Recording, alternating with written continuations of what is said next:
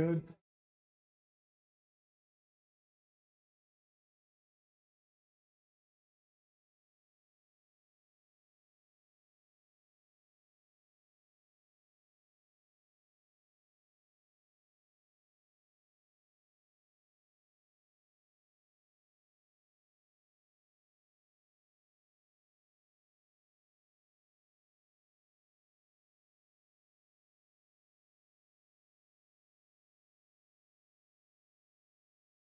Good. Yeah. There you go.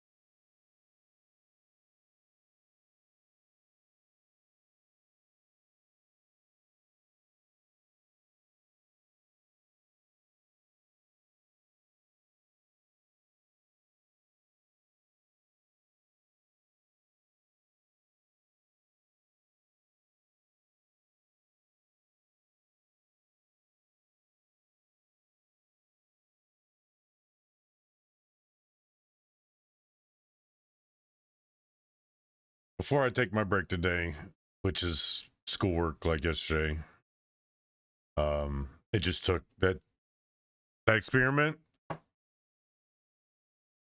It basically takes, if you're not able to do the experiment, it takes more than an hour. Because I don't have have the ability to have a bunch of random stuff for an experiment around. So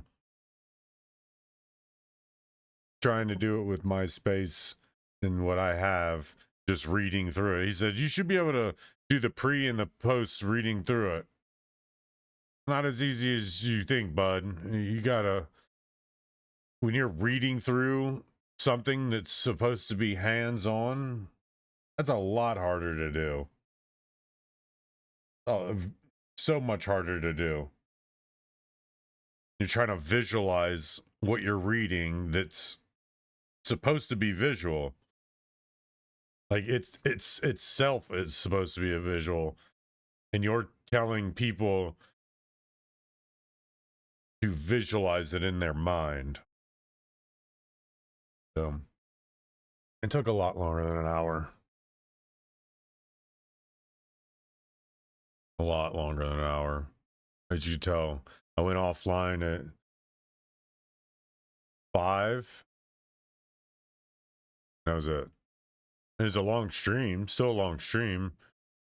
Reminds me, I need to make sure I downloaded it.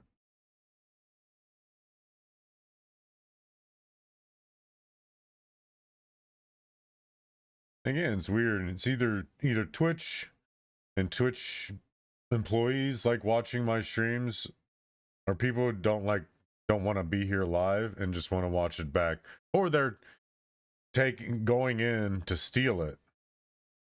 Twitch needs to give us the ability to see who's going in and watching our broadcast. Because if someone's stealing my stuff and putting it somewhere, I need to be able to act accordingly. Because if they're making money off my content, I'm not making money off my content. And if they're paying their bills, I should be able to pay mine. Because I'm the creator. And again, I attribute max 2 people I know personally that go and watch my past broadcasts. So if you're watching my stuff, please don't steal it. Please follow me and at least support me because I do need it. I have so many, I don't even have any of my hookers to myself. They're out in the world in all the fires. I have nothing in my own fire right now. They're all out in the world, and it's not even anything that can make me immediate money. Job applications don't make you immediate money. They're just the potential for making money for the future.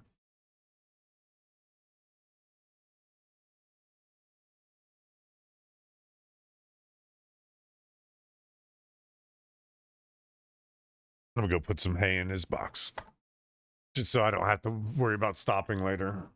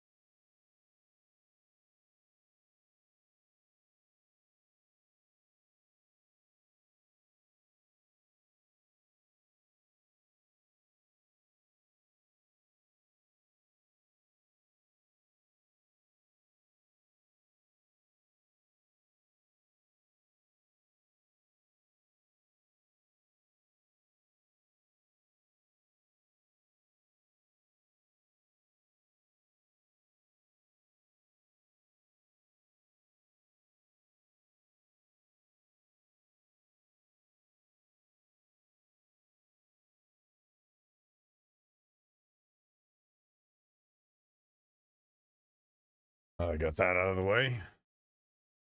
I got the other thing out of the way.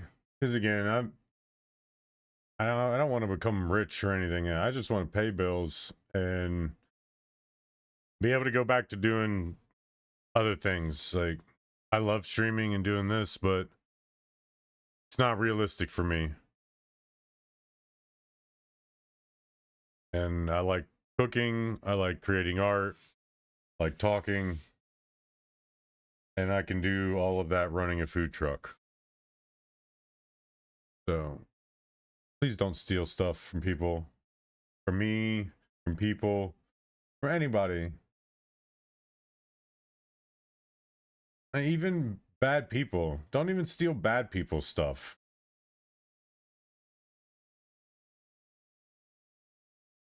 Bad people will eventually run themselves off their little cliff that they're running themselves off of.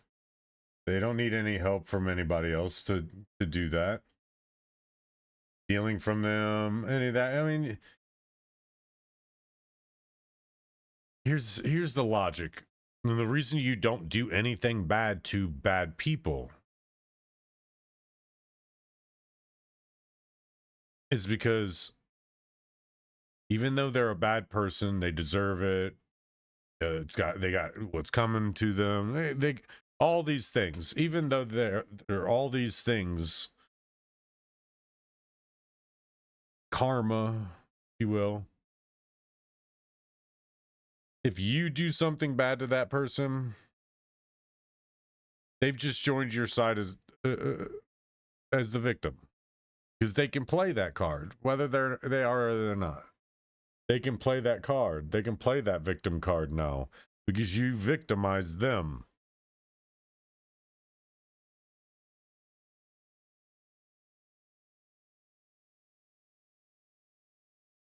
Bad people will victimize themselves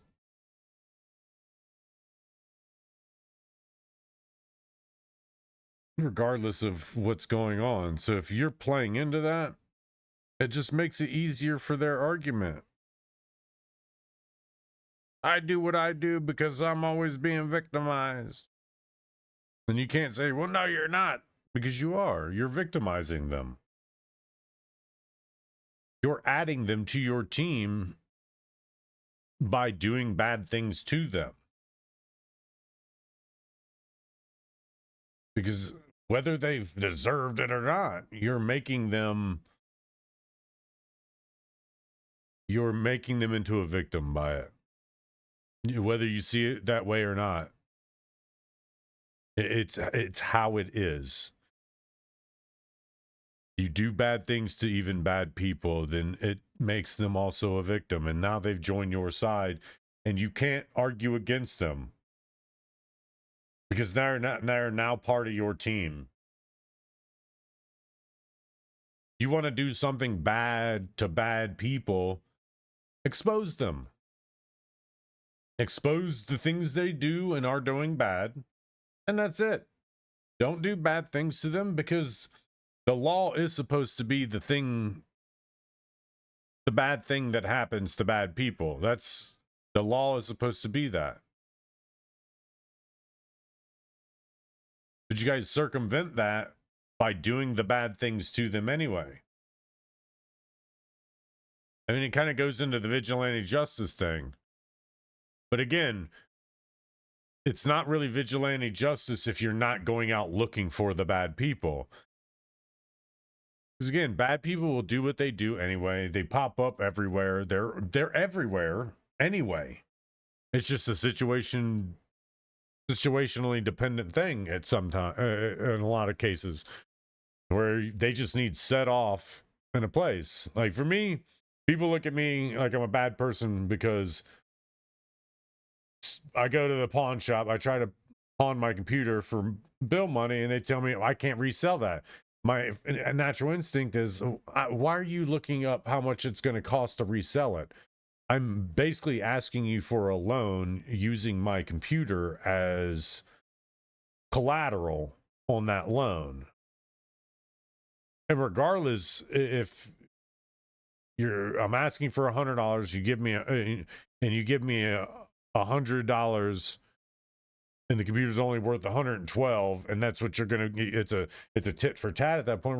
Who cares? And the point is, I don't need you to look to sell my computer. I need you to loan me $100 using my computer as collateral, and I'll be back in early March. And I literally said that. I'll be back early March. I just need to pawn it until early March when I come back with my school money, and then I'm never here again. I'm hoping the things that I have planned to do are going to, for the most part, keep me from running all the money I'm saving out, because that's what's happening. I think, oh, I need a job. I pick up some BS job working for some crap company for like nowhere near what a human being's worth to work at the job for what they're asking you to do. But I do it anyway. Knowing that I'm literally just wasting my time here or there, wherever. Because yes, your job is moot to me. It's worthless. Even if I find it interesting, it won't be interesting once I figure the job out. Once I learn the job and figure out the job and figure out how to find the answers to questions at the job, your job becomes very boring and predictable to me. Sue me. Why? Maybe you should, when you have people like that, instead of alienating them, look to move them into positions that actually seem to be more their speed. And it ain't moving them into management positions. It's moving them into positions that are actually catering to those skills. Because I don't have anything against people that do the mindless drone work and can do it continuously. But once I learn how to do a job, it becomes mindless drone work. Unless there's some variation added to the mix in that job, like my job in Cincinnati when I worked at the dealership. Everything was different every single day. The job was never the same, and every day for 6 years. Heading into my 7th year, the job changed every day. The only thing that was the same week to week, month to month, were meetings. And that's because they needed to be. Those are the things you can't really dynamically put together. So I pretty much set out meetings forever.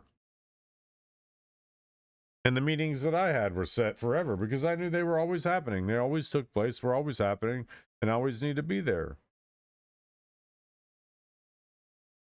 So that was the last time I enjoyed my job.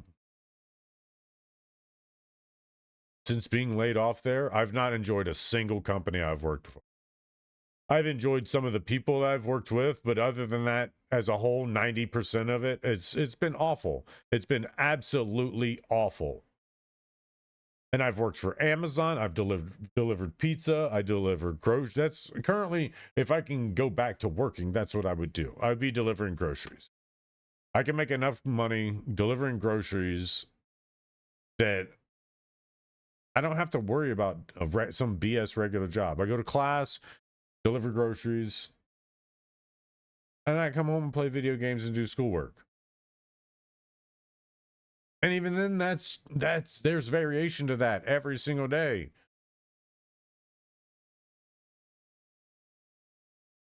So no, I don't like working some BS job for some pompous douchebag who thinks that they're so much smarter than me that I will never be able to gain the same amount of intelligence as them, knowing full well that they're good at one tiny little a speck of a thing,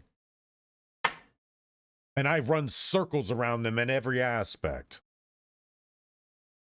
And most of these jobs and these managers and these leaders their hang up with me is that they got it in their mind that I'm so there's no way he's so good at this job he just wants to do the job. There's no way. He has to be gunning for my job. Has to be gunning for my job. Very few managers get on my good side and me on theirs. And I think it's because of that. They're afraid that I'm an actual leader who could lead the team while they would have to be sitting back making less money being told what to do. And instead, they would much rather ruin the whole experience than to give up that power that they don't deserve to begin with. I don't care if you went to school for 17 years doing the job. You've been doing it wrong for 17 years. If one person comes in and the entire workforce is like, I'm not going to say that's wrong, but that looks right, but feels wrong. Why aren't we taught that? Oh, that's right, because you got a gatekeeping retard holding back all the knowledge from everybody because they think that what it takes to be a good leader is just sprinkling knowledge out over your team like a failing business that Salt Bay is part of. Like, you guys constantly doing this with knowledge. Do a Google search on Salt Bay, and that's why you all fail. That's why the society is failing. That's why your corporations and companies have to keep moving the goalposts. Not just moving them back, but moving them around, like just random locations. Kicking a field goal. Oh, yep, that's good. There's a goalpost over there somehow. I don't know how it got over there. It's not the end of the field, but okay. They kicked a field goal this way, and we're good. That's what the society in this country is. It's a constant moving around of the goalposts, so nobody but the select few can kick the field goals that make points, while the rest of us kick at it. And it's a mirage. Goes off into the ether. We don't even know where the kick went. Half the people don't even get to kick the ball. They're kicking air. Because the mirage is on the ground in the shape of the ball they're supposed to be kicking. Then there's some that don't even know what sport they're playing. Some think we're even playing a sport. While the ones who were the only ones somehow getting points just keep shifting everything around out of everybody's reach and touch, as if the goalposts are the ones we're supposed to be tackling. It's insane. It's insane. We've built this backward ass society and we call it acceptable. I have nothing against these guys. These guys work very hard to do what they do. I mean, this isn't working hard. This is working with a legacy. That's it. The family motto here isn't wholesome. It's don't fuck it up. That's it. This family kind of family legacy isn't a just do us proud. It's don't fuck it up.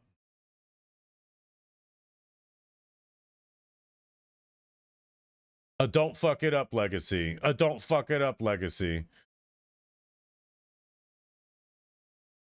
And you see them. You see the kind of people they are. Make asshat decisions for everybody that help nobody.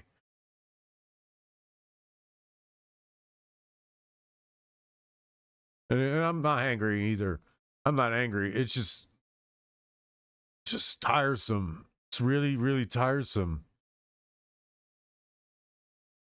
Because again, I love Asmon. I love because he's hilarious. He cracks me the hell up. I sit and I laugh the entire for Doesn't matter if it's 23 minutes or an hour and some change. I'm either laughing or I'm I can't really get involved in the conversation because, for one, I'm a nobody. Two, he's somebody, and he's got during his streams he's got 43,000 viewers and some change watching him.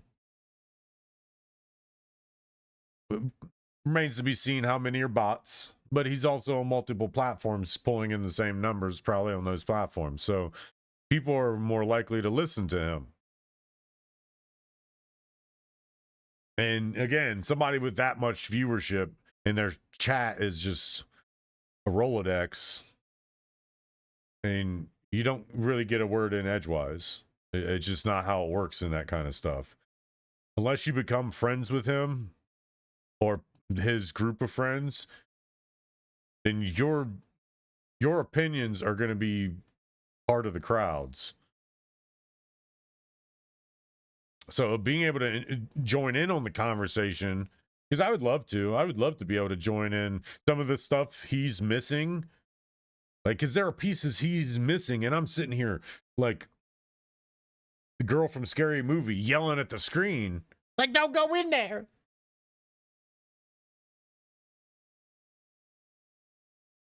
Like, even in could tell him how to actually be able to analyze the video, because he's saying I think he talked about the video of the shooting with ICE. He talked about that video, and he was, I don't know if he was aware, but he had the ability to access that secondary, that pink coat lady footage, because it was after I had talked about it and talked about what it looked like and analyzed the footage. Like, I think I spent like an hour or so analyzing that footage. And that's the stuff that I could provide. I mean, I'm not a hardcore expert in everything, but I don't allow my eyes to lie to me, and I don't let anybody else tell me my eyes are lying to me. Which is why I go back and I'll watch things over and over and over again. People don't watch movies with me. If we're watching a movie together, we're not going to be watching the movie for very long. I don't watch movies and TV and stuff like that with family because I'm a commentator. I see into the movie. I see the stuff going on that other people don't understand. It actually plays into the story, but most people don't want that.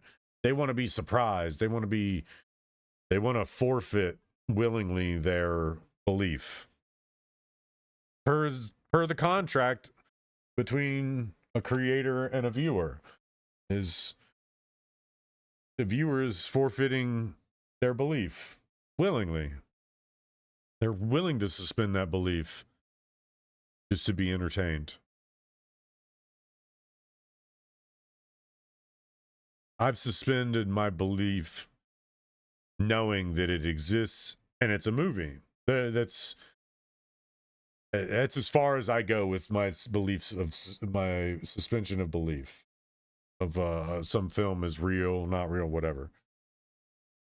Because when I watch it, unless it's something like, well, I recite the entire fucking movie the entire time when I watch movies like Scrooge. If they're dear to me, I'm an actor in it.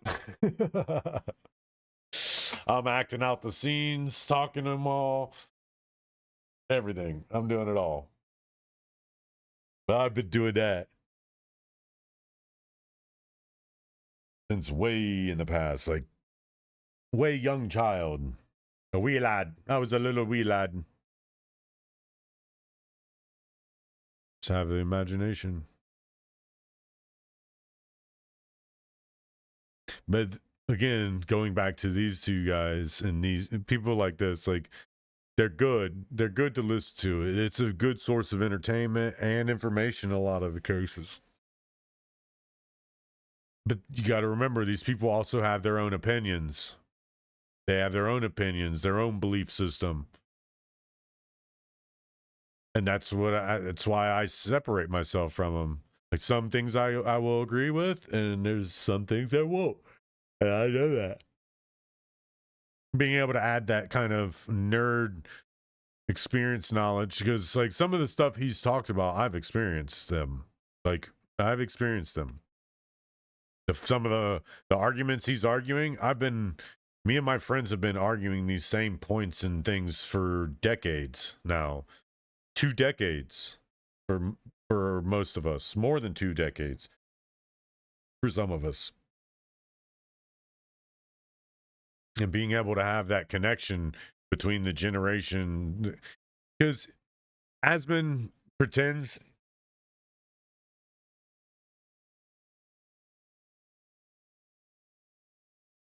Asmon's 35 years old. 36. He's 36 years old. He's born in 1990.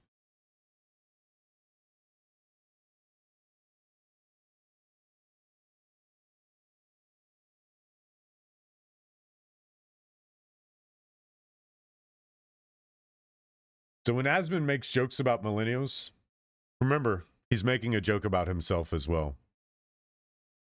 Because he is a millennial. So put that into perspective. Remember that.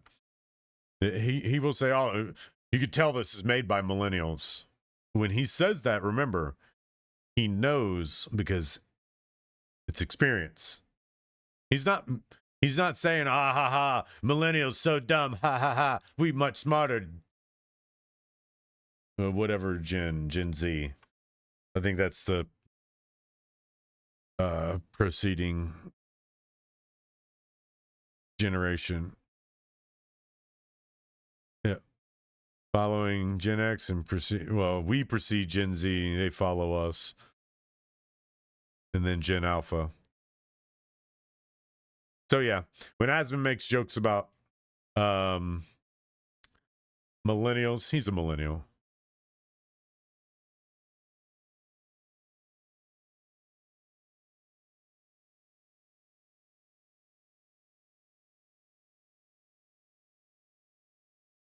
And when he makes jokes about people like Shroud, remember, he's 5 years older than Shroud.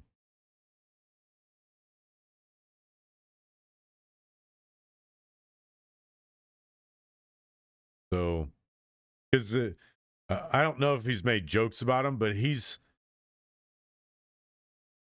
might not have made any comments about things that Shroud says, but there are things that he agrees on and believes in that he doesn't agree on and believe in. He is very much so a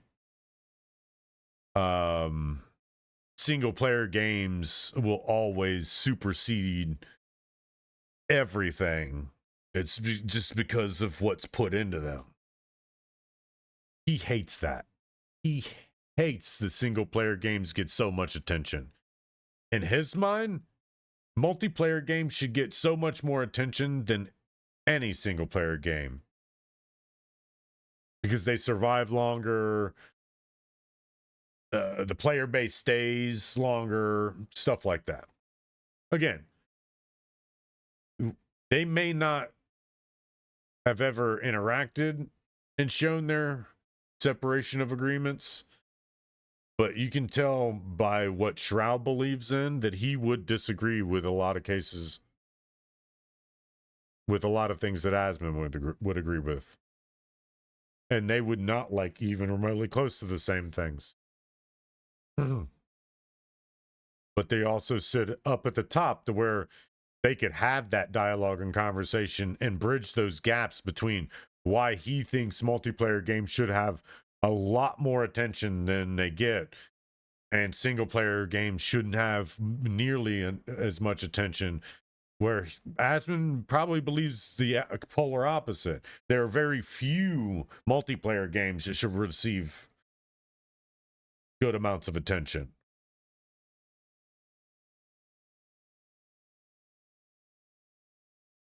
And you also look at what gaming worlds they come from. Shooter bros, MMO bros. Like jocks, nerds. What's the meme? The balls and the guns. The balls and the guns players. He's a ball. Well, he's not a ball player, but he's a guns player. He's one of the categories of people. Part of the guns category. Where Asmon isn't really guns or balls.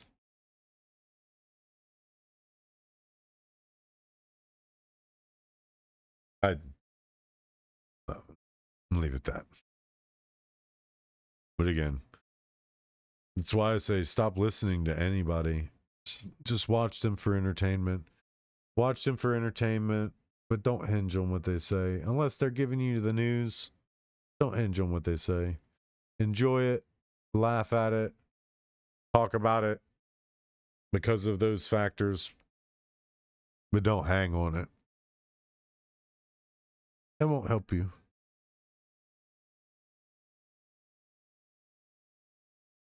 Yeah, it's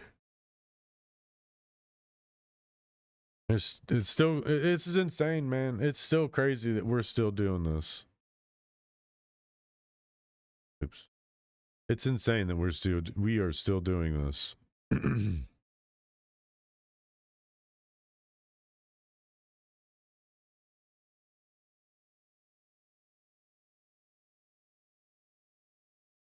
Well, Signal's not controlled by anybody. It's an encrypted messaging app for a reason, so that it can't be controlled. What's up, buddy? I felt you. What's up? What'd you do? Eat all your veggies? You want some more?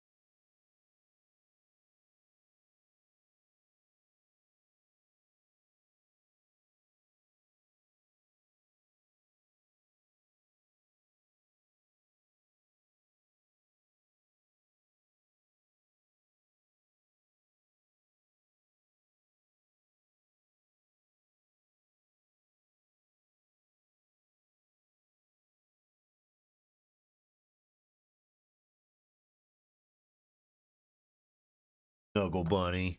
I love him. I love him, man. Little Snuggle Bunny.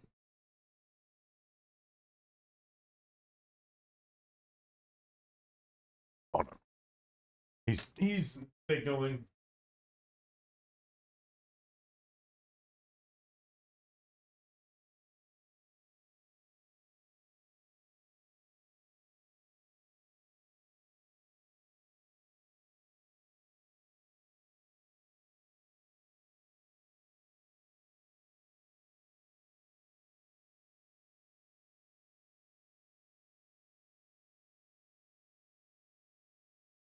Girl, don't get no treats right now, buddy.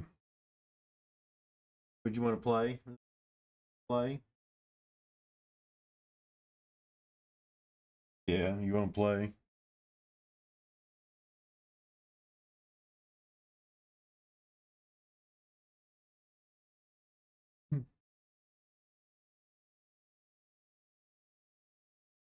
You want?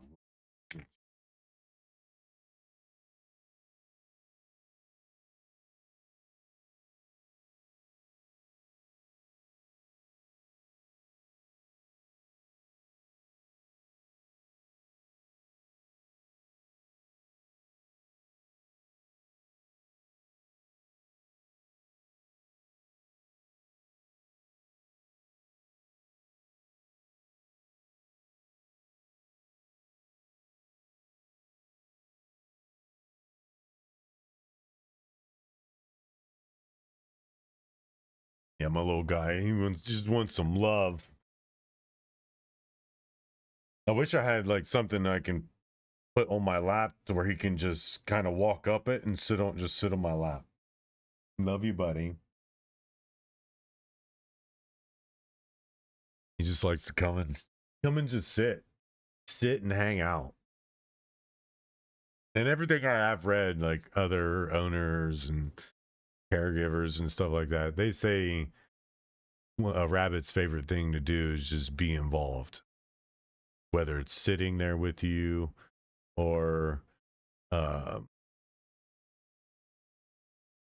it's like being involved with your chores, whatnot.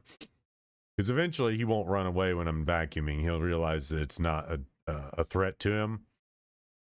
He'll either chase me, or just sit near and just run away when I get close. So adorable. Love you, buddy.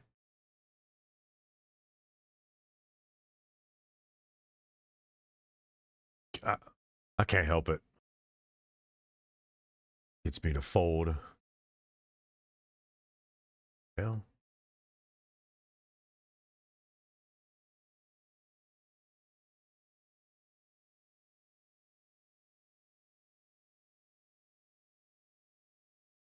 Oh, catching screen defects. Screen defects. That's cool.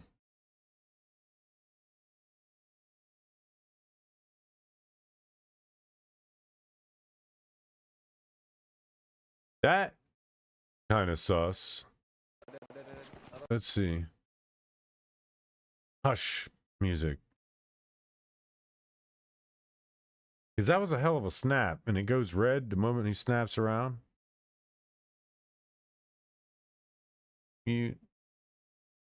Whoa.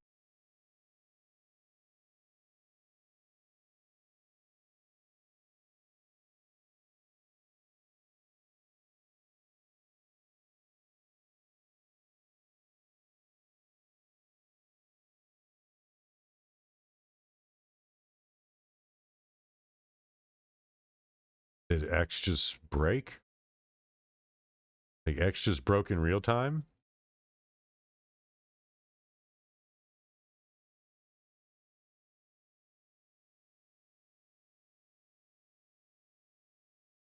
Well, yeah, X just broke in real time. Yeah. Well, I guess we're not going to analyze the video. Rip that video.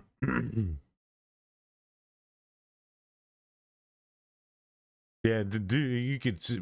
It was weird though, because he snapped something way far away. And that's not how aim assist works.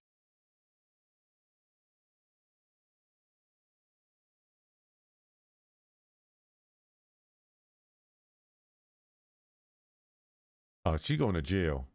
Send her ass all the way to jail.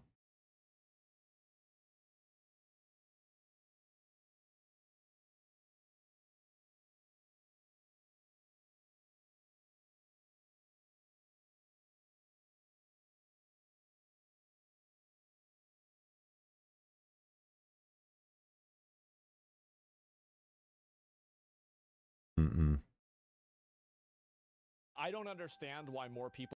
4.5 months ago, I've supported an appeal with monetization 6 weeks ago. Asmon learns about Destiny losing monetization on YouTube for inciting harm against Hassan Abbey. Asmon would learn Hassan and Destiny now have nicknames for each other and was shocked by their threats made by Destiny. By the threats made by Destiny on Hassan. If you're going and doing things in real life, that's too close to home. You shouldn't take your internet problems into real life. They're making up names for each other. Asa Sloppy. Why are you making me defend Hassan? Destiny believes Hassan is paid by the CCP. This isn't true. I think it's so dangerous to advocate for people and to intervene and intercept people in their personal life. This should be unacceptable. despite the response time being a month. I've yet to hear back from anything. I'm checking if it's possible. Did you ever get demonetized on YouTube? Well, I try not to break the TOS. Obviously, I don't. And yeah, so he got demonetized. He did nothing for it. I mean, again, like, it's just, you know, if you're going and doing that, I think he said bullied. I don't know. Bully somebody in real life. I mean, there's just, that's too close to advocating for violence, in my opinion. Like, I don't understand why more people don't say that, but like, there should be no advocacy for ever escalating an internet problem into real life. Like, this should just never happen. Hasa sloppy. Crazy to me. Is this the new name? So they're making up names for each other now? Are we into the... So basically... So he's calling Destiny Epstiny, Sex Pestiny, and now Destiny's calling Hassan Hasa sloppy. Hasa Sloppy. It sounds like I'm saying that his like live location or whatever should be broadcast or whatever was at protest. That is exactly what I'm saying, and it should be. And he should be bullied. People should scream. Yeah. Can't say that, man. Why are you making me defend Hassan? Why do you do this? What's the point of this, man? Scream at him and shout at him and bully him the fuck out of any left-leaning protest that you see. Oh The my CCP God. paid agitator fuck should never be in any democratic. To be fair, so Destiny has accused Hassan of being paid by the CCP. To the best of my knowledge, Hassan said that's not true. And I know more about that than the public does. Yeah. And from everything that I know publicly, I don't think that's true. So fuck this guy. Stop letting him anywhere near your protest. Let's go hang out with Republicans. Go to the dangerous places and get shot, motherfucker. Okay, all of us will clap for you. I promise. All right, go to the Republican places. Go to the edgy places. Go. Jesus, why do you say this? Why is he crashing out? What are you doing? Destiny's been crashing I out think that hard it's so since dangerous Donald to be Trump went advocating for people into to office. intercept and interfere with people in their personal life and in real life. I think it's so dangerous. So I think goofy. it's completely uncalled for, and it should be seen as absolutely unacceptable by everybody. It definitely should be. Like, don't incite violence against people. Not in real life, not on the internet. Like, because even on the internet, like, people can be pushed to do things. The way the world is set up, you just have to breathe it, and somebody's out doing it. Don't incite violence against people in real life on the internet. I don't know why it needs to be said to begin with. And the fact that these people still have platforms. Like, I'm not saying ban them on everything, but you can do what you do to other people. Like, if a small streamer does something you don't like that's not technically bannable, then what do? You kill their reach. Like, you shrink their reach to nothing.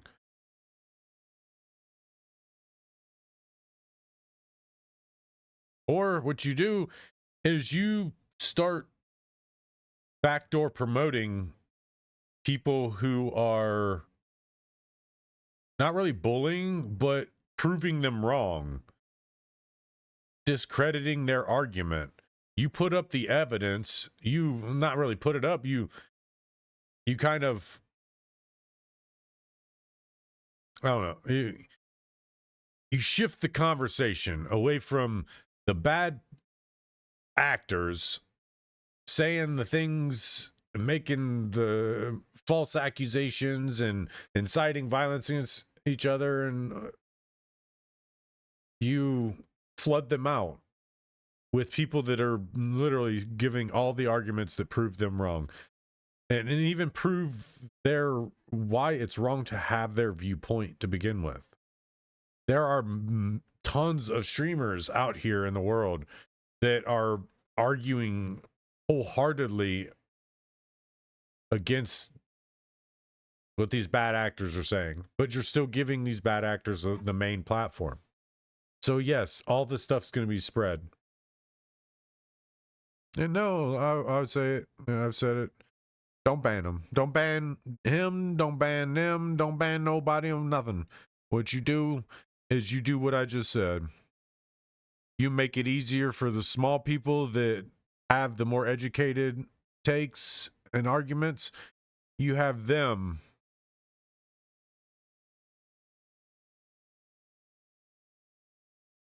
start taking control of the conversation.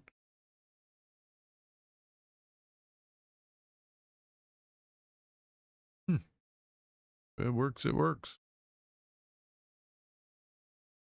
And he's digging in his ass bag. Look at him, of course. Oh, yeah. I was trying to change this category and I forgot. Like, my brain spooked the bed. But yeah, you can't incite violence against people. I don't know why it's even being allowed to begin with. Like, you're allowing someone with a massive platform to incite violence against them. It doesn't make sense.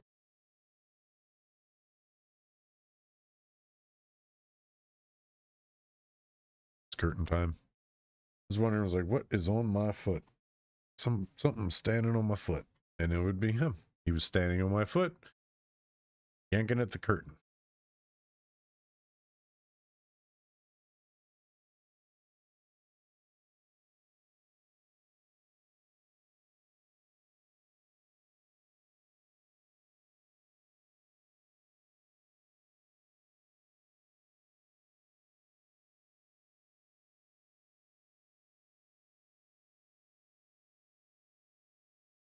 Hey, you know what? If Amazon wasn't such a dog piss company,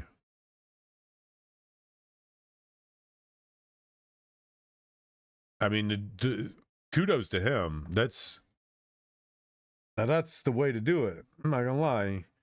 Making bank, and you're getting exercise. Dude inside this place is. What do you do, homeboy? Let's say that. What do you do? Not shit. It's worth nothing. Granted, 99% of the things that are ordered on Amazon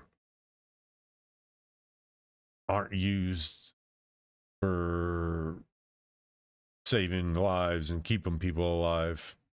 They're just used for nonsense. Okay, there's like 7 videos in a row of this.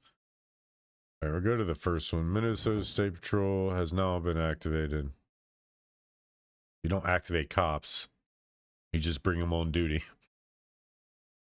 We're going to jump past the dumb one. Oh, that's different. All it took was one phone call with President Trump for Tim Walz to bend the knee and send in local police to take on rioters. Oh, look. Hey, guys. Remember what I said about the riot stuff? Like, people that are trained in riot response? That would be the local PD. The National Guard also, or the MPs, I don't think any other MOS really trains in riot control in the military, really. I'm almost positive it's just MPs. But again, MPs, keyword, operable term, operable word, whatever thing you want to say. Police being that. Police, military police, law enforcement. Uh-huh. And a local PD running out of the dugout like a baseball team. running out of the dugout onto the field like a baseball team, right, ready to fight the other team. Oh. It's so dumb. Look how big of a show this is. Look how big of a show this is. All these turd ass people, get the hell out of here. They start running in and grabbing random people. What's your credentials? I'm at level 12 news. I can't hear you. I'm at level 12 news. BG on the scene. I've just pressed. You don't have any press credentials? I don't. I can show you. All right, why Look. don't you move out there, okay? Just get out there. Stay outside the line, okay? Coming out. Coming out. Look how this is all. Look how big of a show. It's all. God, man, that's so many turds. Like they had him literally running out like a football team coming out of the.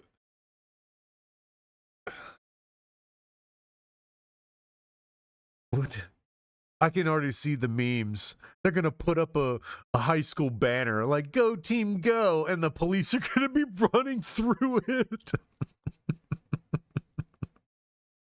Like, if I wish I had access to good, like something good on AI, because what I would do is I'd rip this video, drop it into AI, and say, the only thing I want you to do is to make it to where the police are running through a banner like a football team, like a high school football team, and it would be that, and say, and for the background sound, make it sound like a band playing, like a high school marching band playing a fight song,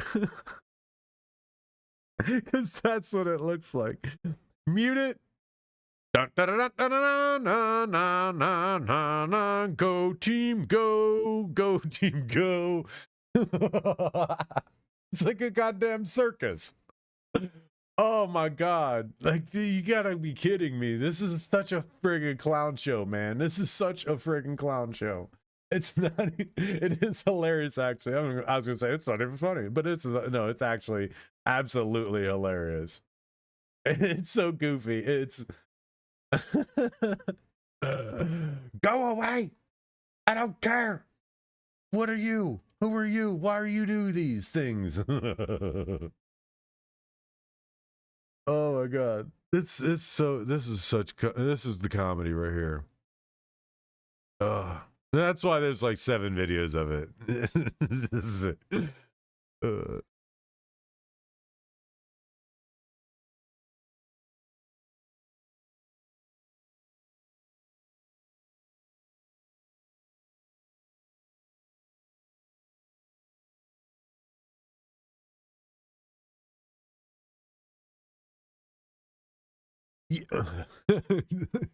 I'm diagnosing you with HIV because you coughed a certain way.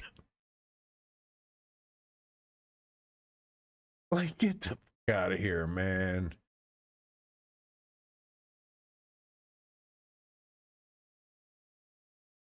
Eat that. I heard your teeth clacking it. Don't worry. My ears are covered, but my hearing is amazing.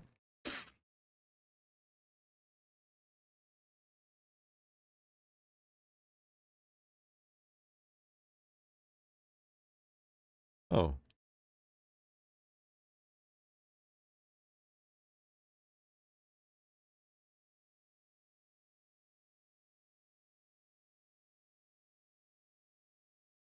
Got wood pieces in there, man.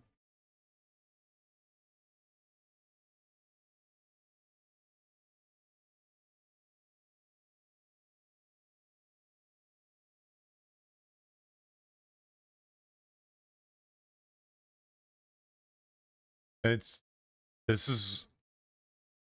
right here. This is like, I've said it 100 times, probably more. This is third world country terroristic activity. You're not a protester and you're not peaceful if you're breaking into a government vehicle and doxing people that from the documents in there. To me, you're a national criminal. You should be arrested for treason. What's with the shades? What's with the sunglasses? Why are we wearing sunglasses? There's no sun. Like, come on now. And that is not a woman. You can't tell me that is a woman. She walks like a dude. It walks like a dude. She's a he. It's not a she. It's not a she. She is a he.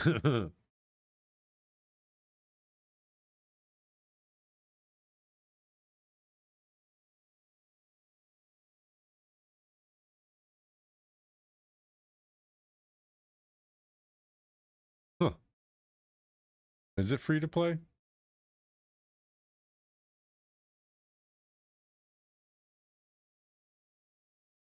My dude is backing it up all the way into my shins.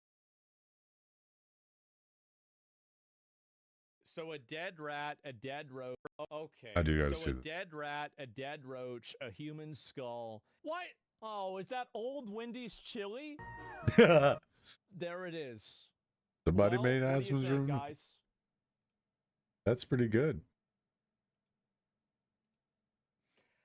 I think it's pretty good. Okay. So a dead rat, a dead roach. A Yeah, human that's really good. That's funny enough. That's my level of pettiness design, and it's why it takes me so long to ultimately decorate my home, because all the possibilities of doing things flood in at once, and I get overwhelmed. I'm like, okay, I'm gonna do none of it, not a one of it, none, zero, not even hanging a picture, and it takes me forever. As a matter of fact, it didn't even take me getting a girlfriend. It didn't even take me getting a girlfriend to hang pictures. I can't remember. I think my neighbor and we were in her car smoking a blunt, and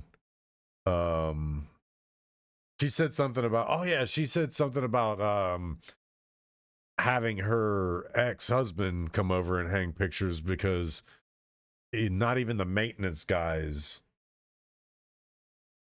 wanted to hang pictures or hang anything. My nuggets.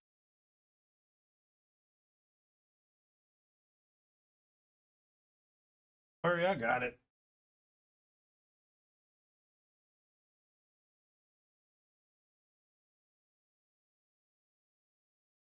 Run my feet over dust.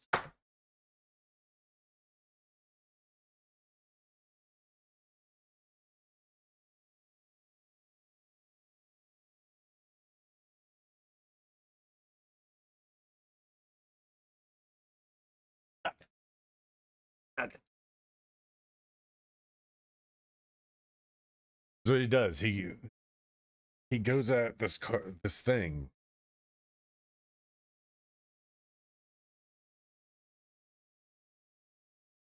Try to get the camera around here.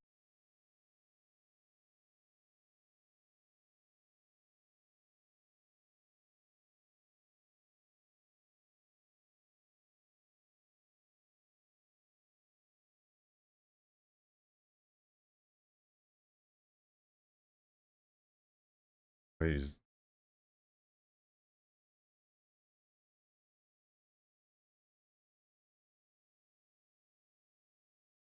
okay.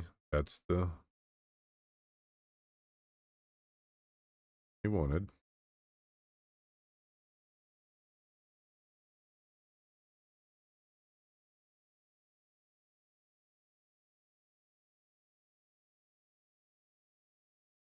You're good, bud. Do you? I'm gonna go back to doing this. I'm gonna try to show what he does to the curtain. Decided.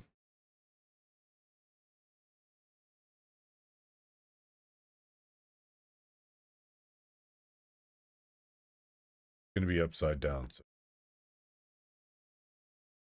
this is what he does.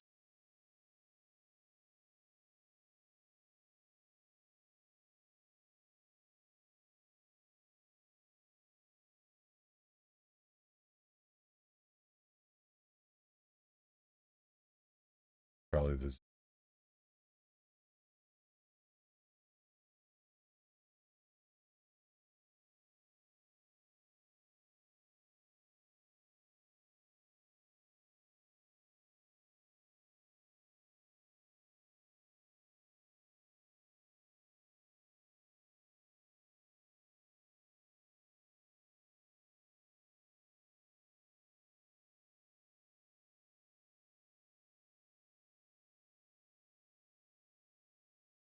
Come on, focus.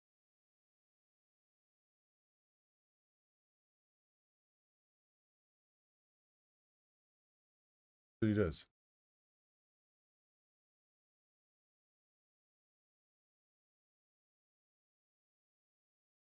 The can't see the cursor, but there's a little nugget. I can see it in the video, but yeah, this is what he does. It's in that's the for I don't know. He'll do it for hours. Does it for hours. Goes from one curtain to the other, back and forth.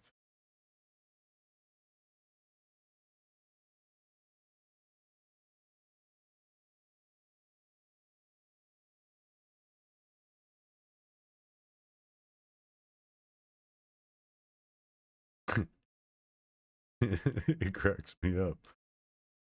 The first time he did it, I'm like, what are you doing, man? Yeah, didn't do that for. Don't know why.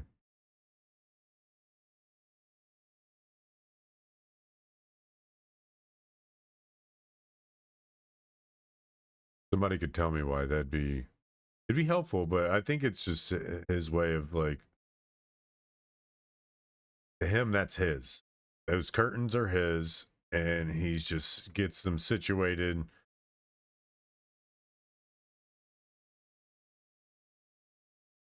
He tries to get them situated. But seeing as they don't do what he wants, it gets really frustrating to him. But my mom loves the static in his hair when his hair gets all super staticky. My hands get real dry, they get real staticky against his hair.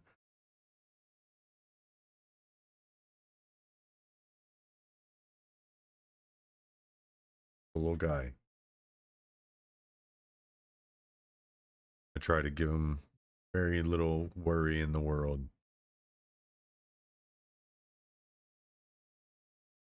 Yeah, that's what I do. I just sit here and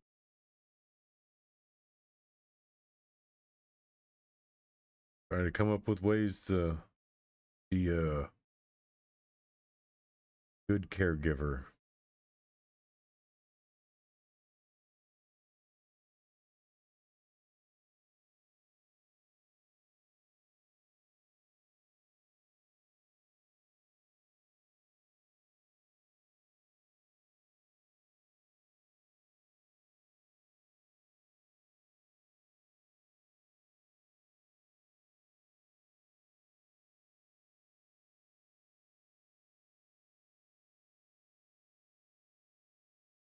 It just cracks me.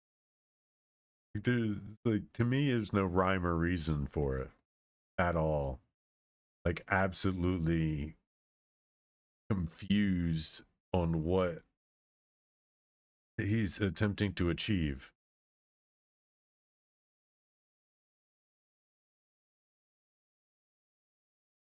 I mean, I have an idea because he does and has done the same thing to a pair of my overalls in the bedroom they're hanging from a doorknob down, and they're all sitting against the floor, and he situates them to essentially make a wall because they're camouflage. So in his mind, he's building like a little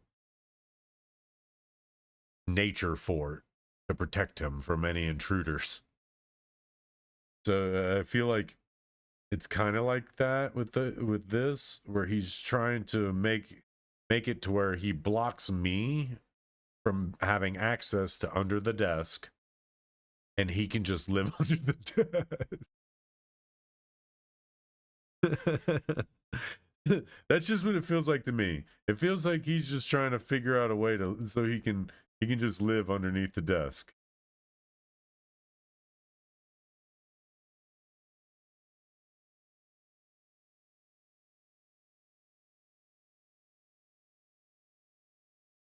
It's just one of the most adorable things.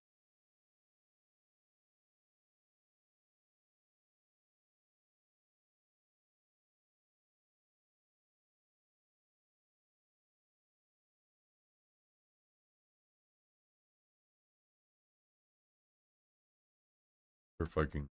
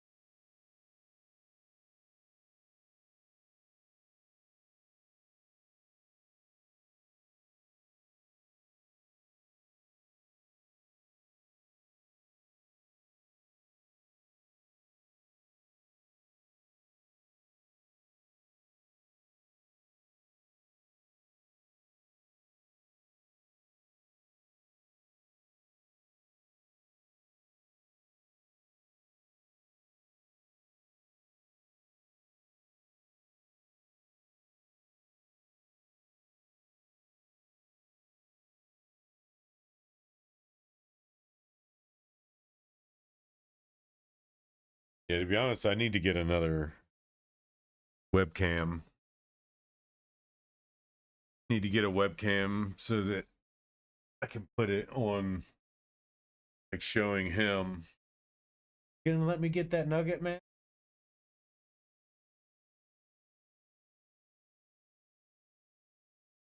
No, it's a nugget.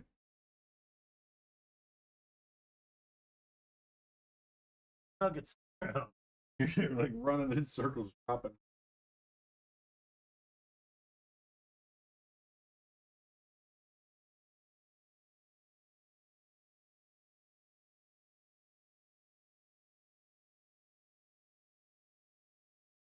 No, we're not doing any more treats right now, man. You got way too much sugar running through your body. Actually, you want some apples? That'd be.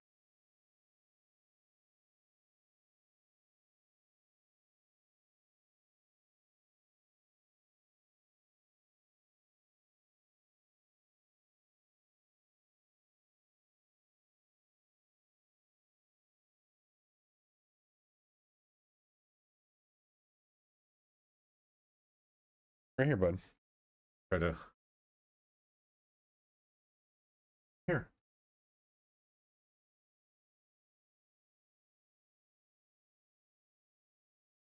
Mint. I'm growing a mint plant for him. Right back to task. Yeah, to be honest with you, I would have just a webcam mounted underneath the desk. Pointed right down to the ground. When he comes in to do the curtain, mess with the curtain. You're gonna. Yeah. That's what I get to see all the time. Goofy little guy.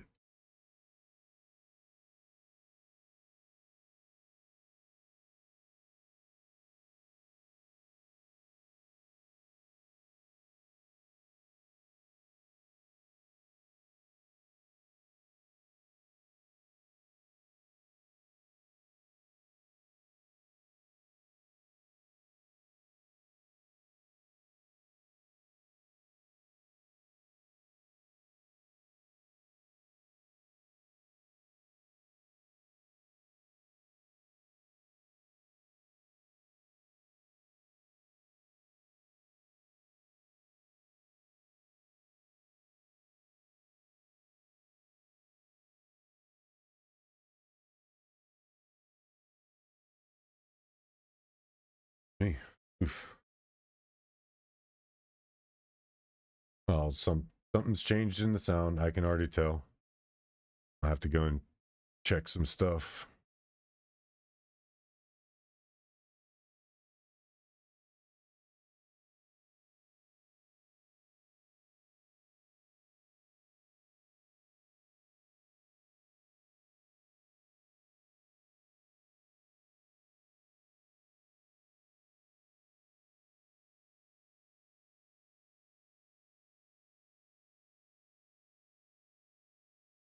Okay.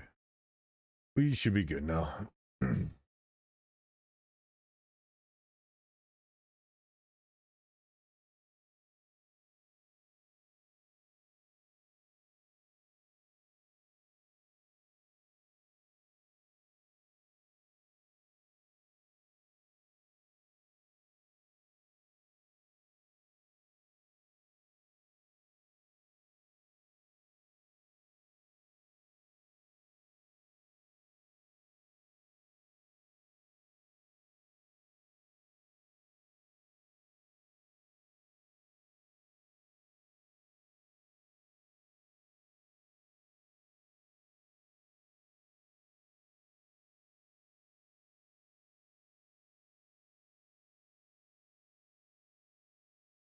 Gotta make sure you can't get to any cables. Make sure he can't get to any cables. Because my guy is really intelligent. If he sees something, he will try to go after it.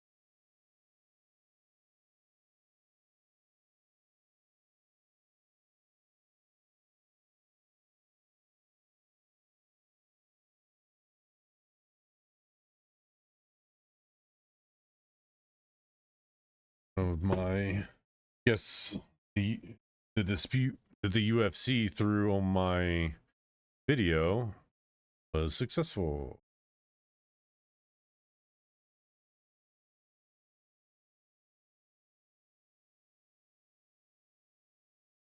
Because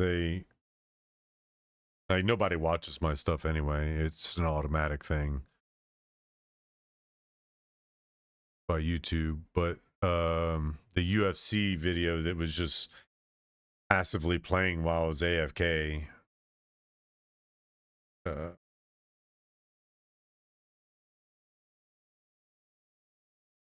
that was successful. Matter of fact, we should do that today, right now. We should do that. Still early. Do some editing.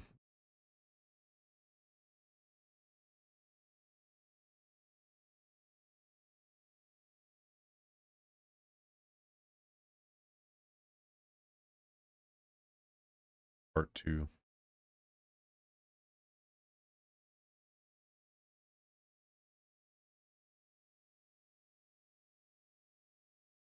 Everybody that has a problem with freedom of speech. Freedom of speech stuff. Warframe. Warframe.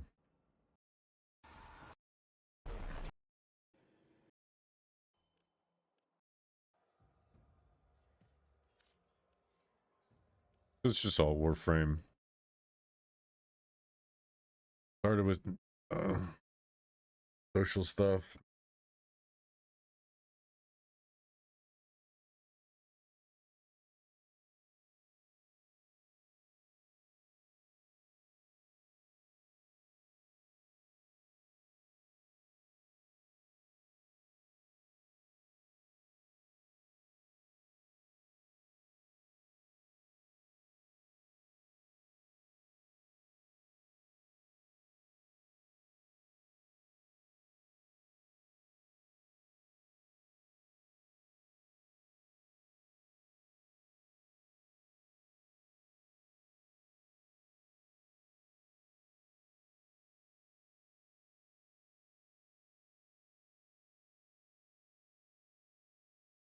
No, 25.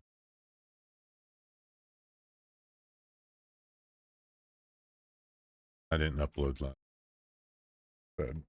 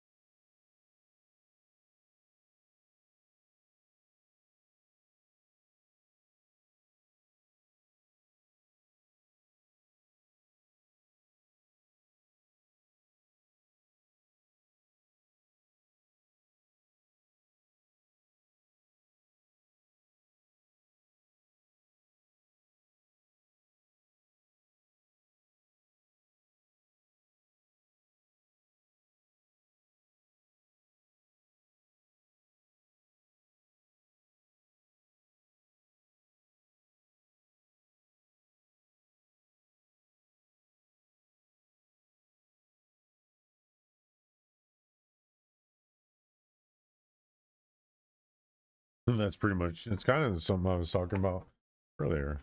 This same thing.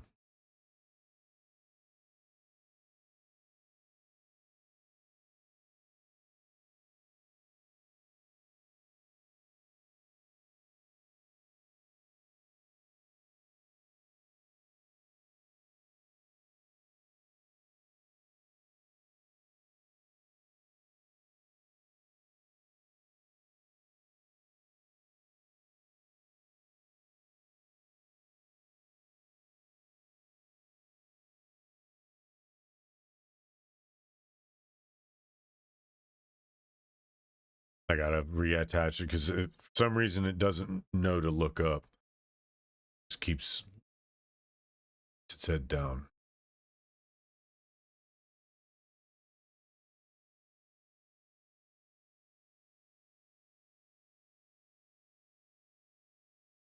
I tried to set this as an emote, but it is saying that it's not square. So try to set it as an emote on Twitch. Take it. While yes, it is made by AI, it was made based off of this. And this was drawn in 2009. 2010. Early to like spring 2010. That's when this was. So yeah. Maybe 2011, 2000, somewhere. It was somewhere around there. And that's what that is based off of. It's based off of this drawing, this old ass drawing that's actually drawn on receipt paper. It's the same paper that receipts are printed on, because I was working at Sam's Club when I drew it. And I actually drew it while I was working at doing the gas station. I was attending to the gas station thing. You don't do anything, you just sit there. It's all digital. Everybody pays the digital payment. Nobody can use cash there. So yeah, I just sat there. And you couldn't get gas there if you didn't have a Sam's Club card. So you had to scan your Sam's Club card, then you can scan to your payment method and then pay. Other than that, didn't really do the gas station.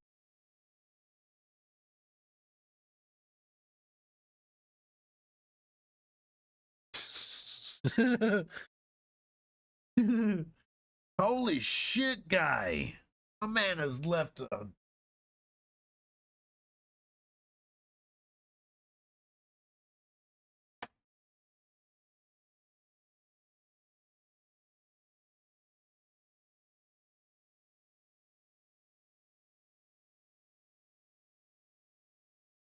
I guess that...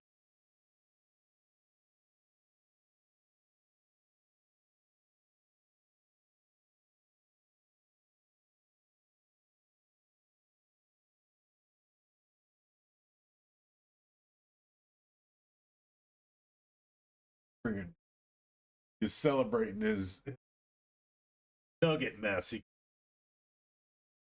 by binking out of the space. Because he's just like, he went from playing to a double jump binky. Binky, a little one, jumped little, and then once he got out of the space, he was like, "Pshoo! You're good, bud. I got you all cleaned up now. Come back to terrorizing the curtain."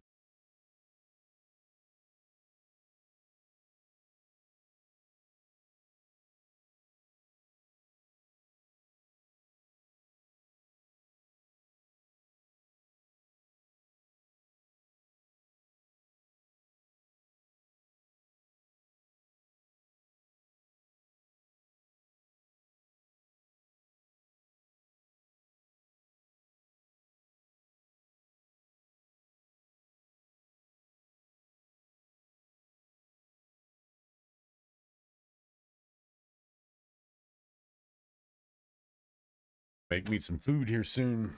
Probably make some scrambled eggs and tortillas. Because I made... let me put this... I already did. Oh, wait. We're not doing that yet.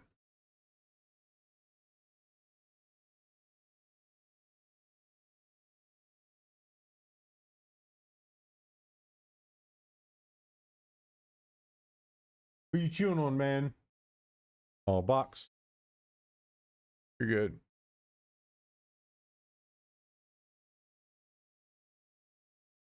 Yeah, I don't have access to part 1 yet, so... do part 2 right now.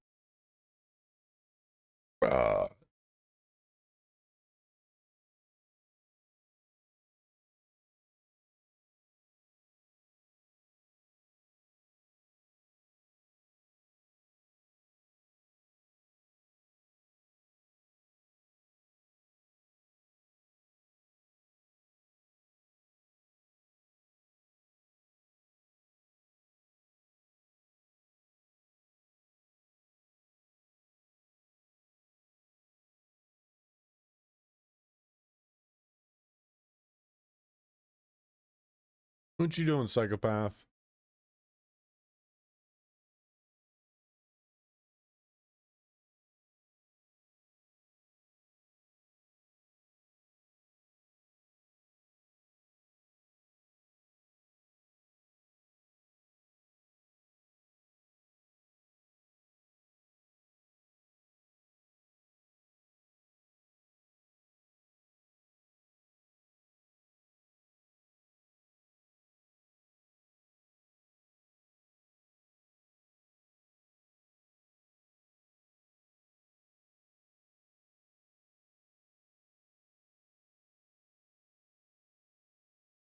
Cracks me up, man. Cracks me the hell up. Skull. What? Oh, yeah. What? What, when, where, why, how?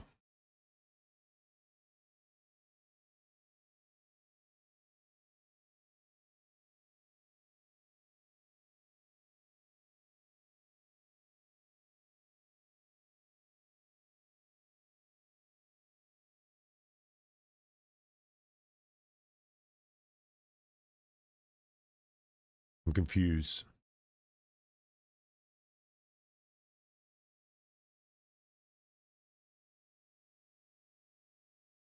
There we go. I was confused on why I was playing Asmon, and there's nothing Asmon up anywhere. Except here. It was this video up here that I was playing. Right here. This one.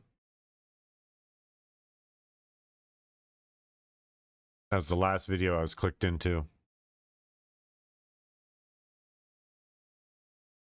Oh, this one. No, it's this one.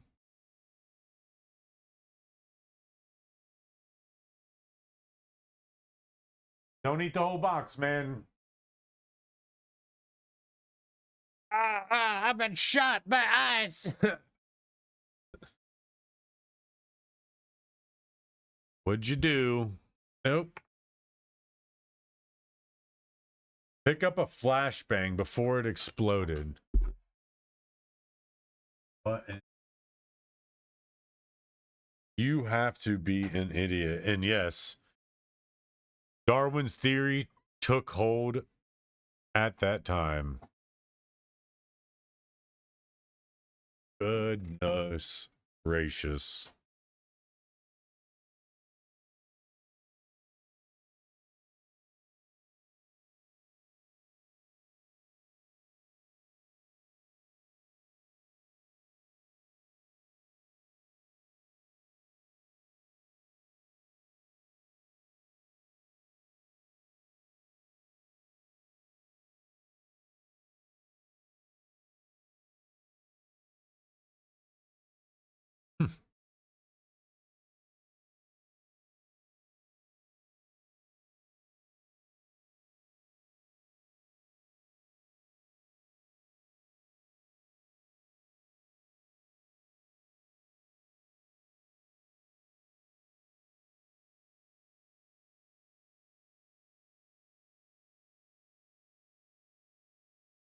That's cool.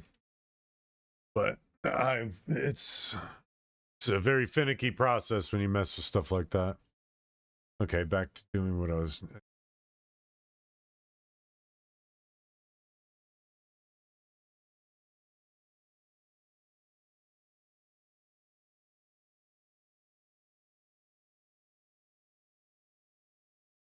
Oh.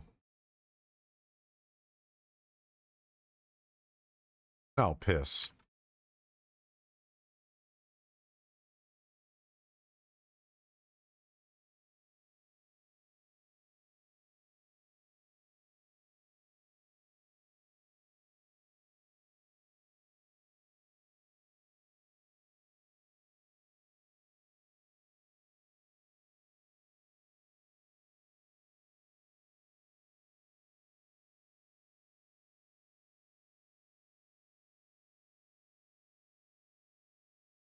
Gonna leave it at that, see what it does. If not, we'll just take that.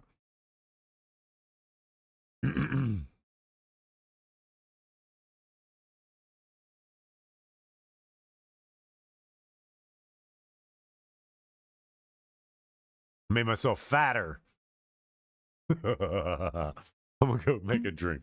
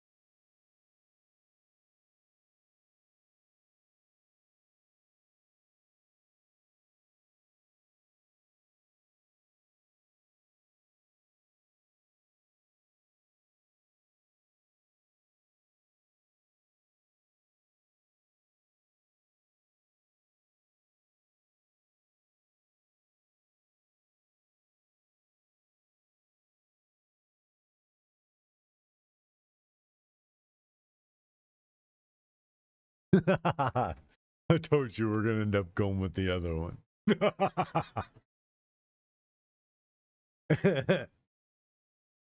Like I said, you can't completely trust an AI.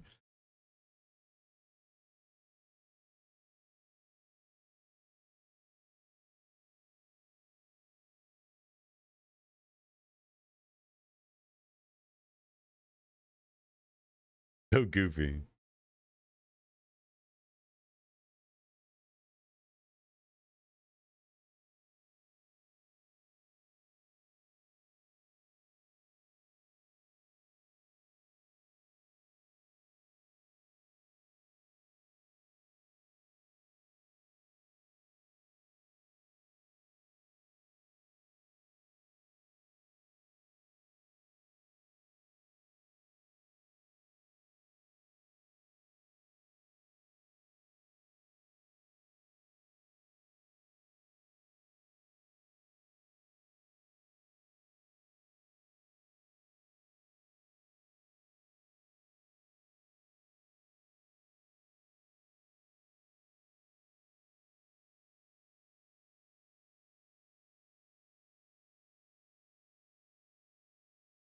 I'm getting stuff ready to cook.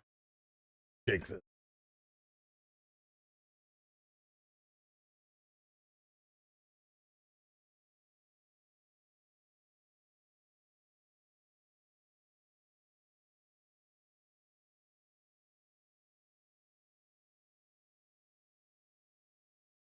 Going, man.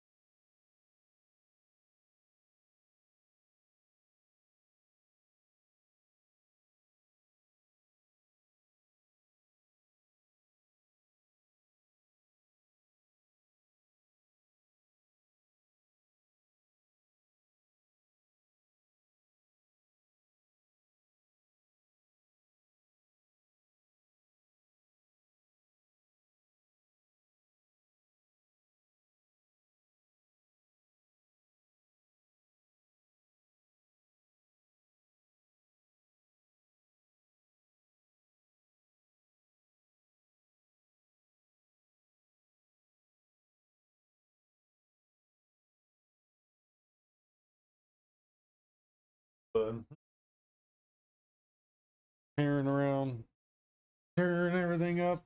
So what I'm doing with this version of my thingamajigs is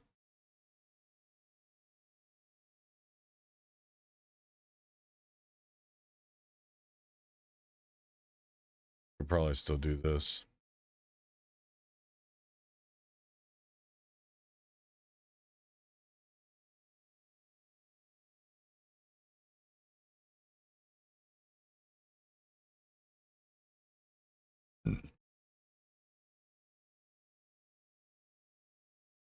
All bouncy.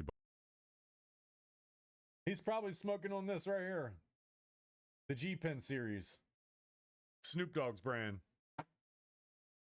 I've had 2 of these. The reason I bought this is because when I'd be driving around in my truck delivering, if they're bouncing downhill, each time it bounces, it's going to pick up speed.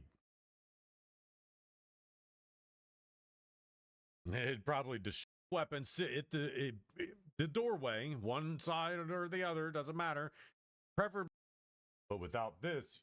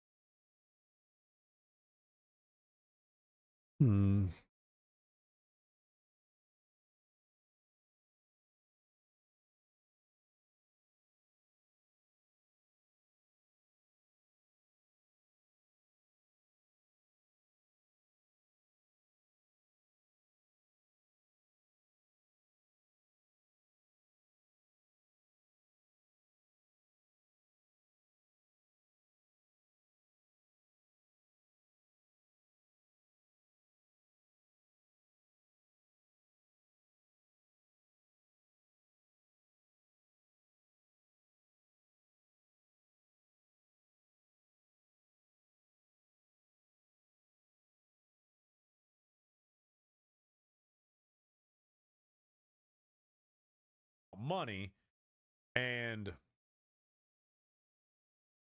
before you press them down, take them and twist it.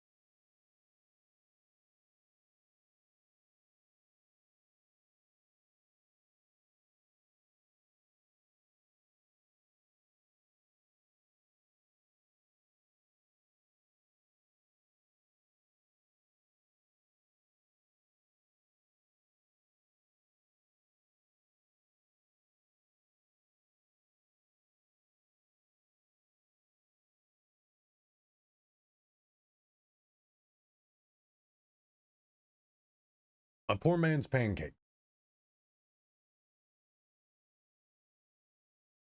Caused a stir on social media with my kind of like inner circle. They're wondering like, what is that? But it's scrambled eggs and tortillas. That's it. Make what I got. And as long as my stomach is happy for a moment, I'm happy for as well. But this version is sweet. Sweet version.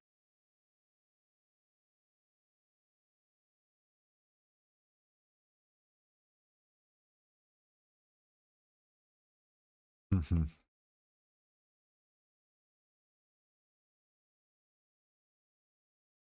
That's really good with the syrup and cinnamon and nutmeg top off.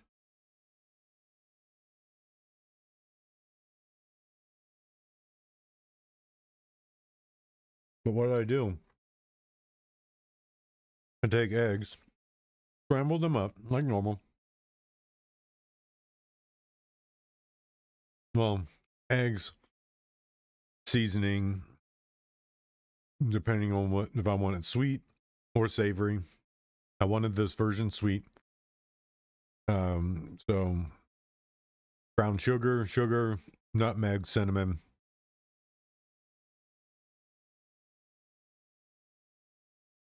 A little drizzle of milk.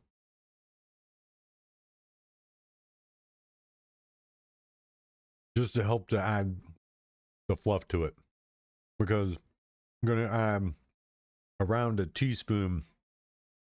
Well, I'd say it's probably a teaspoon or so per egg. So I use one egg, so it's about 1 teaspoon of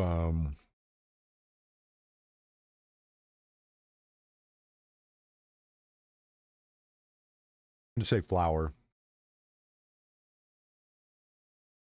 I've not done it with anything other than bread flour so far. So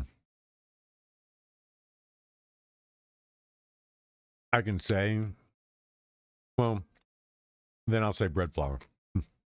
Do it with bread flour, because somebody might get a different result with a regular all-purpose flour. And then say, oh, you're a liar. They ain't come out fluffy and spongy like that.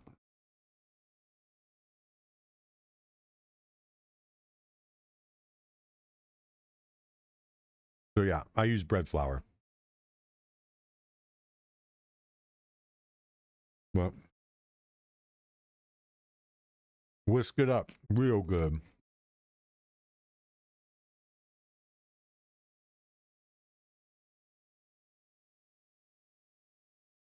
And then go over to your skillet, because it should be heated up by the time you prep everything. If you do it right, your prep should be about the same amount of time it takes to heat your oil. And you'll know, because if you take a popcorn kernel and drop it into the bottom of the skillet as your oil is heating, when the kernel pops, your oil is good to go. I learned that on social media.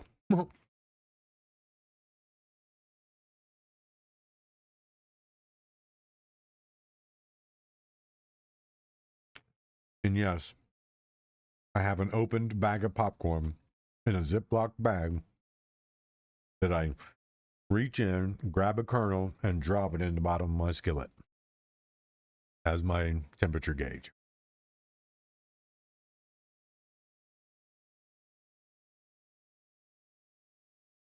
Not really steered me wrong so far. Everything I've wanted to make with that specific, with oil and essentially deep frying.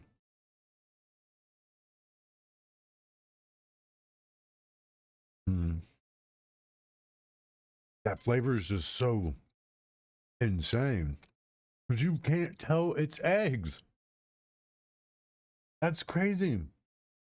You cannot tell it's eggs. And there's mostly egg in it. It's mostly egg.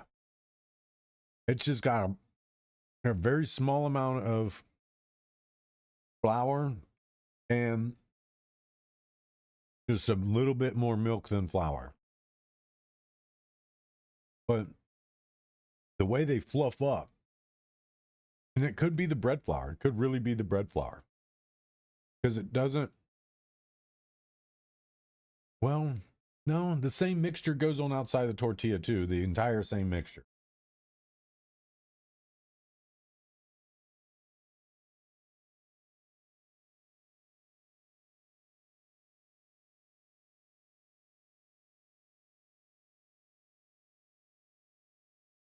Because what I do is I run the tortillas through the eggs, drop them in the skillet, and while the tortillas are sitting, pulling down, I gleeked. I was wondering what that was, but I gleeked. I only do that when I'm like eating something I really like. Like, wow. I don't gleek hardly often.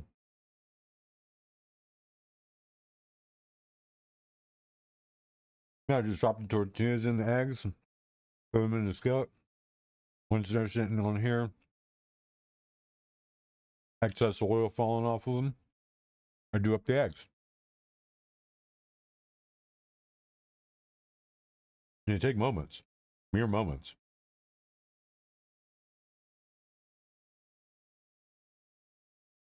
But it's so good. Even if you don't like corn tortillas, that's great. It's the crazy thing about it is that you can absolutely hate corn tortillas. If you do them that way, you won't even know it's a corn tortilla. Oh, a good way to hide them.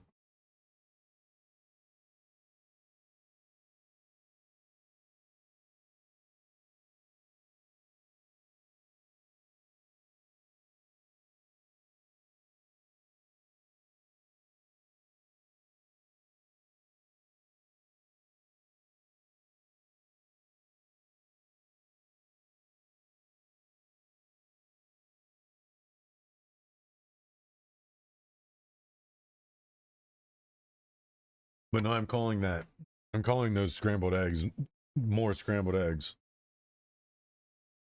Oops. Because I know the Japanese make fluffy scrambled eggs, kind of like that, where don't separate them out, or you just kind of drop them in and let them do their thing. But I don't think they're made the same way as I just explained. We could be wrong, but I really enjoy them. My sister, who likes to cook different dishes and stuff, said she wanted to try them. Not mine, but she said she's gonna try to make them herself using my instruction.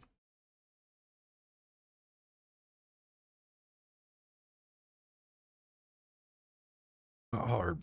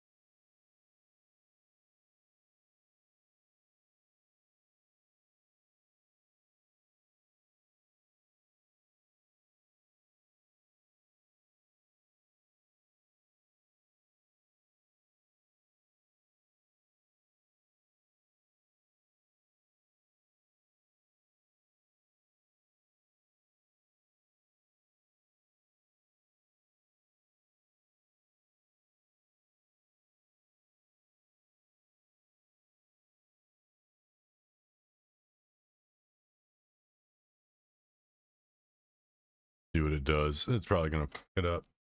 I have a feeling it's gonna jack it up.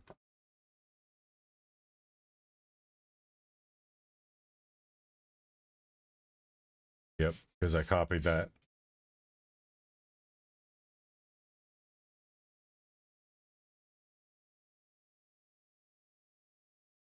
Stop, motherfucker. It's locked in. Okay.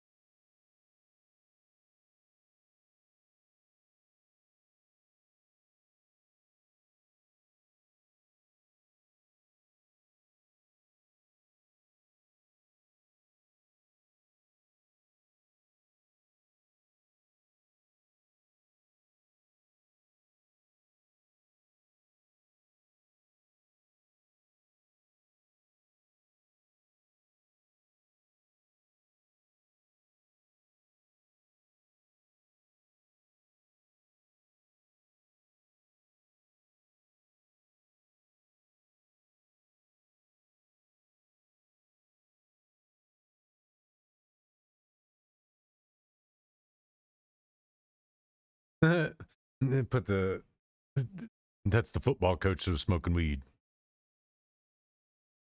Funny.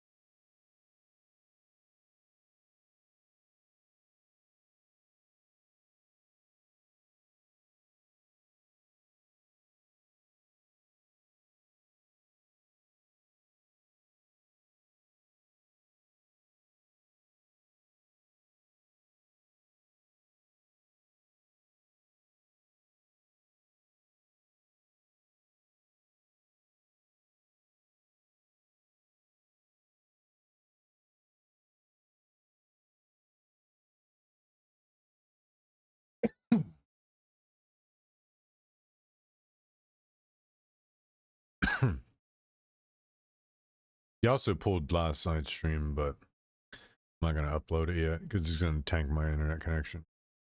All right, what was he talking about now? So there's been a guy translated from Persian. This dude, Asmongold, from the middle of America, knows the whole world about the state.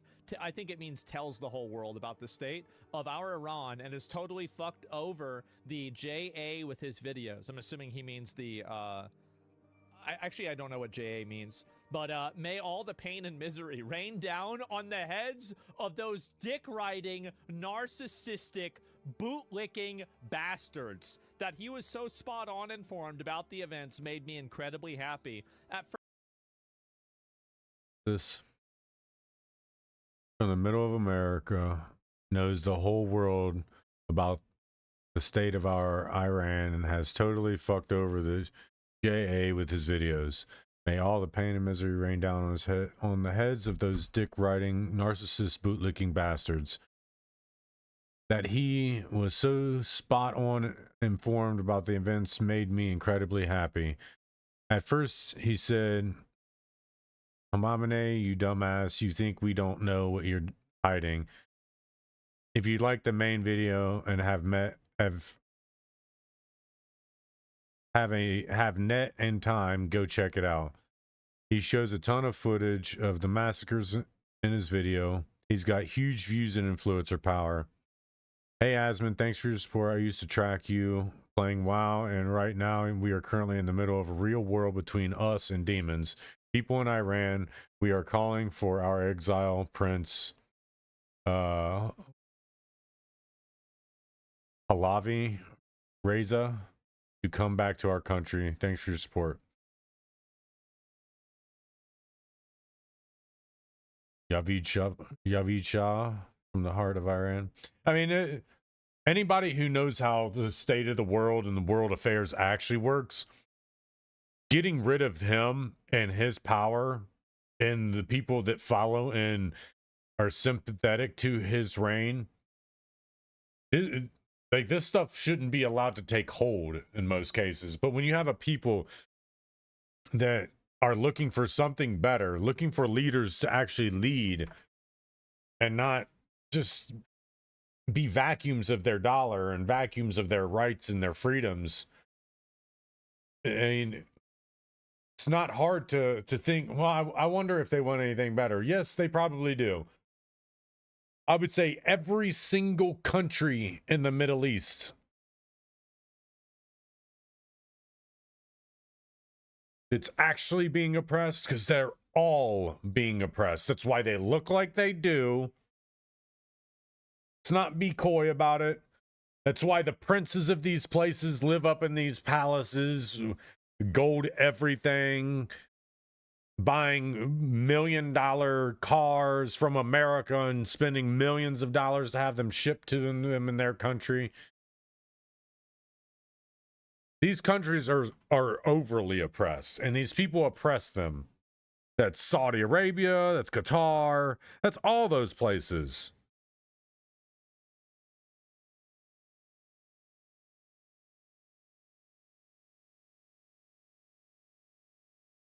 Get out of there. You. Out. Ed.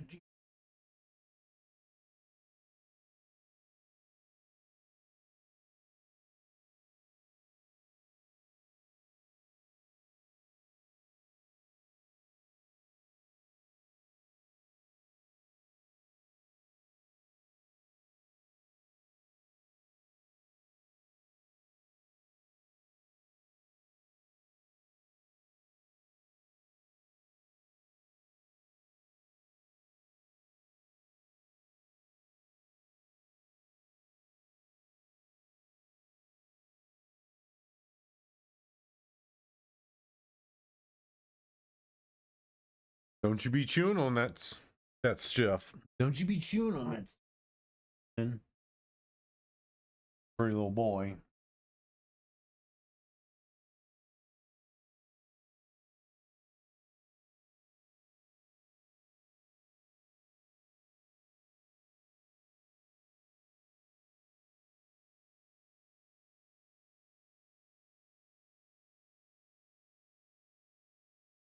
Love you. Then nap time. You chuckered out? Are you chuckered out, buddy? Yeah, you adorable little man. You all tuckered out? Yeah, you can chew on my shoes. I know you want to. One of the things you enjoy doing.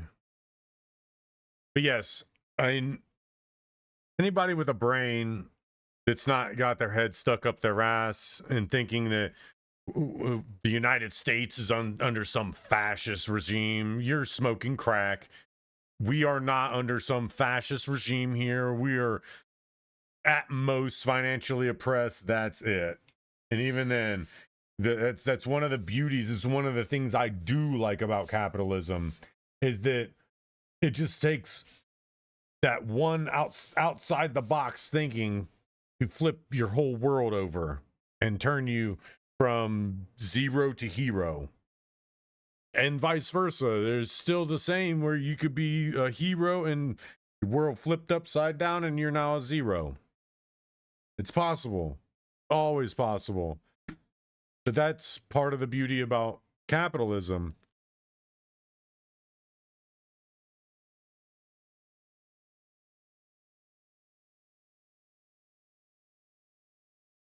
So while, yes, bad people seem to always have the ability to take control, there will always be even more good people to subvert all of it. So if you want to be a bad person, bad actor, whatever, fine. We won't stop you. We'll just protect ourselves from you.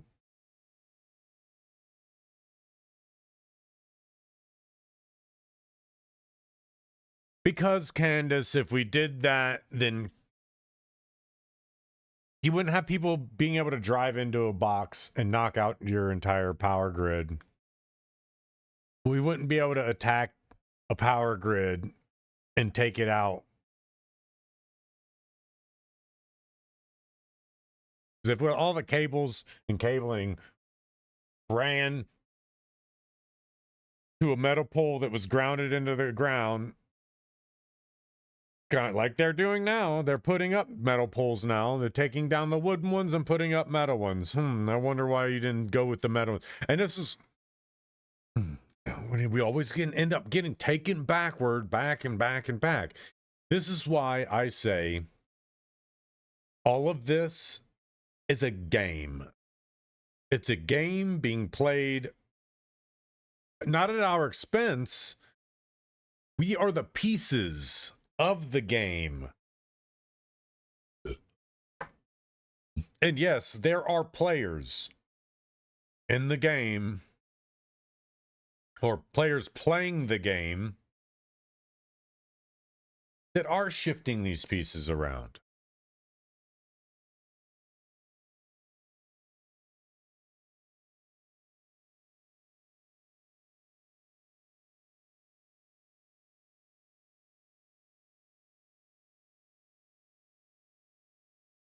Like, the logic is has always been there. They already know. But having worked for a tech support company, I can tell you why they won't. On the business aspect, is because it's expensive to them. It's expensive to them to take out equipment, to dig holes in trenches and run cable in it. Even though there's literally no upkeep from there, and you're not paying them so that they can pay whatever electric company owns the area to hang their cable up. It's part of the reasons why they don't want to hang it. They don't want to bury them, because then they're not able to get you to pay for their rental bill, because they're renting space on that wire, on that pole. The electric, those electric poles that are out there, those are for electric. AEP owns all the ones in Columbus. Duke Energy owns all the ones down in Cincinnati. Whoever Cleveland's places, they own theirs. So Spectrum, the police, anybody who's putting something up commercially on a power line, telephone pole, because Columbus, AT&T might actually own Columbus's. AT&T might own Columbus's telephone poles.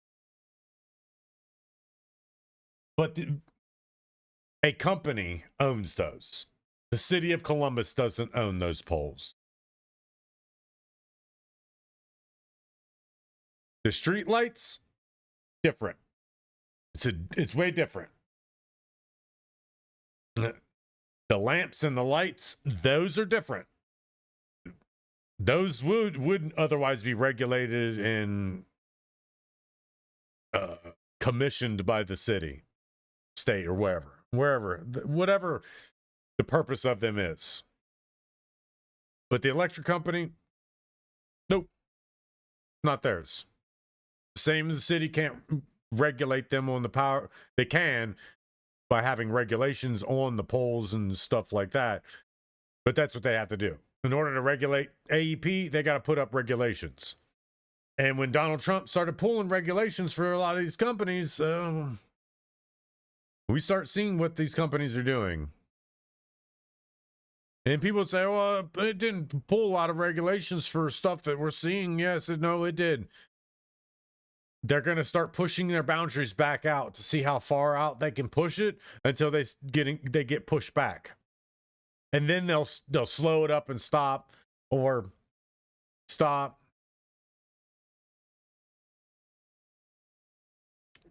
That's what these companies are.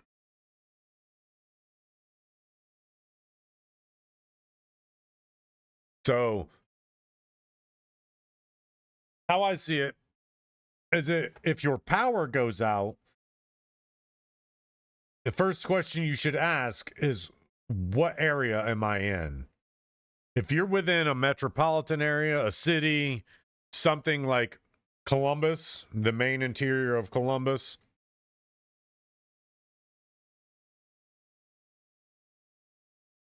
there might be a chance they might take your power out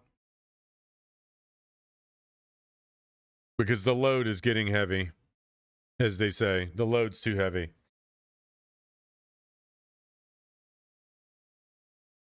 Which leads me into another thing I will always talk about. If the load is too heavy, obviously there's too much being put onto the grid, and it's chewing it up. That's the case. I don't ever want to hear a politician say Columbus is growing, because the only thing in Columbus that's growing is the population.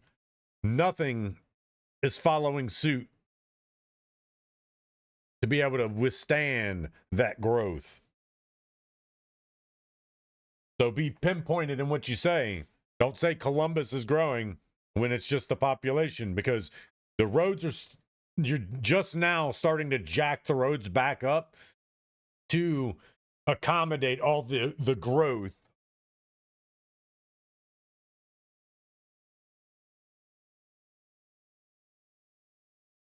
Housing's a big thing. The power grid, the water supply.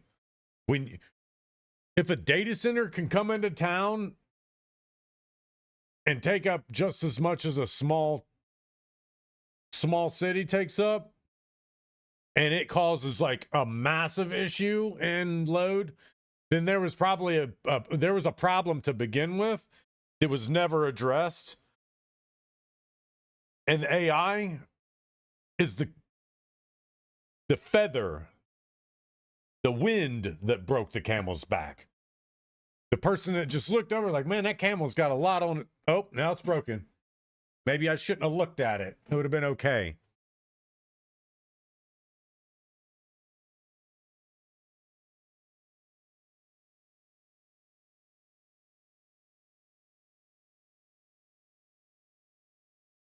Scrub. I love that song. But no, if a data center comes in and all hell breaks loose, then there was already a problem there. The data center just made it apparent, made it a beacon in the sky apparent of how big the problem actually was. Because it's not just the small cities and towns that it's happening to. This stuff is trickling out to starting to affect the major areas, because Columbus doesn't have a data center in the center of it. So why is AEP saying, well, we got to increase the prices of Columbus now? Why are they talking about the anybody who's paying for city water is going to start paying more for city water? That's because they're also supplying to the data centers. So it's not just affecting small towns. It is going to affect the bigger cities, and it's going to be such a problem. And I don't care. Well, we've already passed this and passed that says that they got to take care of it themselves. And they already said, they promised they will. If you pass a law that says they are required to take care of it, then it doesn't matter if they promised or not. So you can't say, we passed this and that and that and that, and they promised. Those are contradictory things. A corporation promising to do good? Come on now. That's way more naive than even a child would see.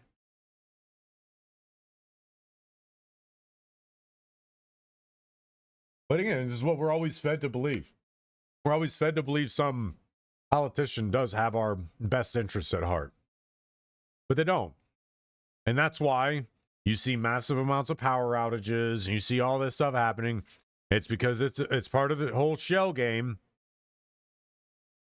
Guarantee there's going to be something at the end of winter they're going to want everybody to buy into. Some new technologies coming out.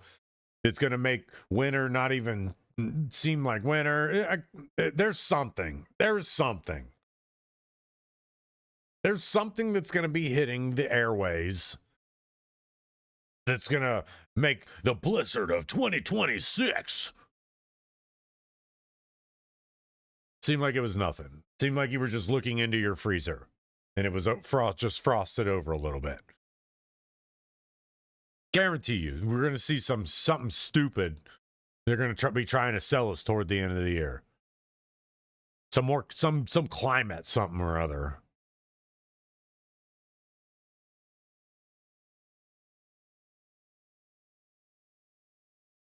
Damn, what the hell?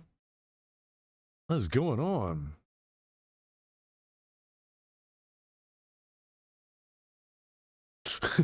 I was waiting for the turn and they didn't turn. It just gets worse as the video goes. We got to watch this all the way. We got road rage. Hold on, wait. First we got road rage. Then we got relationship rage. Damn! She slammed that bitch so hard the sound was delayed getting to the camera. Stuck in the car. Oh shit, let me get me the hell out of here. Like, even the sound wanted to get the hell out of there. Of course, it's about to be hour from midnight. The freaks walk out at night. Then we got a left turn that's not a left turn.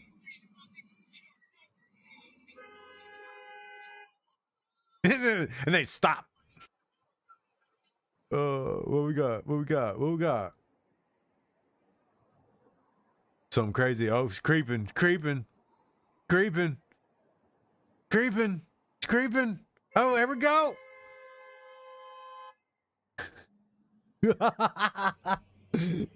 This intersection is insane. What we got? We got Beamer. It's a Beamer for sure. It's a Beamer. You can tell by the grill. That grill's Beamer grill.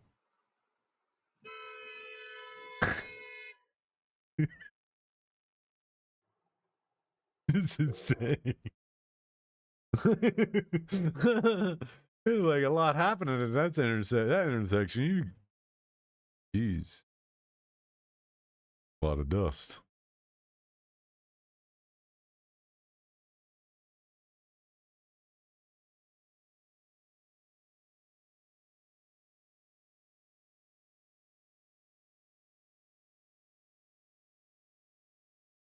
What are they going to... Are they installing pylons all over the place so you can pop up, stand around McDonald's date? Like, McDonald's out here stealing people's ideas again. Guess what? One of my favorite things to do during COVID, or like toward the end of, as COVID was coming to its end, was to do drive-through pickup dates. This is what I called it. Me and my girlfriend called them. And it would be just that. Roll through the drive-through, pick up food, and then park at parking spaces to sit and eat. I mean, people obviously were doing it before me and will be doing it after me, but it's just like, now McDonald's is going to make people just in the way all over the place. They're going to start installing these random pylons all over the place. It's so dumb.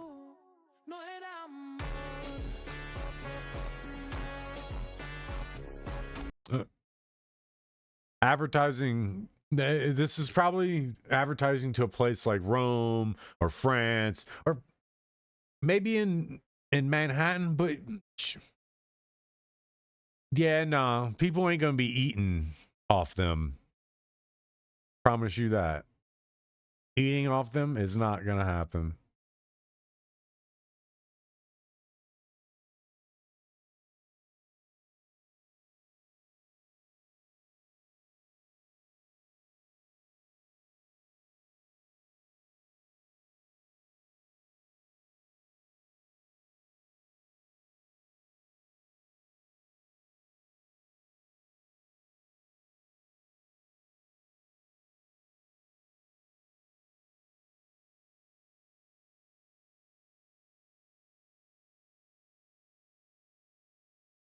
I mean, it wouldn't have worked with most any other envelope. You would have had to get an administrative envelope because that's like one of the biggest, and it's not made out of the same material that a lot of other envelopes are made out of, the thicker material.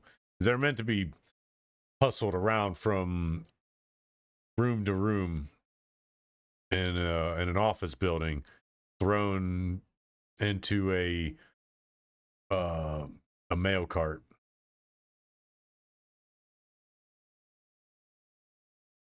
That's old school stuff. And in a lot of cases, if you have multiple businesses that they need to go to, and there a lot of companies will have one of their administrative staff that works between all the businesses. So I've had to do it. I've had to run the envelope from Superior Honda up to Superior Hyundai North, which is like a 20-minute drive. Had to do it. But I was also going to a meeting, and it was like, hey, can you stop and pick this up and take that up to Hyundai North on your way? Hey, yeah, cool. Sure.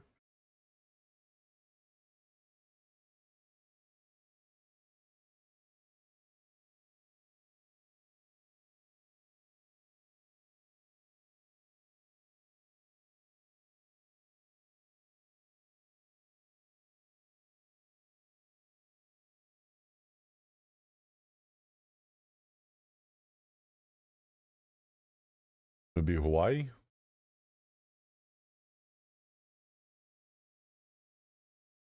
Can't really think of what ocean it would touch. I mean, there could be, well, the eastern seaboard, there might be I think there is. There's the Indian Ocean.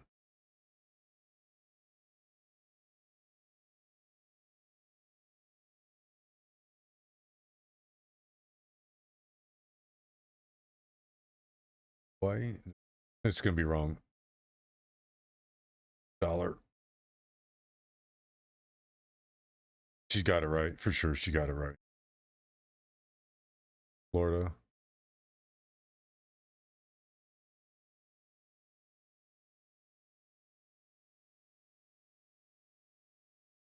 Really?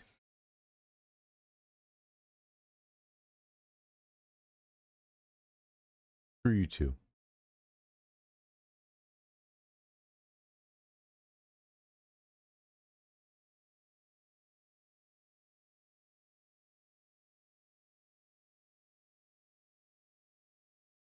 Neither is CFM. The FBI took these photos so we can compare this engine to Flight 175's engine and see if they match. The only other thing that was found was the engine on Murray Street, and the engine on Murray Street has been identified as either a CFM56, CFM stands for Senecma, or the CF6, which was a 767 engine, which was developed out of the CFM 56. But whichever one it was, the CF6 or the CFM 56, it had to be General Electric. And unfortunately, or fortunately, United Airlines used strictly Pratt & Whitney. So that engine that you see flying off, and that engine they say is from 175, isn't from 175, because the guy's whose job was to dump it off there, dumped off the wrong engine. I don't know how much of it's true, but I mean, just like the Vegas shooting, there's a lot of mystery shrouding it. It's, I'll leave it at that.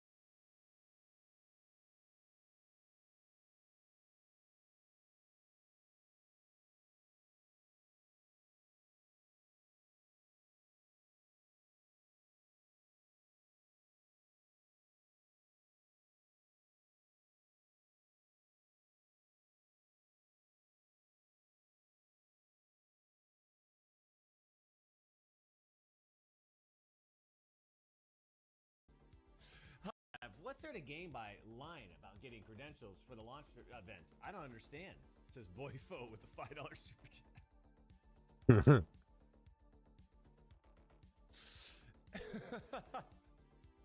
How stupid are these fucking guys? What's there to gain by lying about getting credentials for the launch event? I don't understand. Says Boyfo with a $5 donation.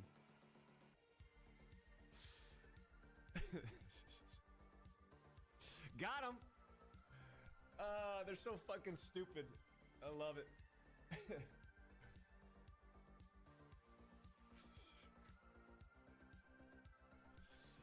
Oh man, we're so ahead of these brainwashed idiots online. We're so far ahead, and I love it. What's there to gain by lying about getting credentials? Hey, who cares? He lied about it. What's there to gain by caring about somebody lying about something?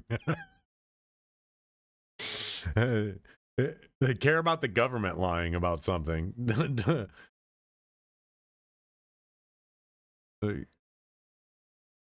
Care a doctor disrespect the lying about his.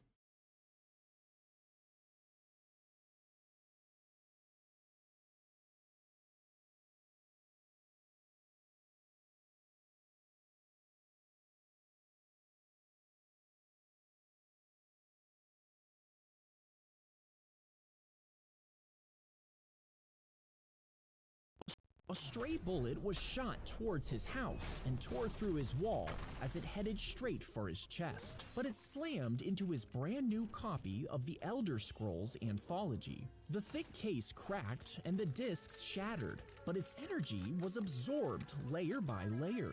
And by the time it reached halfway through, the bullet was stopped and buried deep inside, saving his life. Somebody's stealing content like normal. Added zero value to it. No, it's a tribute to Elder Scrolls. No, it's turd shit. Get the hell out of here.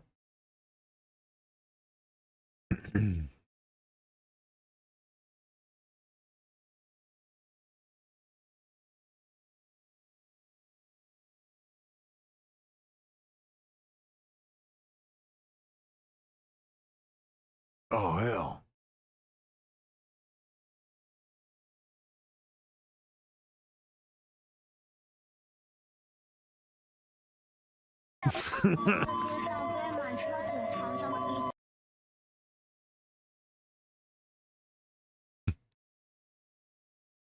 He's like, what?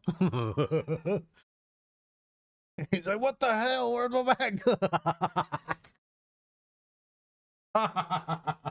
He is thoroughly confused.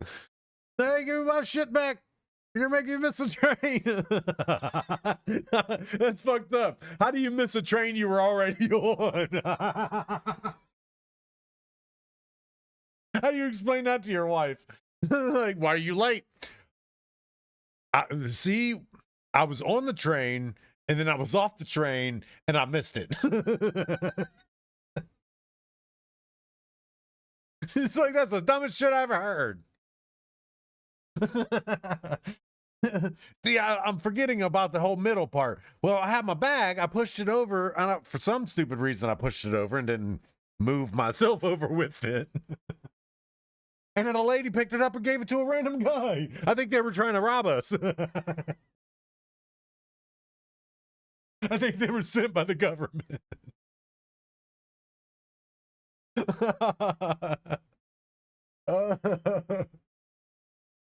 They were sent by the government to steal our bag. What's in there? I don't know. I don't remember what I put in there this morning. Oh, hell.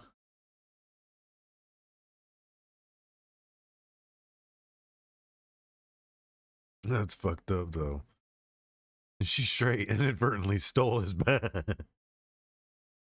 Yep, you're done. You're done.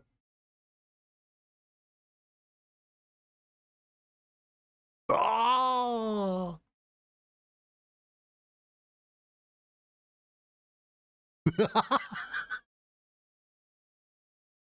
That looks scripted as could be. like it was set up. Like the cameraman is like, all right, guys, we got to do it like exactly like this. You hit him, his face goes crooked.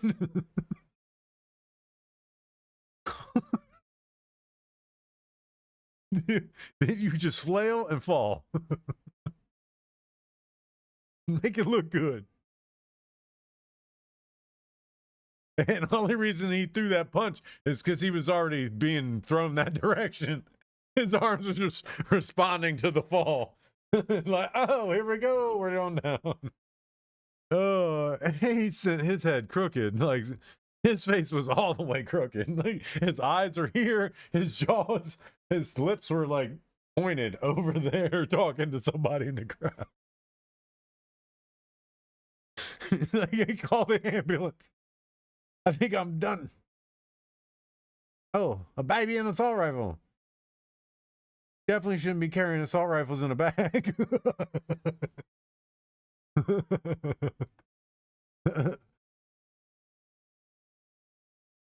That's how you get hurt. That's how you get hurt the long way. Imagine falling off a building. How do you explain that to God? What brings you here? I fell. But what do you mean you fell? Fell off of what? A building. Did you jump off of it? No, I was climbing up the side.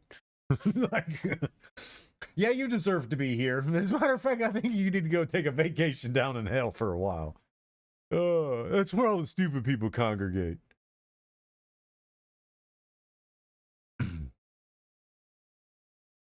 Yeah, if you're stupid, you ain't going to heaven.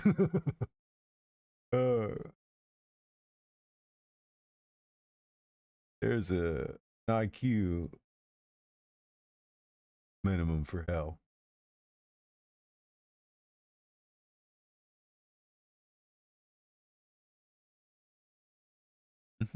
It still goes because it's got a pop out, like a pop the.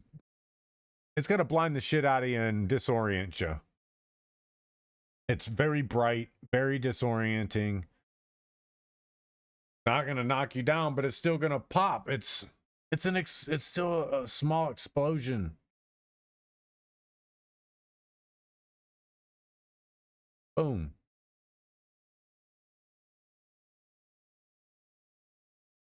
Still pops. And that's actually a lot newer. They must have really been working on the technology.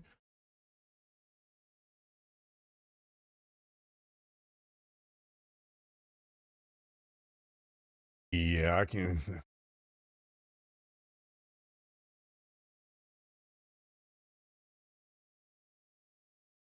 Yeah, it's called ice. Ice. The ice is making up the difference.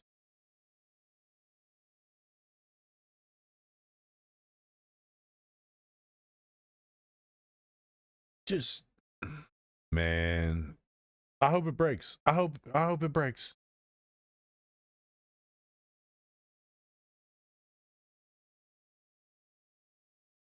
Yeah, I hope. Yeah, you get all that.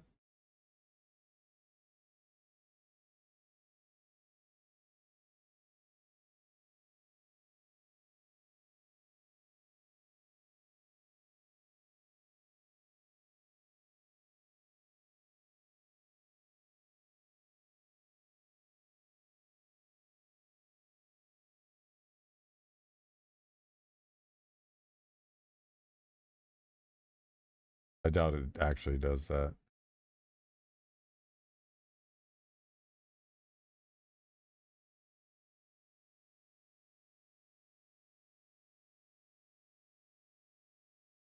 Why you got all this shit in your back seat?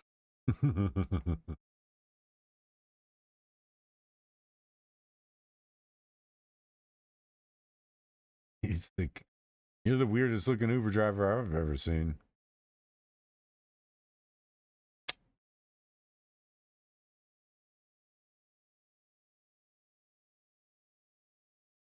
Hey, go figure another one.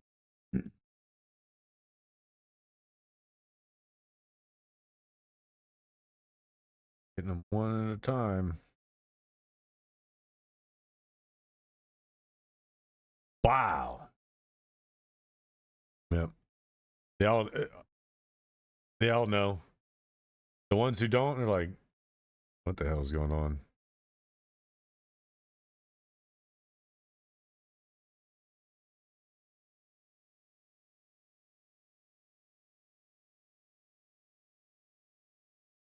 That's a stupid thing anyway. If you think that's good dating strategy, you're an idiot. And you deserve all this STDs that you get from that.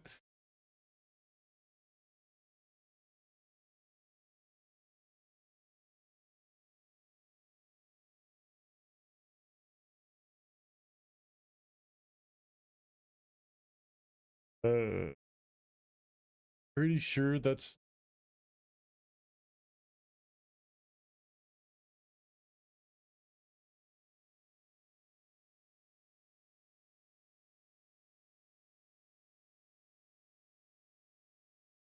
no, it is.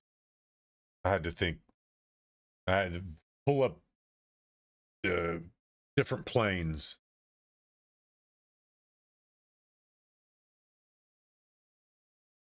B-52. You can't. It's hard to see. It looks like a smaller.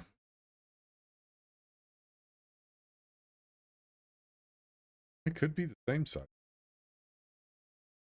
It's an old plane. It's a super old.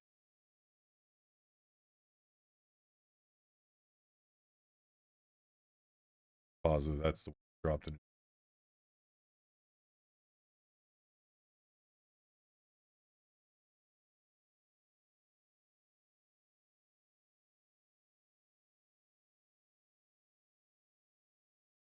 Antifa funding.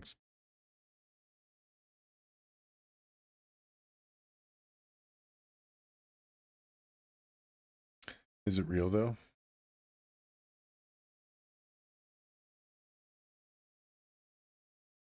These people never put links to the actual creator in their posts.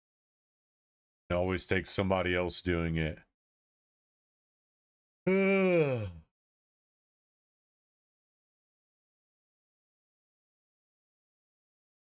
you son of a whores in a basket. Shit.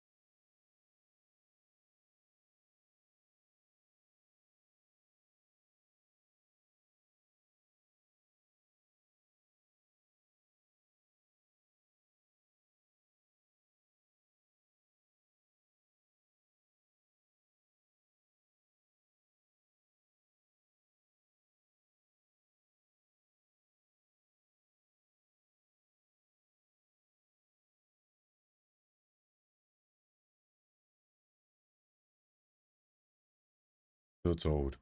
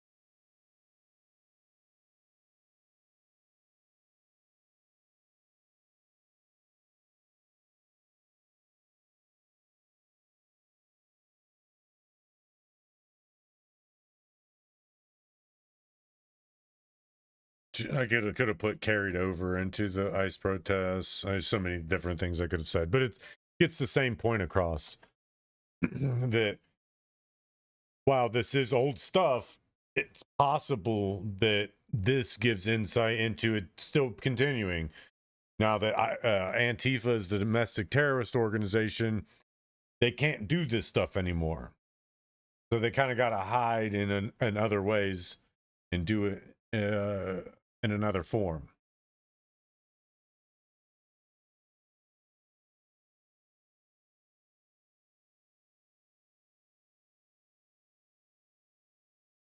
Wow. Oh, you know, they ain't stopping.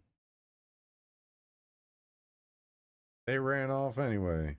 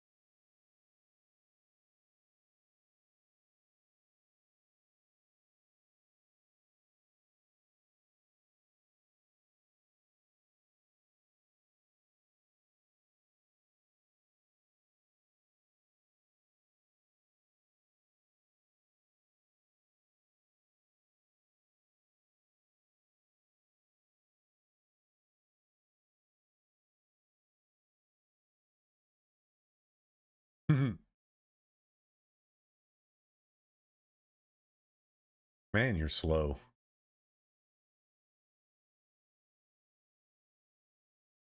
I'd say dude probably asked him to do that for show.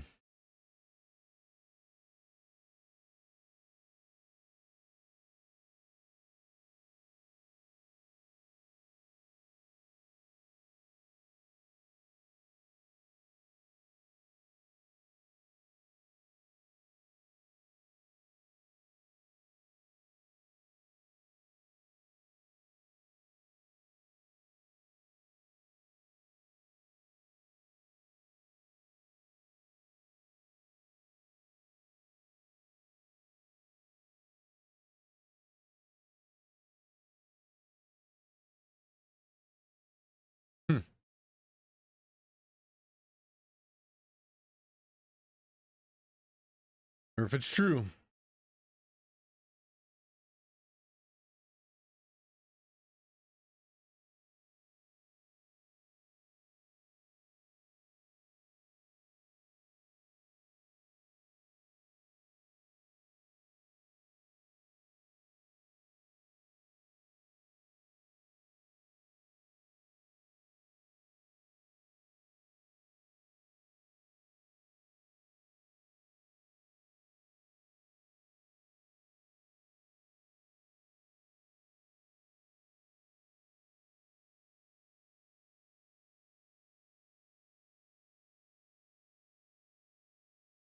Mm-hmm.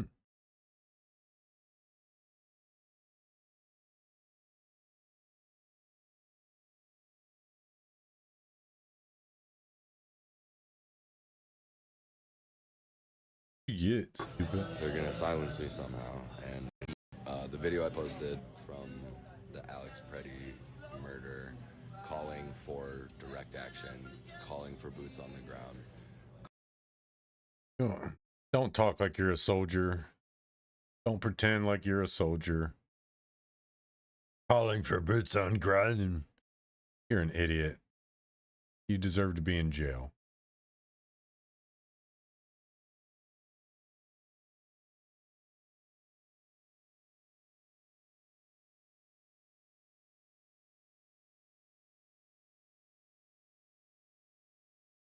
Yeah, they're gonna write it how the story's gonna be how much Minnesota politics has failed Minnesota.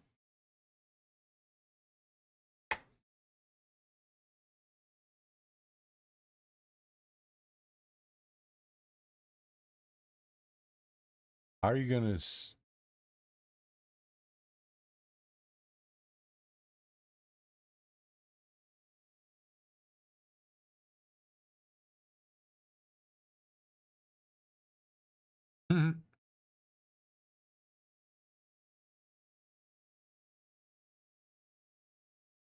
told him to make sure that all power to the people. As everyone knows, I'm Paul Birdsong. I got a message from Aaron Dixon today saying that he no longer supports us. That after he gave me orders to make a video saying that him and other members were coming, that he withdrew his support. And that he said that this situation is unimportant to him, even though my comrades have risked their lives and spent thousands of hours of their time and dollars in life standing behind a cause, you know. He said he's going to make a statement saying no one has the right to call himself a Black Panther going forward. I told him to make sure that he put in that statement that he did, in fact, give us the right to call ourselves that, because I still have the messages where he did, just in case he doesn't. And I put in there also, make sure that you put in there that Emory Douglas did give us the right to wear that emblem, because I still have the messages where that happened too. But as it stands, because of that, because of me and my comrades risking our lives and all the heat that we went under, because of the counter-revolutionary practices, because we don't believe in black nationalism, like Bobby Seale said in the video that I shared on my page earlier, that black nationalism is acquiesce to racism, and that we don't stand like that we're internationalists and intercommunalists, just like Huey Newton said. We will no longer identify with this flag. We will no longer identify ourselves as the Black Panther Party for self-defense. We're going to take OG.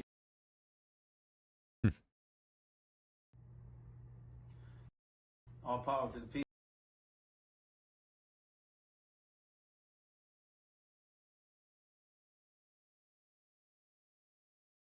Why do you think that?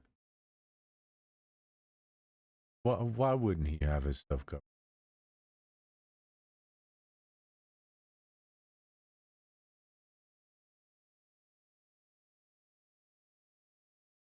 And it's not just because he knows something some people don't, because he knows things that all of us don't know.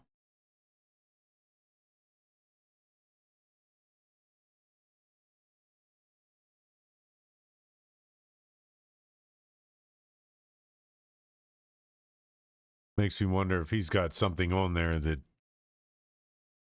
cancels out RFID, the ability for, because they have things you can put on your phone that kind of like, you put it in a specific place and it blocks. It's like creates like a Faraday cage to keep your network signal from being hijacked. Don't know how useful they are. Never really heard of the positives or negatives, but I know they exist.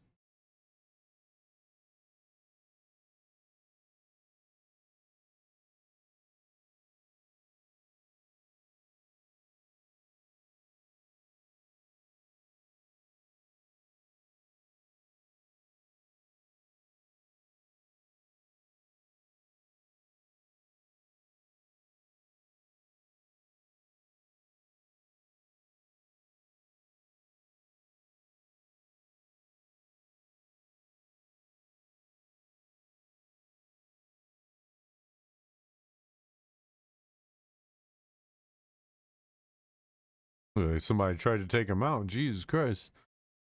A clean shot from the side.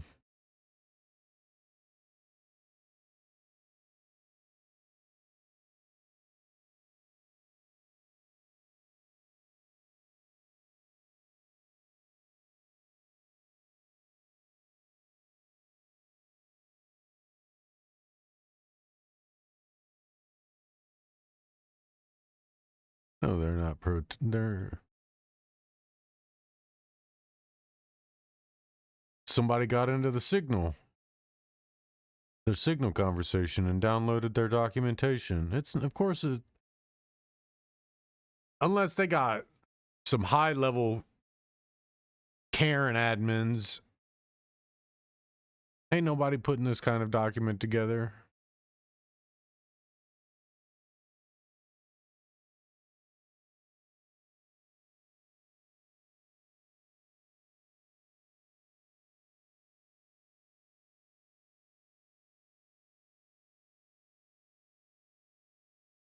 Yeah. Before, what did I say a week ago?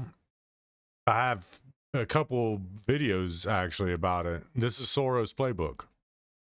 Soros' playbook. Y'all can pay me royalties now.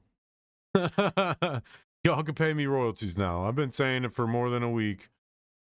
There ain't nothing, there's nothing been organic about this shit since it started.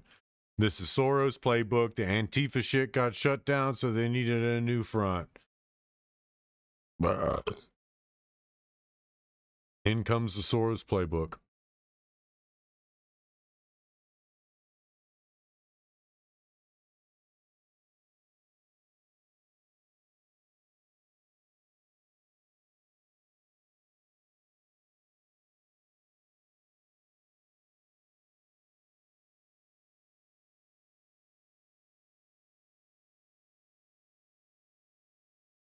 Like riding a bike.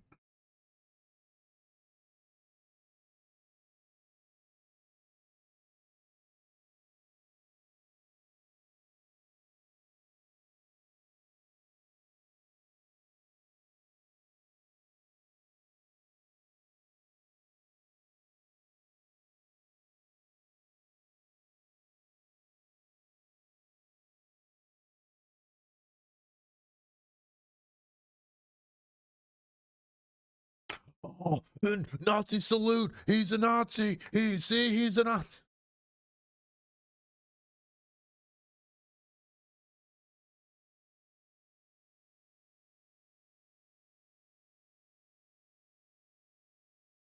K9, we had a single man resist ICE agents and get away from them in our community. We sent a helicopter, a drone, K9, and 50 law enforcement officers to surround an area, and we found that guy who violently resisted ICE, and we locked him up in jail where he should have been. If you allow anarchists and criminals to run wild in your community. Oh. Did he just use a word that I've been using for about a week now? I've been calling illegal immigrants anarchists because that's what they are. It's like I'm being paid for by watching everything I've been saying for the last 2-3 weeks being used in other people's statements. I've been calling them anarchists for like 2 weeks now. Huh. People will die. People will be shot. Now, let me say this. For other law enforcement leaders across this state and nation, you need to be standing up saying the same exact thing that I am. Because when you have a breakdown of the rule of law, when you allow anarchists, criminals to take over the streets and attack law enforcement officers and then not send them help, that's a slippery slope, a real slippery slope. It's treason. You're borderlining treason. And that's why I say they want to border treason, give them somewhere to be. And that's subversion of democracy. You want to be somewhere, get to be someone who is being charged with attempting to subvert democracy. That's it. That's it. That's so funny. It's so funny listening to what I say, like, like the exact word being used. I've called them an anarchist. They bring anarchy and chaos. I got a zit on my forehead. I'll be back.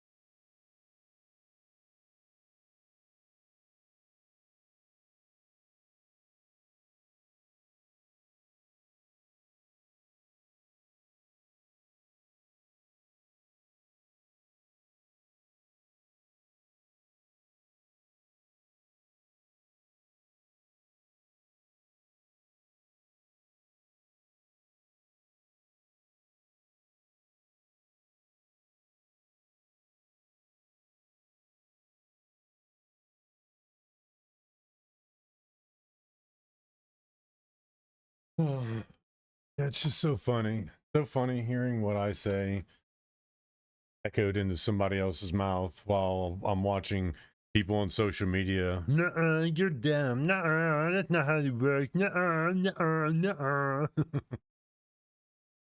I'm being proved right by somebody in another state that I don't know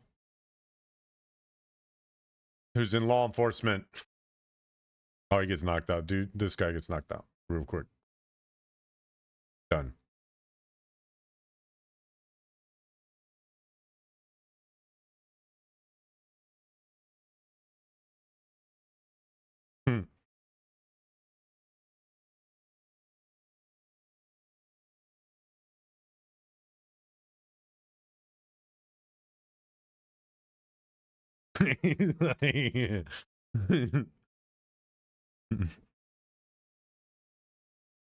Hey, look at that. You can't hide in a snowstorm. It doesn't matter if you're in an igloo. You're going to be catched. Gonna be caught if you're taking advantage of children.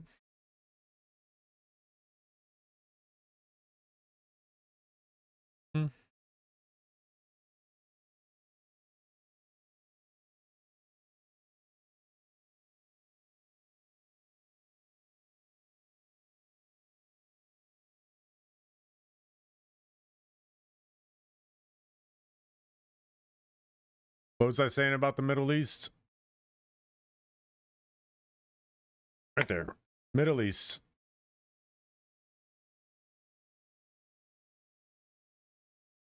Because not all women are Karens. Obviously, not all Karens are women either. There's a lot of men Karens. This dude is one of them. His pube beard and his diaper hat.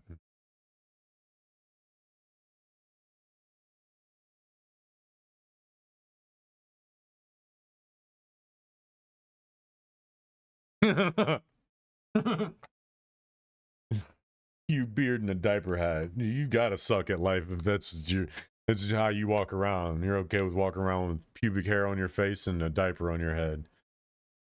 I don't care if it's an unpooped diaper. It's still a diaper.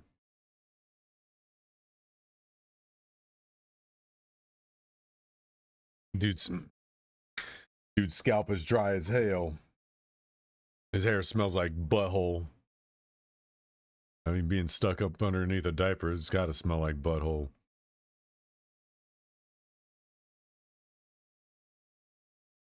Oh, yep. Rightfully so. I would definitely go to jail for a year. Especially if they don't take it.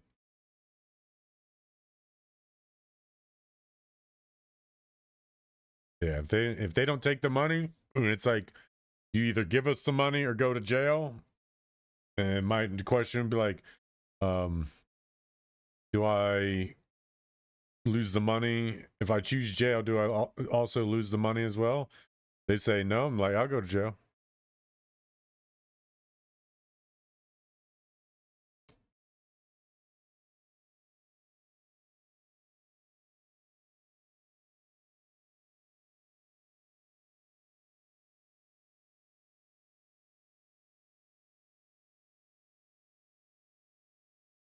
Mm-hmm.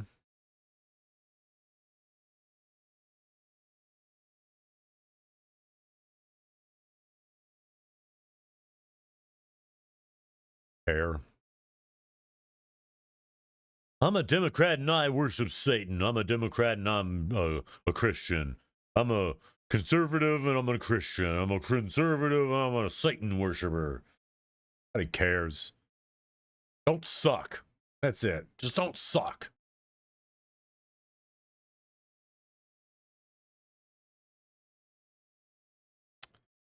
I'm going to go out on a limb and say, yeah, he did it.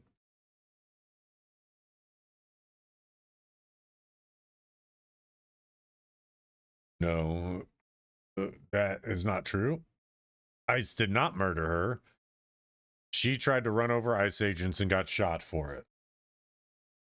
It's a strong possibility that they did. They did murder that guy. You can't really beat around the bush with it. I analyzed the hell out of that footage. They executed that guy. I'm not gonna say they murdered him because then it would be like ill intent and whatnot. Because an execution doesn't mean that they like found him guilty of heinous crimes. No, an execution just means that they had no cause to use that force against that person. They judge, jury, executionered him without any justification. That's why the term execution is being used, or should be used as well, is because of that.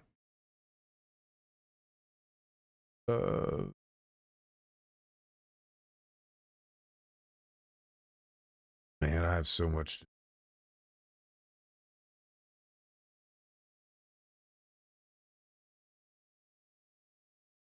Some of these are going to start expiring. Yeah. This is going to expire. A lot of this is going to start expiring soon, but I've already done this. Done a lot of this. Yep.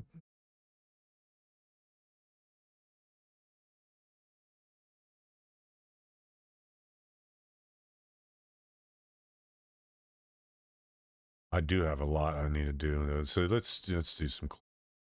Pretty sure I've already done that one. So let's do.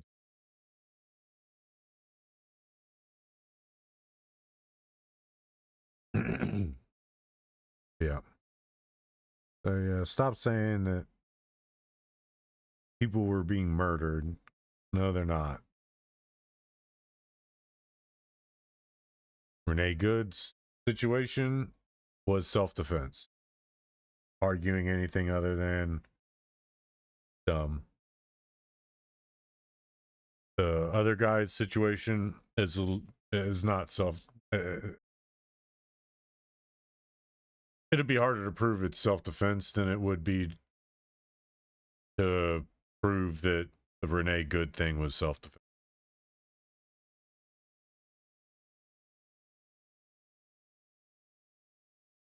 All you got to do is look at the medical records for that agent that was hit by the car. Not to mention the one who had his hand still attached. Also, let's not forget to mention her wife girlfriend thing that was on the other side of the vehicle trying to get in when she tried to speed away. So she put more than one life at risk that day.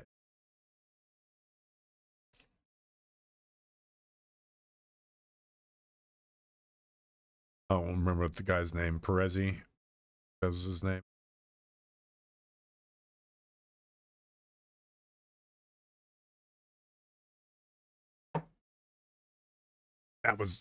That situation. Perezi, that's his name. That situation is bad all the way around. All the way around. ICE was in the wrong for executing him.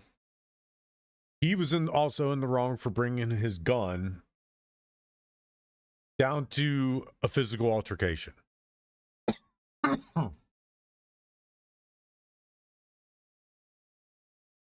Again, you have the right to bear arms and carry if you have a registration and blah, blah, blah. But it doesn't mean you say, okay, well, seeing as I have the right to defend myself, I'm going to go and get into a physical altercation with law enforcement. Because, well, if they do something rash, I could defend myself. That's where we start breaking down with these rules.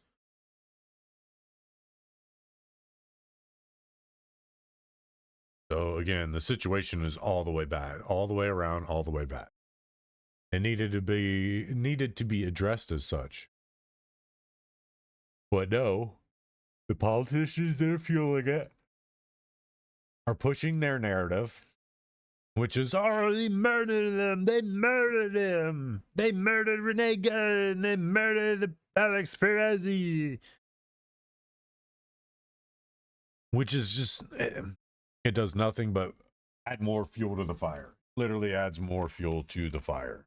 And you guys are not helping the situation by doing that at all. So please stop doing that.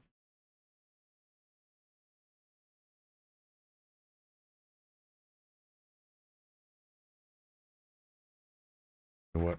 I'm going to pull up. Because this is going to go, this shit's going to binder. It's going to go into a binder. Yeah.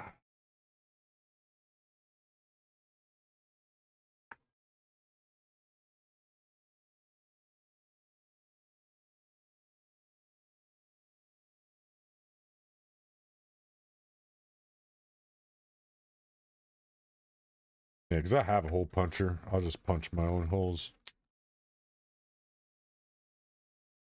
And I'm not going to pull out the spiral because then I still have to pull off the fringe. First, he said, Oh, piss.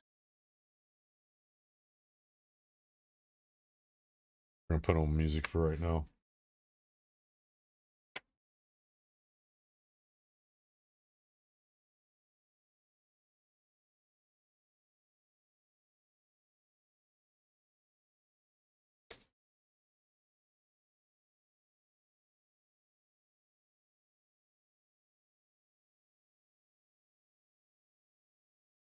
Because even though I'm not going to be doing a lab on Wednesday, I got to turn in the pre-lab and the post-lab.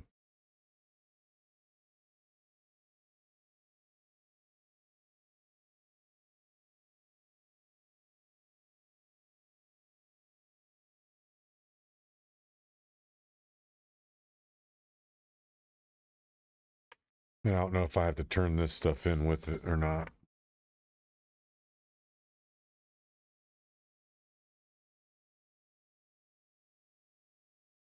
Oh.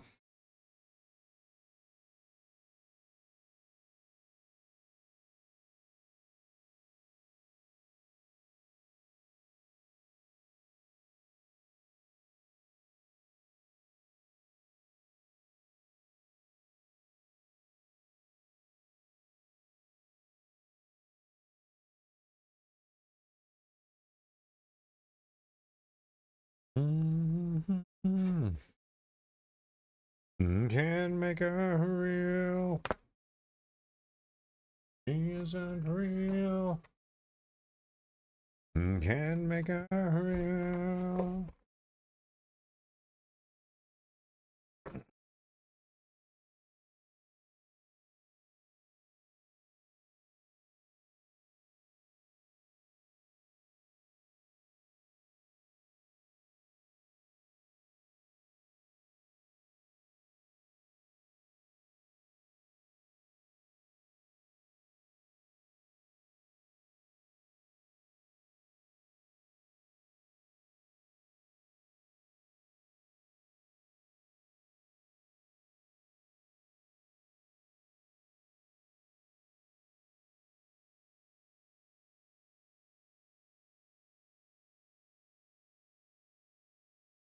Check com theory.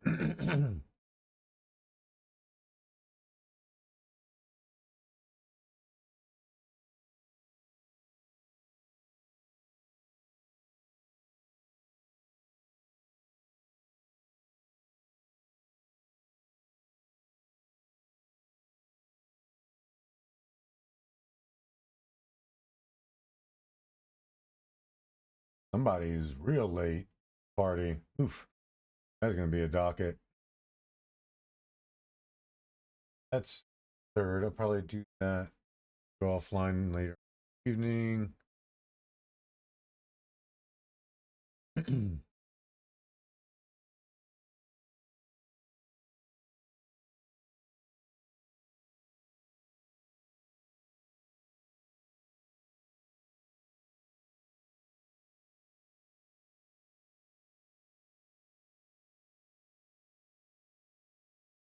I did it. Some theories caught up. Fifth.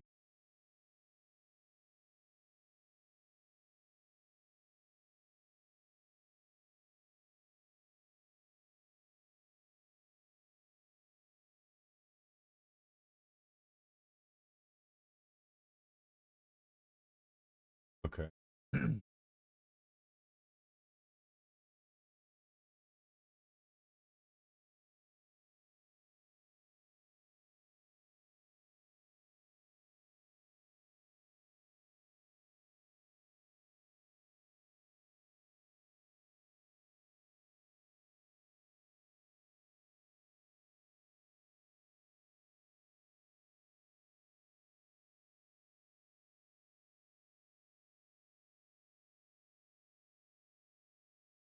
Save some documents.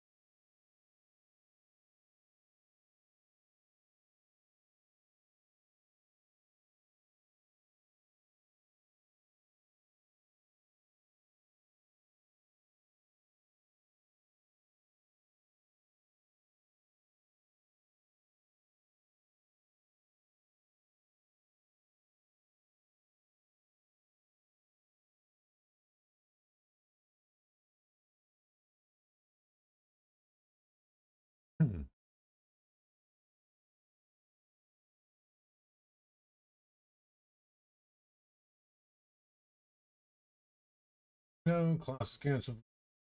Today we're going to do an activity about genres, which is a French word for type or kind. Your book covers a lot of information regarding genre with a really good video as well.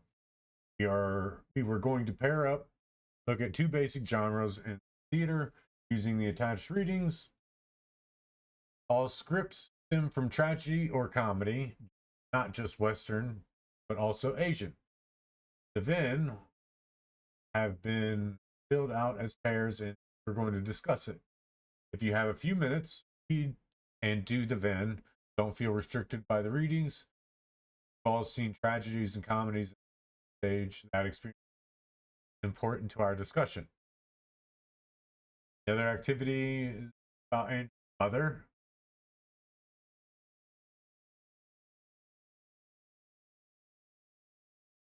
Minutes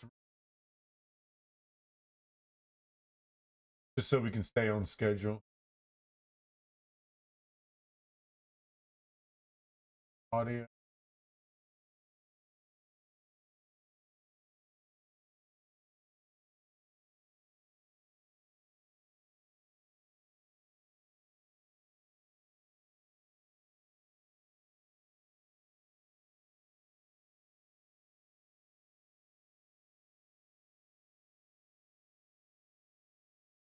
Ask.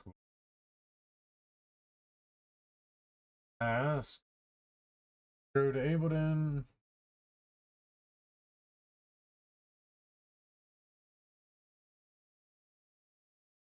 Okay, so this is actually.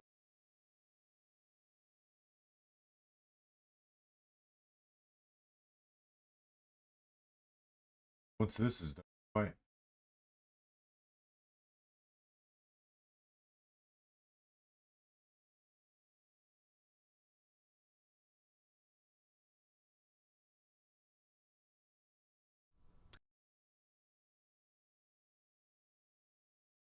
This.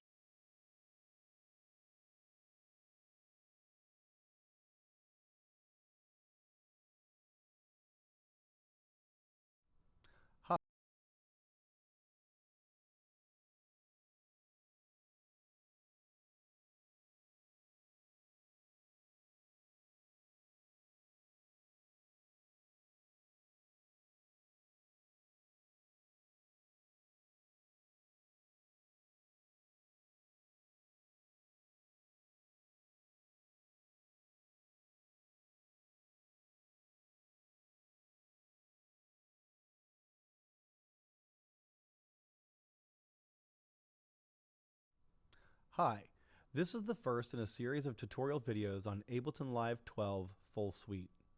In this video, I'm going to show you the two main windows in Ableton Live. Let's check them out. This is my instructor from my audio club. Window, and this is the view that's most similar to other DAWs such as Pro Tools or Logic. Let me open up Ableton.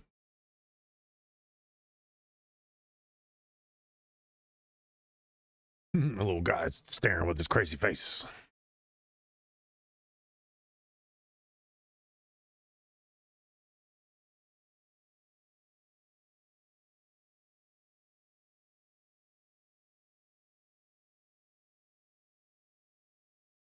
You have a main section here that has a timeline, bars and beats at the top, minutes and seconds at the bottom, and you can see MIDI and audio clips, going in order here on the timeline.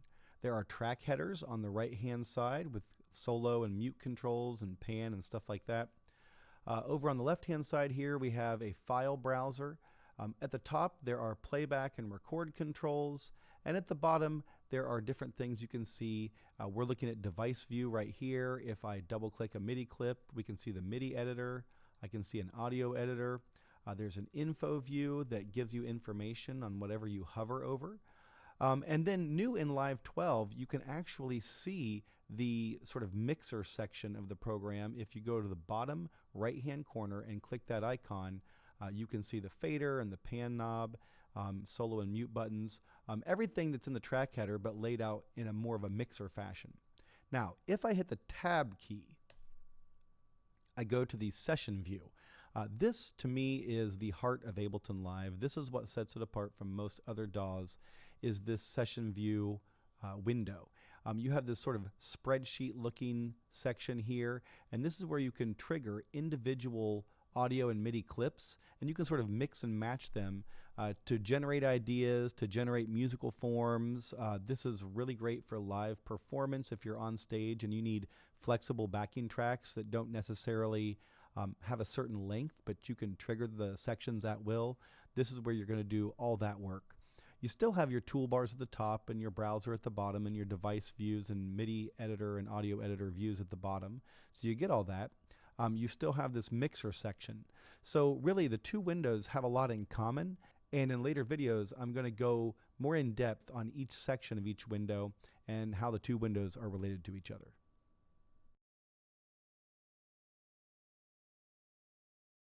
Getting familiar with it. What's the difference?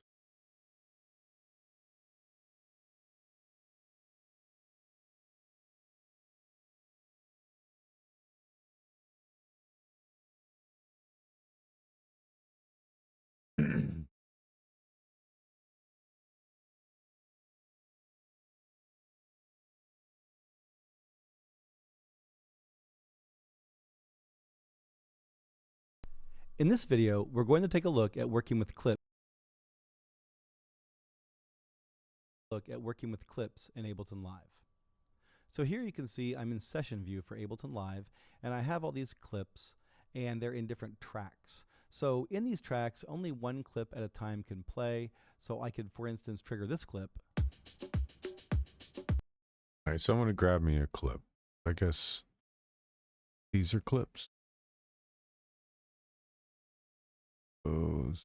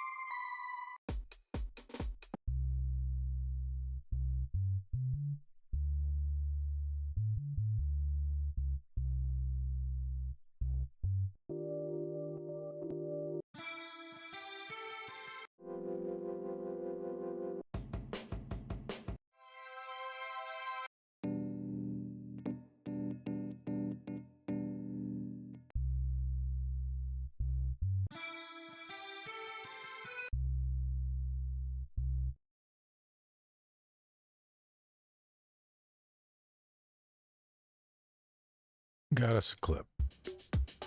And then this one. Now they're basically the same clip. There might be some variations here and there, but this is essentially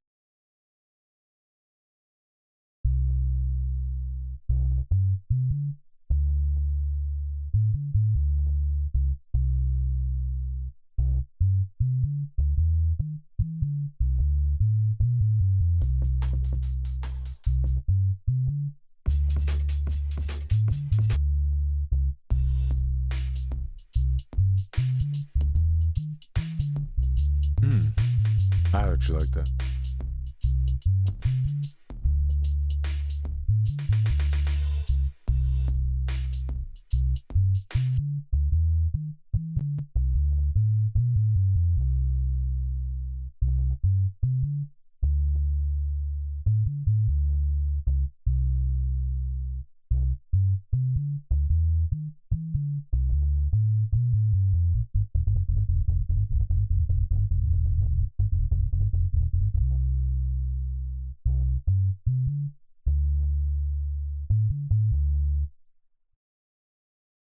one track, and you can only play one clip at a time from it. Now, if we want to add other clips, right, we can trigger them across this sort of spreadsheet view. So if I want to add this clap in, I can do that by triggering both clips. Okay.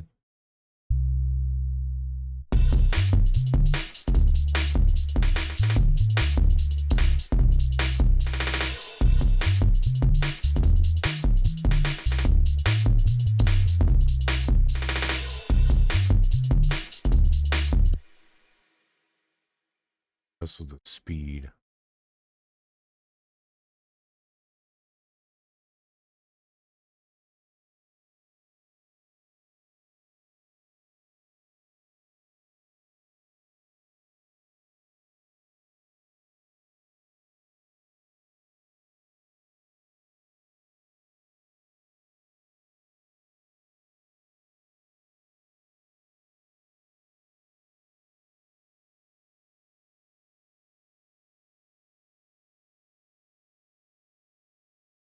That's not the one that we grabbed, though.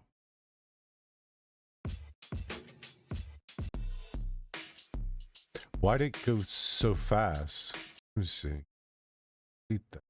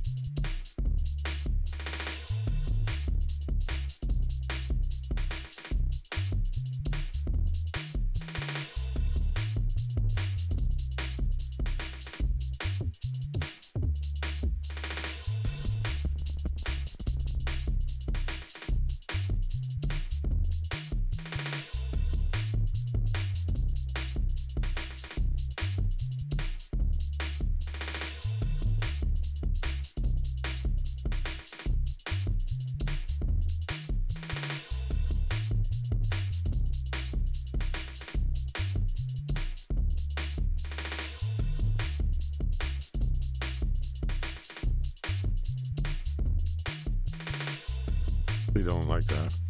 At that speed.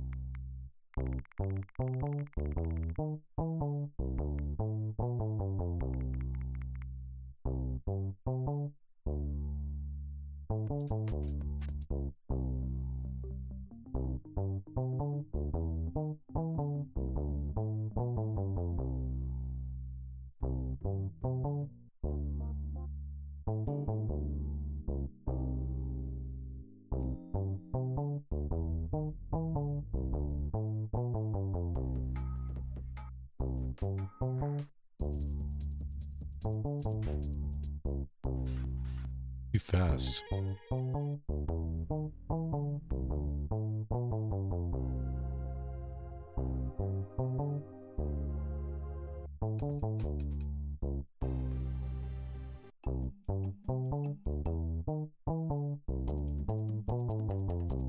See, what is this at? What's this beats per minute on this? 148. So I need something up at 148.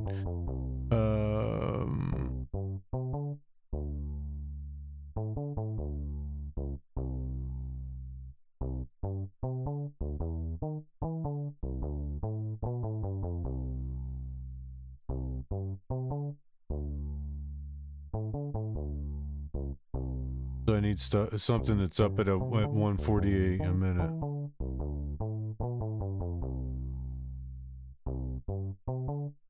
That's 160.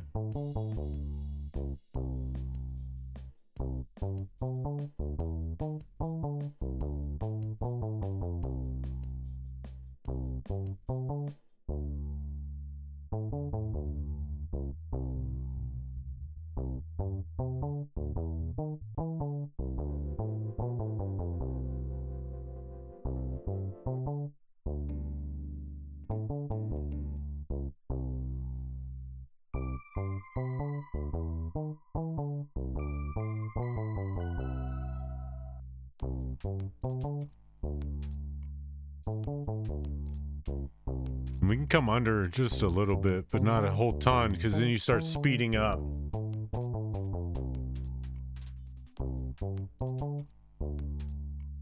And too high, you can hear it super slow.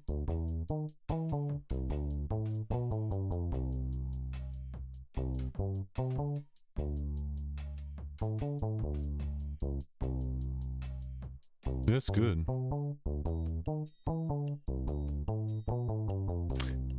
See that still works. That's 136.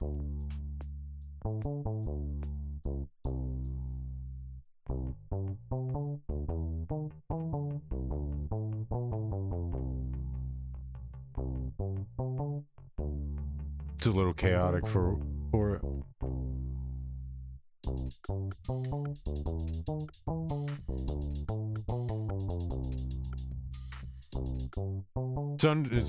It's there in the threshold, but it's a little chaotic for it.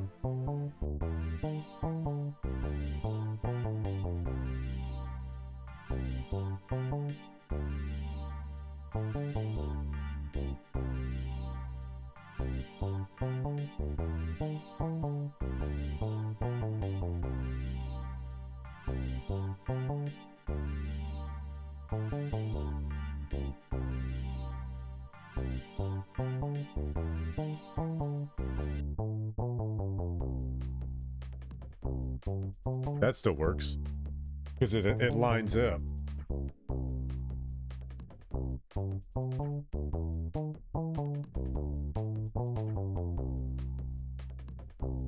I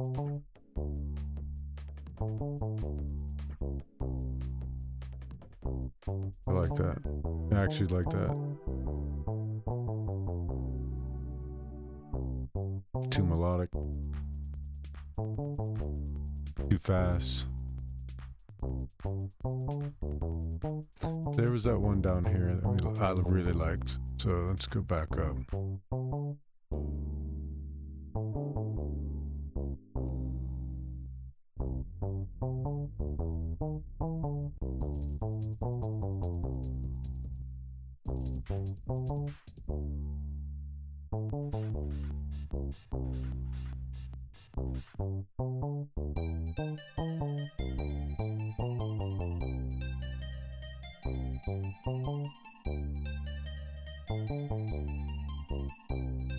Yeah, I like that.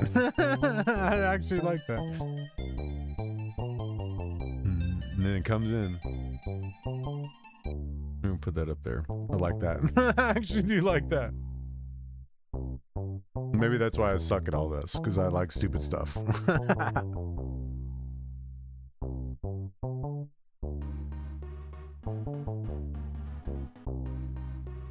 I can hear it, but it's not there.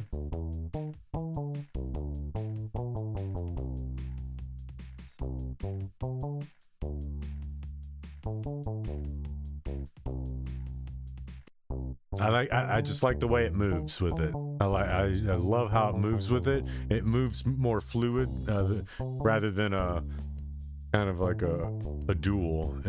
A duet, not a duel.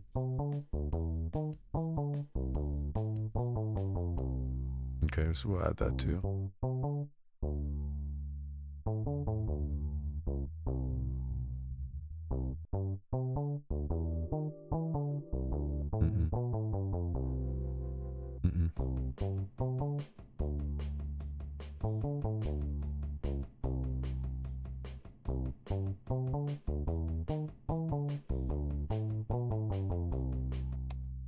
It works.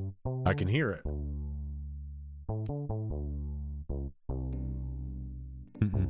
Too melodic.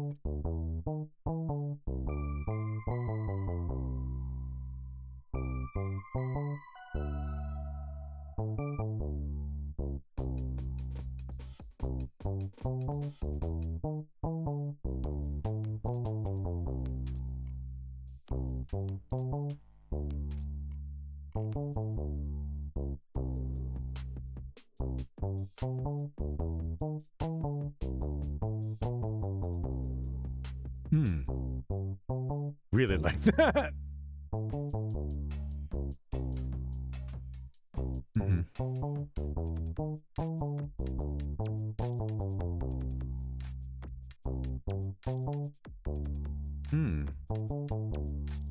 I kind of like how that sits.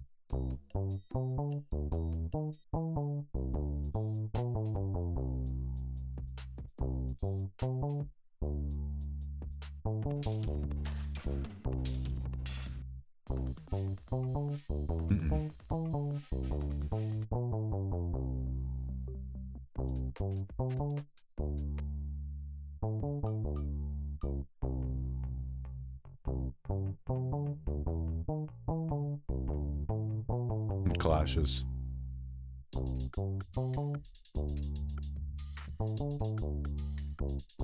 If this was different, it would work better.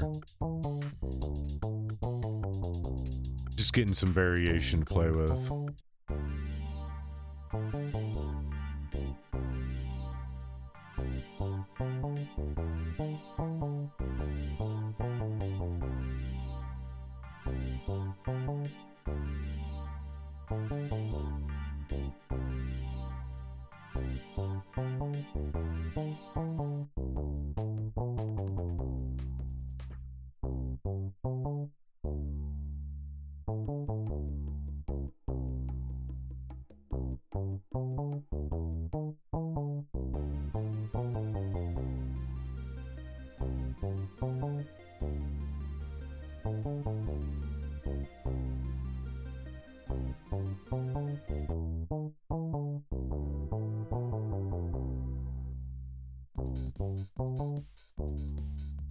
All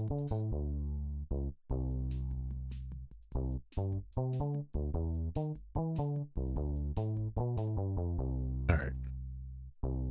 What I'm gonna do is take all these over here,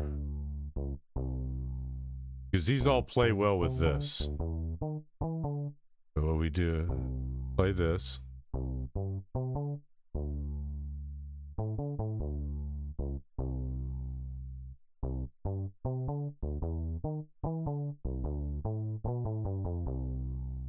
Wait.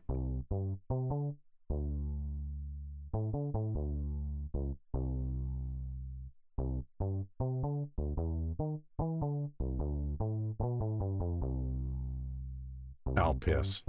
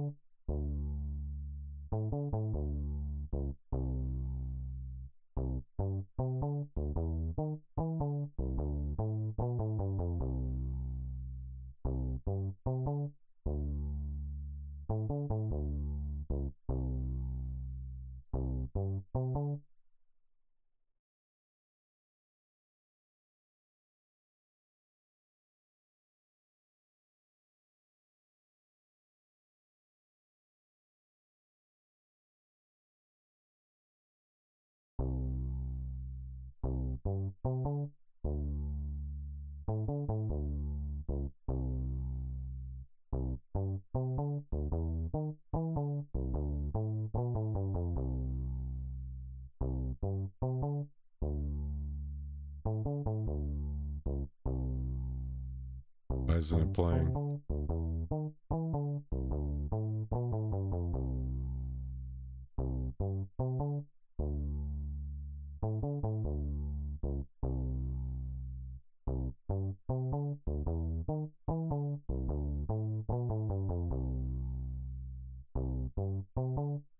All right, so nope, go away.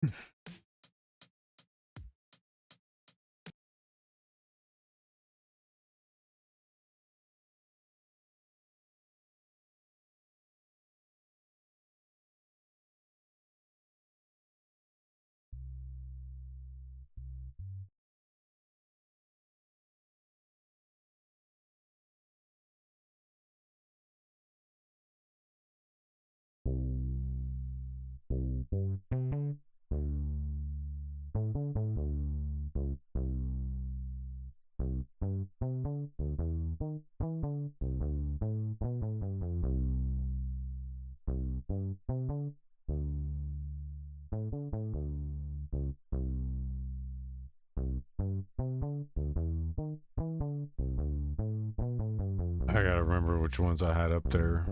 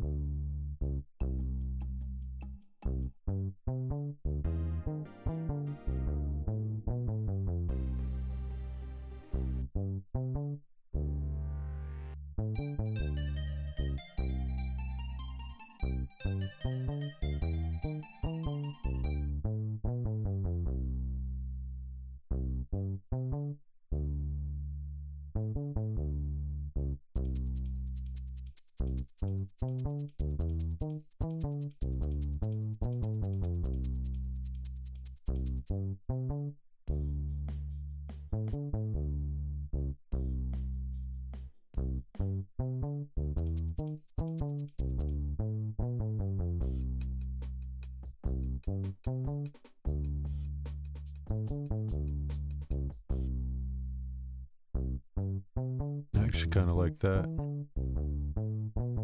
For some reason, just the off tempo of it.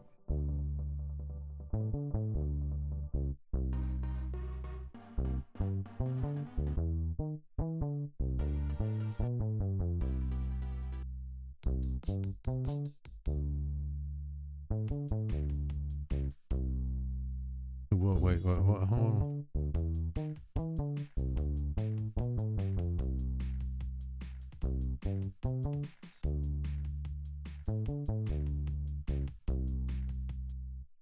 I do like that. It flows real well.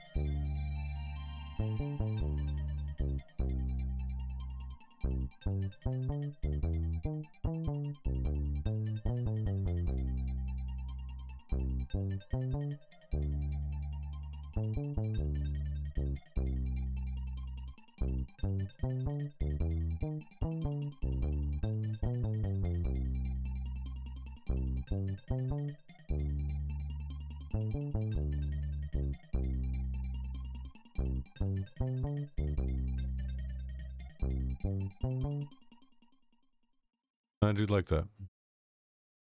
I do like that.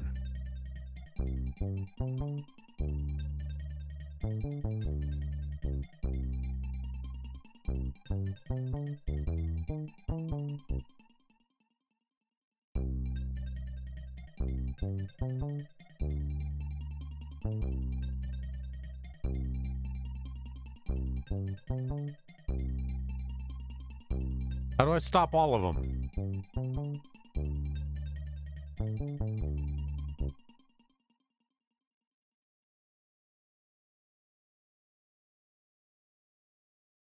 It says follow when able to.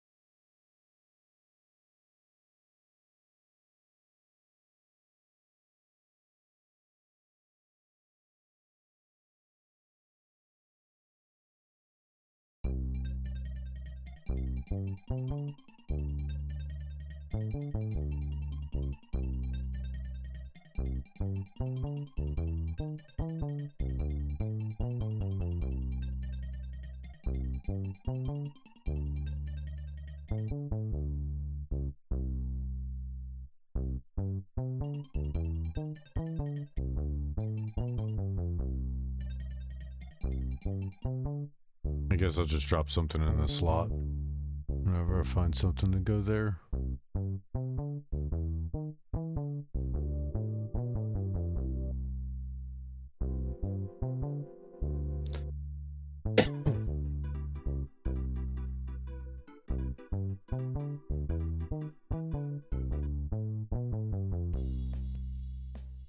I think that's that.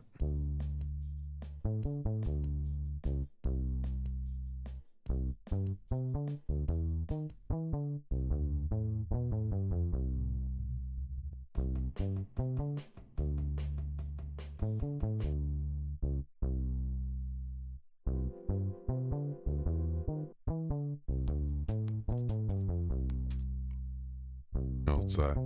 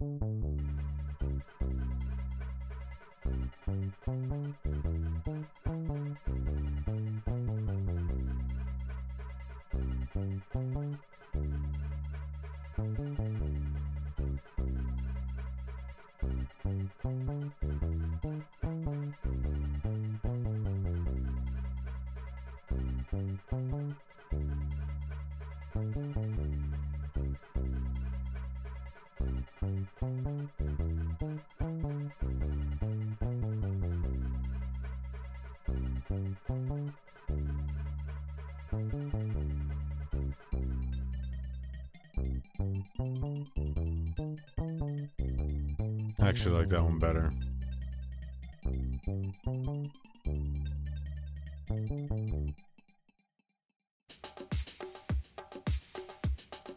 See what he's got. And I'm hitting this master stop all clips button here in the master channel. If I want to mix and match clips, I can do that. I could also launch entire scenes. A scene is a row of clips. So for instance, this row has this drum loop, this clap loop, a percussion loop, and a tambourine loop, and I can trigger that by going to the main channel here and clicking this arrow.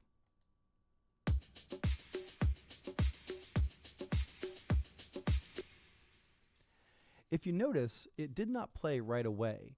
It actually waited till the bar rolled around here in this main counter because the main counter was playing. That's a quantization feature called global quantization, and you can adjust that here in this setting. So if I want no global quantization, then the clips are going to play as soon as I click them. If I want it to wait for 2 bars or 4 bars or like a half note or whatever, you can change the global quantization when the clips launch and when they stop right here. I keep it on 1 bar pretty much 100% of the time.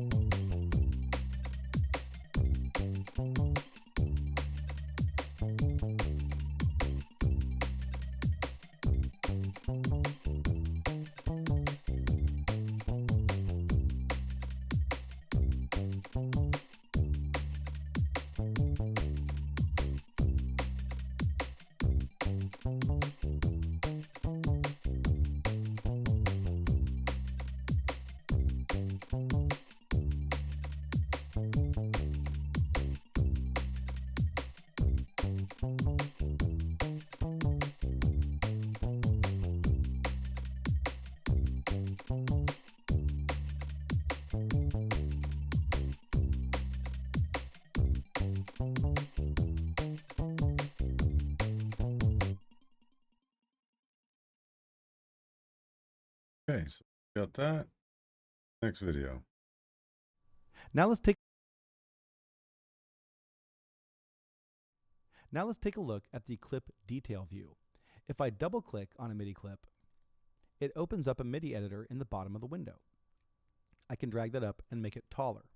Actually, You'll see. let's add its fourth one.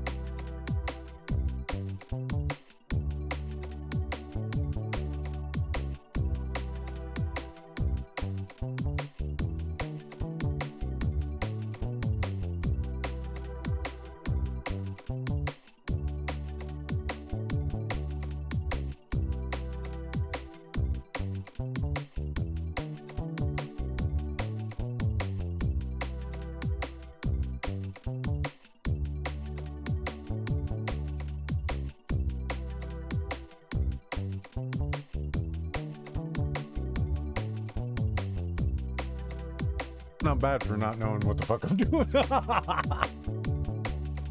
made a beat. Play with in class.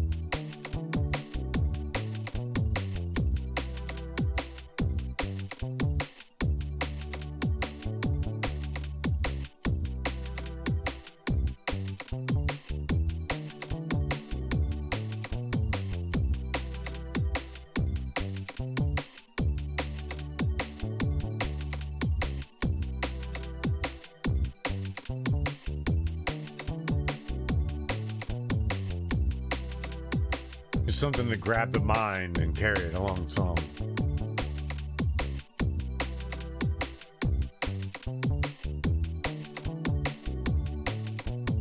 I like this.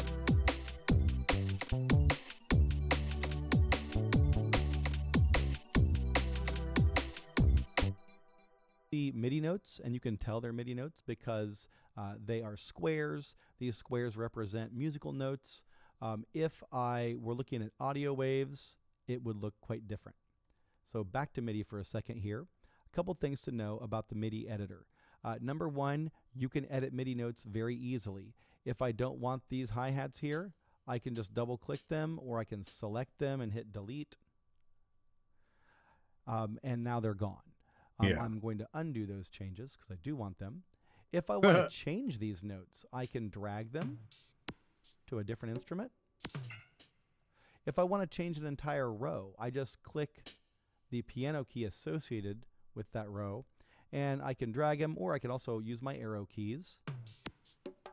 And now it's going to sound like congas instead of hi-hats. Yes, I can basically do this. Pause this. Go into here. Might be a little different because actually it's going to be different because that's what this.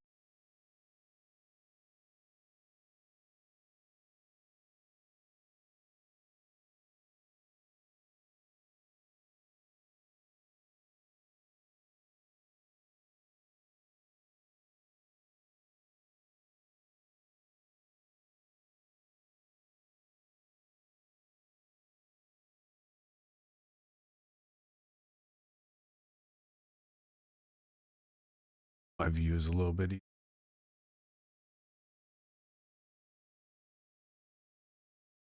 Bigger screen would it be helpful? Like if I had this pushed over to my TV, I'd be able to sit over on my couch and do this, make music.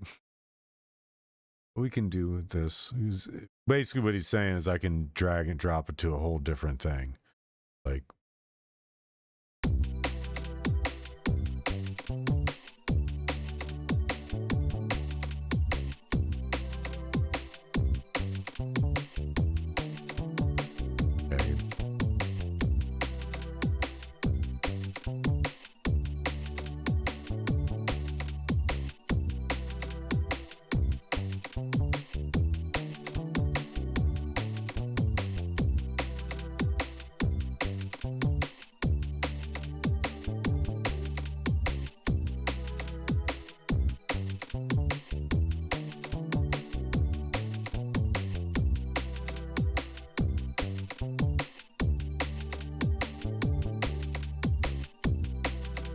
do that.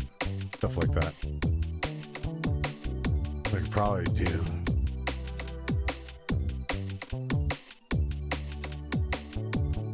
And shift them all like.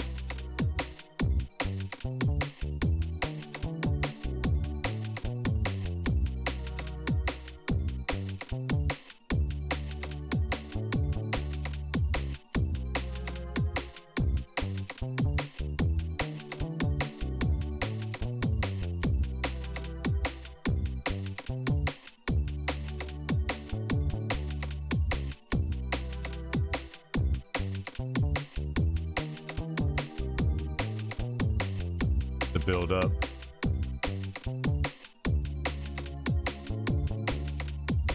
Fall off.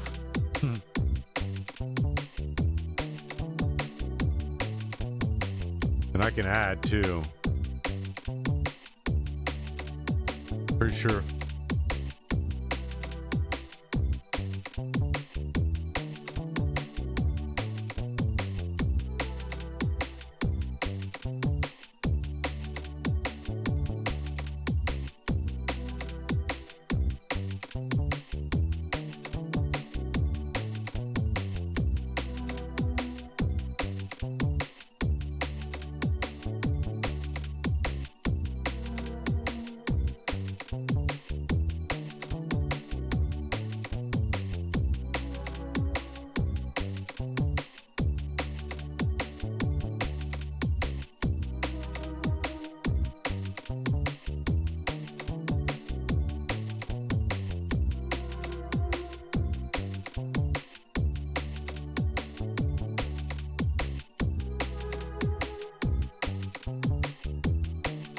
Really cool.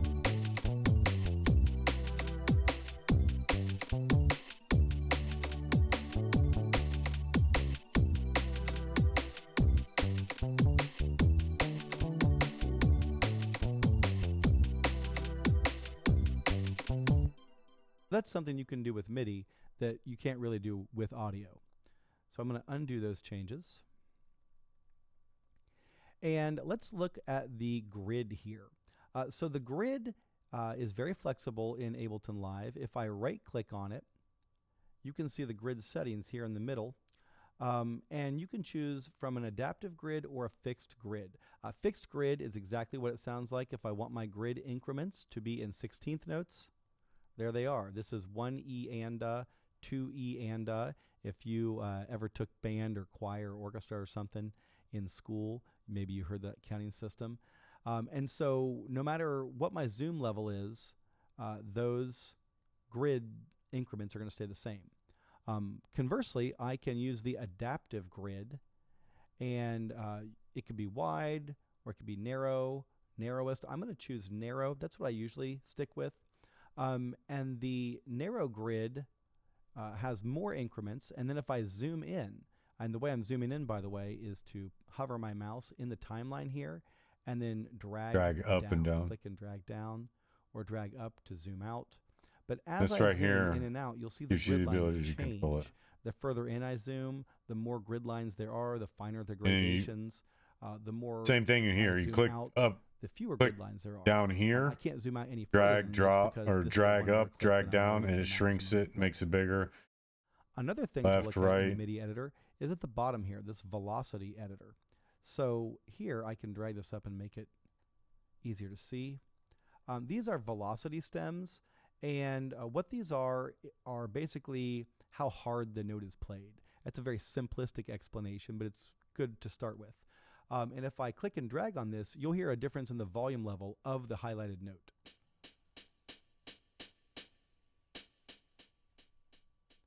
Okay. So it's like an individual volume control for the note. Now, Gotcha. it can also have differences in the timbre of the instrument, or different velocities can trigger different samples in a sample-based instrument. Velocity is quite complex, but for now, you can just think of it as like a volume thing. And then there's one more thing I want to show you about the MIDI editor before we look at the audio editor, and that's this blue button right here. So this is the MIDI editor preview button, and if it's on, then whenever I enter a note, I can hear it. Or if I delete it, I can hear it. Or if I move it, I can hear all those notes. If that's turned off, I can't hear it. I can still enter and edit. I just can't hear it until I hit playback. I will hear it on playback. So, there's reasons why you would want to hear it or not hear it, but just be aware that this button is here. So if you're entering MIDI notes and you're like, why can't I hear this? Turn that on, you'll be able to hear it. There are a lot more features of the MIDI editor that we'll check out, but that's all for now. In the next video, I'm going to show you the audio editor. All right. Moving along. That's cool. I like that. I like an instructor that In this video, gives you good instruction. Like good instruction. The main base information that you need to survive in the starting points of stuff like this. Need the velocity.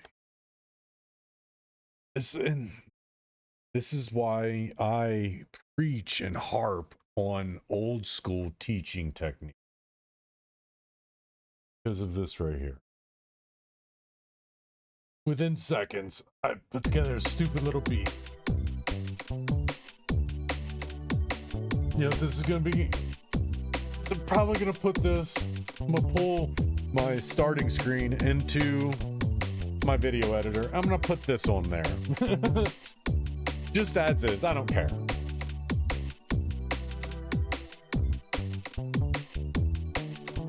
Because again, within moments, I did this.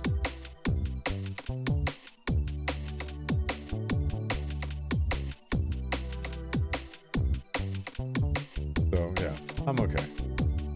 I like old school with audio teaching. clips. So as you can see here in my session view window, I have an audio clip. And you can tell it's audio because it has waves. It is not squares or rectangles that have note names in them. It's just audio waves. If I play this, it is a tambourine loop. You can hear that. Mine's a drum and bass loop. And it's going to loop forever because I have this loop button on. I can turn that off if I want to. If I'd like to choose a different section of this clip to loop, if I don't want to loop the entire thing, I can just drag this yellow and bar. then hit Command L, or I could right click and choose loop or deactivate loop in this case since I've already activated it. And it will loop just that part.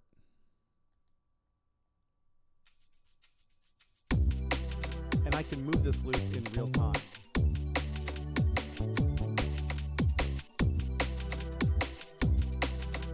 There's a lot of great sound design possibilities in this editor. So I'm going to go ahead and expand that out to its full loop again. And I'm doing that, by the way, by dragging this loop brace at the top here. And now it's back to its full 2-bar loop. Other things I can do here, I can change the gain of the audio. I can make it louder or softer.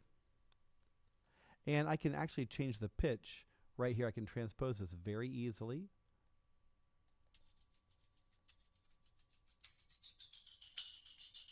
So that's kind of fun. If I ever want to move back to the default value in Ableton, I can just double click on that control. Extra settings. It's basically this stuff here. I can manipulate it. Functional tools over here that we're going to go over in a later video, like the warping algorithms and things. But for now, we're just going to stick to the basics. Now, you might notice these triangles above the waves, and those are where Ableton Live detects transients or the onset of a note. So I'm going to double click a couple of these, and you'll notice that these yellow markers appear. These are warp markers. And what I can do with these is use them to drag the audio around. So we can have all kinds of fun messing with the rhythm of the samples this way. Listen to this. This is going to sound weird.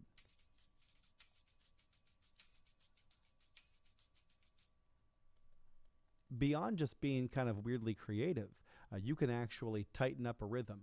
If you notice, this tambourine has a distinct groove to it, and that is because the transients are not lined up with the grid. Now, that's really on purpose, but if I wanted to make it more metronomic, I could do that. And this is a much subtler way to use the warp markers, but I'd say this is probably the most common way to do it. It's kind of like auto-tune for rhythm. You know, we're just making it sort of grid perfect here. You don't want to overdo it because it'll actually sound worse. And it might already sound worse. We won't know for sure until we play it. But I can just, you know, sort of nip up these large transients and make sure they're on grid. And now it'll be a lot more metronomic. And it did sort of lose the flavor of the original groove, but it's possible.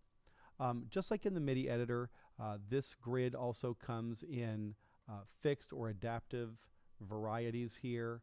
And so there's really no difference from the MIDI editor for that.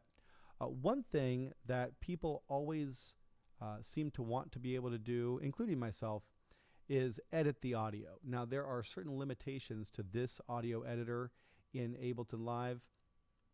And to be perfectly honest, if I have to do any kind of advanced audio editing, I just take my audio into Pro Tools and edit it and then fly it back into Ableton Live. It's a very common workflow across the industry, is to use multiple DAWs because, you know, each program has its strengths and weaknesses.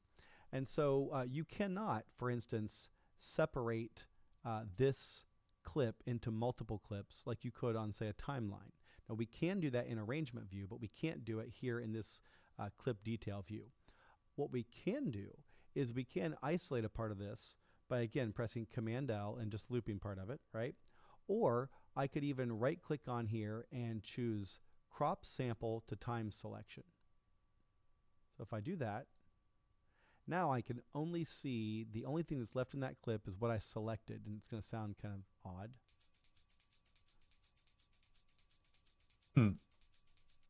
All right, I'm going to press Command Z to undo that. So you can crop and you can loop. That's pretty much what you can do in this audio editor. If you want to cut this up into multiple clips, you have to do that in the arrangement view window. So let me show that to you. Here I can, chop this up and use Command E to separate it into multiple clips. That's like not a problem. And then when I click on a clip, it's really only going to show me that portion of the clip, okay? So you can do things like that, but again, the workflow is just slightly different in Ableton Live, but you cannot edit directly in this bottom editor, and that's important to know.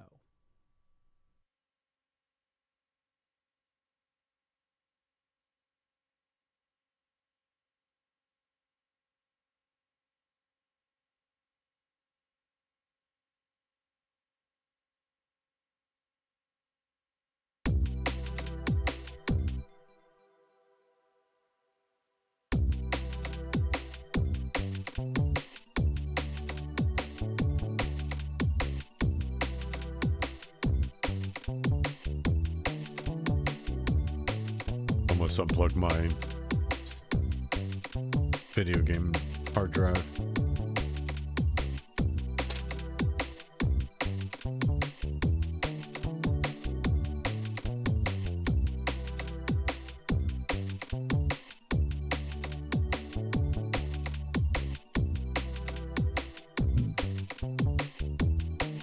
I thought I had a longer cable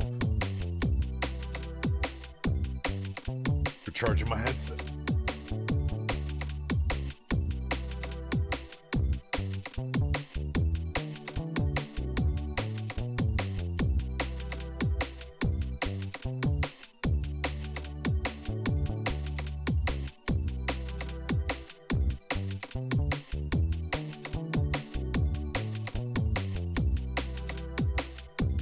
It's not.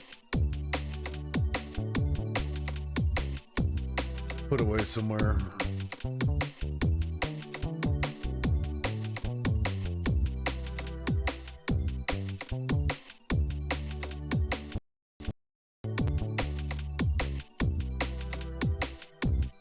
I like it though.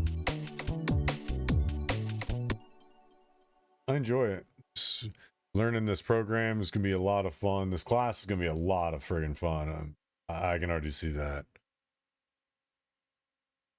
I'm already having a lot of fun messing around with the program itself. Toolbar.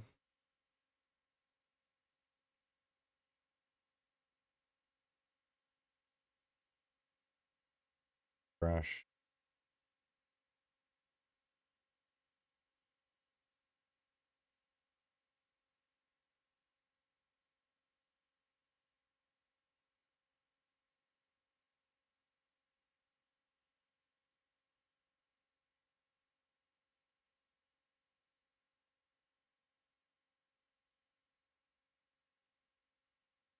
There it is. Yeah. Doing that.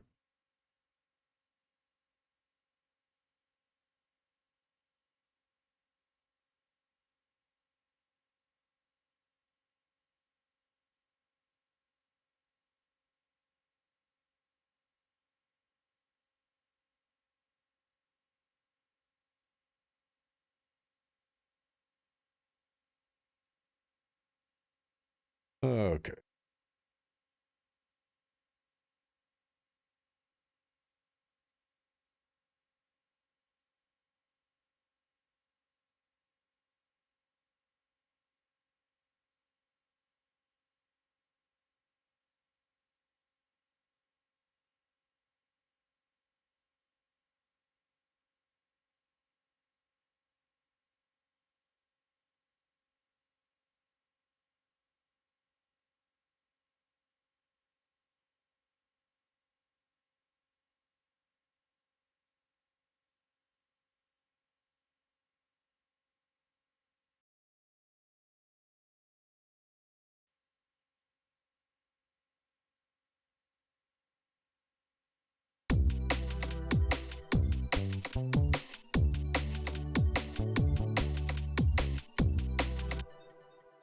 Don't sound any different. Whatever.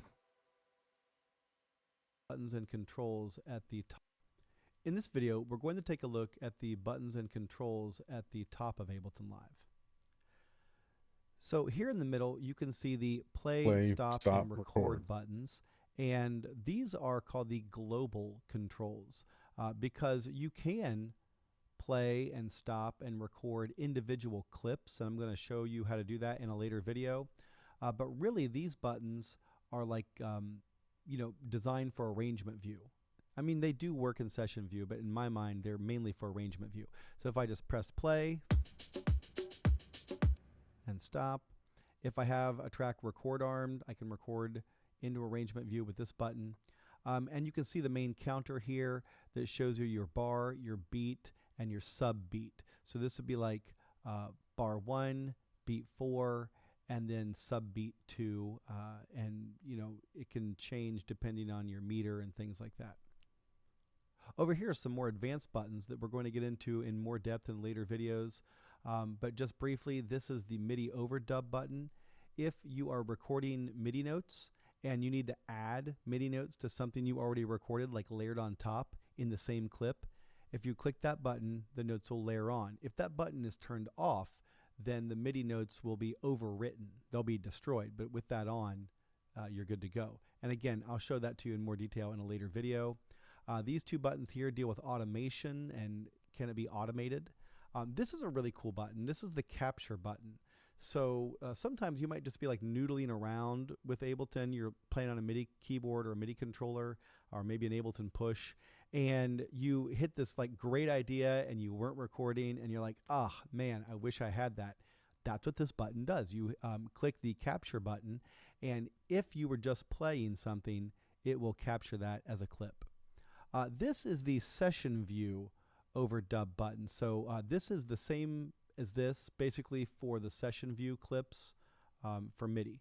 So if I wanted to add notes on top of this drum beat here, I would want to press this button as opposed to, you know, trying to record it. There's no record button on this clip, so you'd have to click that. This is your loop controls here. You can turn loops on and off. So for instance, if I have a loop from bar 5 to 9, I can loop that with Command L, and then I can turn that loop on or off. And then these are punch-in controls. So if I was recording, I could start playing back here and it would only record in this loop section. And this tells you where it starts and how long the loop is. Over here on the right, we have some advanced controls. This is your pencil tool.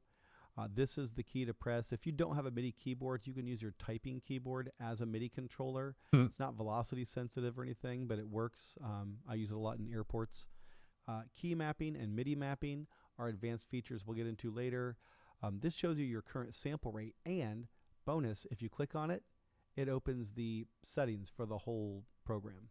Nice. This is your CPU meter and some other meters here. Over here, we have some tempo controls. So this is how you set the tempo, and you can drag it in real time if you want. So if I play this,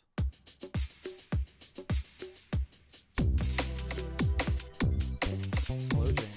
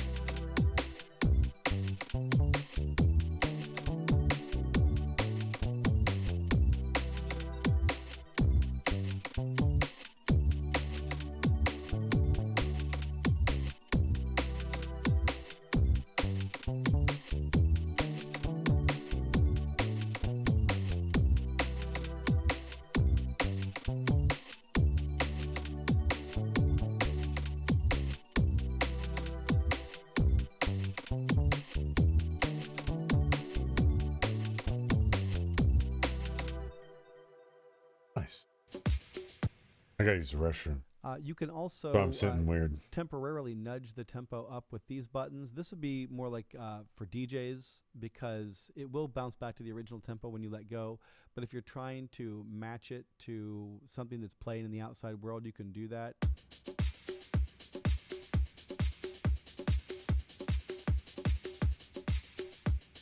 And then this makes it go slower. That's cool.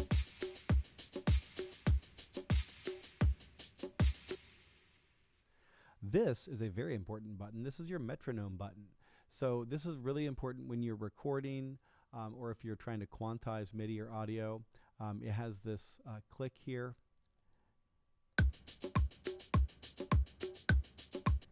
Now you can actually control the volume of the click with this slider right here. You could make it louder or softer. If you're in the session view window, then that control is right here. It's a volume knob with a set of headphones. It's like called your Q volume. Over here we have the global quantization I talked about in a previous video. And then here, this controls how the notes, the MIDI notes, are displayed in Ableton, whether they're going to be in a scale or not in a scale. Are they going to use flats or sharps? There's a couple of other ways to control that too. And finally, over here are some pretty cool buttons. This is tap tempo, so you can tap along to something and it will give you the tempo.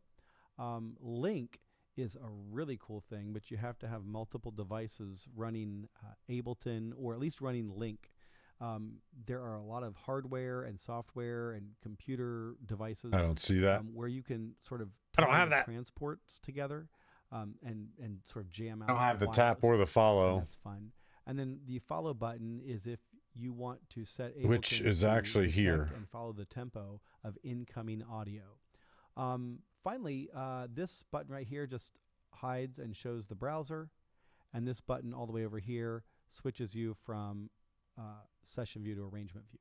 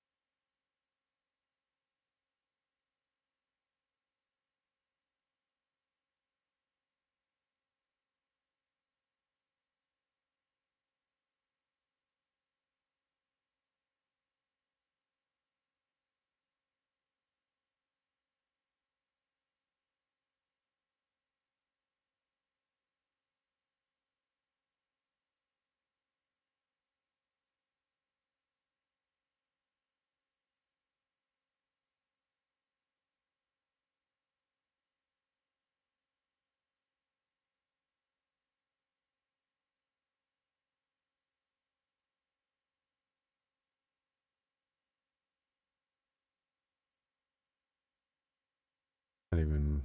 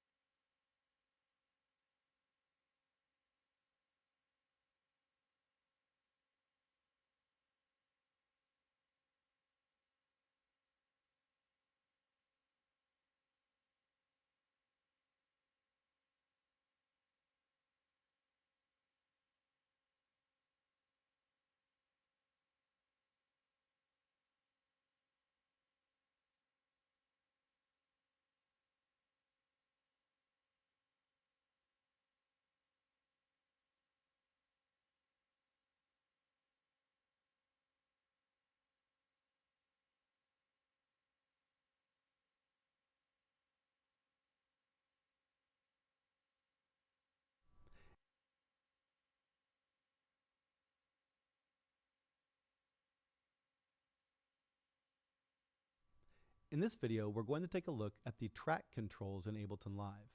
These controls are found in both the session and arrangement view windows. So first, I'm going to show them to you in session view and explain what the controls do, and then I'll show you where they are in the arrangement view window. At the bottom of each track here, you can see the track controls. Now, it's worth knowing that you can actually show and hide elements of the track controls by going to the bottom right-hand corner of your window and clicking this little arrow, and then you can check things on and off if you want to show or hide them. There are also shortcuts listed down here. So if I did not want to see my in and out, I can click this off and press Option Command I to hide them and to get them back. The input-output section is pretty flexible. You can choose a source for audio in. It could be an external source like my audio interface that's connected, and then you can select a channel on that interface. In this case, my microphone is plugged into channel 3, so you can see the meter bouncing up and down as I talk. Oh shit. The audio out is here, and you can choose to send your audio to another track or some other device. And again, if this were not going out to the main, you would see a box down here, like a sub box, a sub menu to select which channel to send it to. The monitoring section is kind of complicated if you're new to recording, but basically it has to do with what you hear in the track. So for any audio track, you're either going to hear what's already on the track or what is currently being recorded into that track. So the auto button will automatically switch those. So right now, the track is not armed, and so if I were to play a clip, you are going to hear that clip, okay? If I record on the track, then you're going to hear my voice instead of what's already on the track. If I turn monitoring off, I can still record into the track, but I'm not going to hear what I'm recording. I would only be able to hear what's on the track already. And finally, if I choose in, then I'm only going to hear what's going through the track, and I can't hear what's on the track. I can only hear what's going through the track. So this is a popular option for live performance. If you want to put plugins or other processing on the track and then sing or play an instrument through the track, you can use input monitoring, and it will do that. For instance, if I wanted to add reverb to my voice, there it is, and good. It's pretty cool. I do not like reverb. Below the input-output section are your sends. So sends are parallel effects. So if I listen to this tambourine, and I can add reverb to it by boosting this knob. And now you can hear reverb. If I want to add delay, and that's pretty cool. These knobs are tied to the tracks over here, the return tracks. If I double click to go to device view, you can see there's the reverb plugin and there's the delay plugin. You can have a bunch of these returns and sends. If I go to the create menu and choose insert return track, it creates a C return and a C knob on each track. So if you want to quickly add parallel effects like reverb or delay or some other kind of maybe parallel compression, you can do it here. I'm going to go ahead and delete that. Below that, you have the track fader, controls the volume of the track. You have the pan knob that controls where you hear a track on the left side or right side of your headphones or speakers. These numbers are track activators. So they are effectively mute buttons. If it's grayed out, you're not going to hear it. It's muted.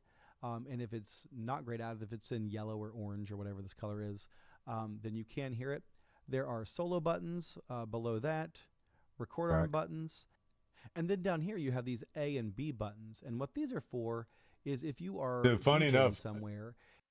Some of these more simple tools that are within this program exist within Audacity as well.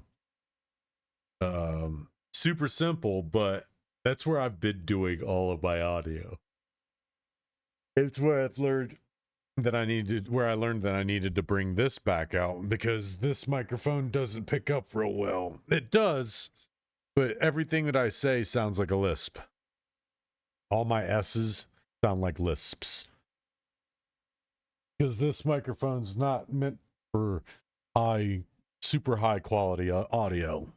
When you run it through a program that's meant to isolate what you're saying, it doesn't. They don't play well with these. And what is this called?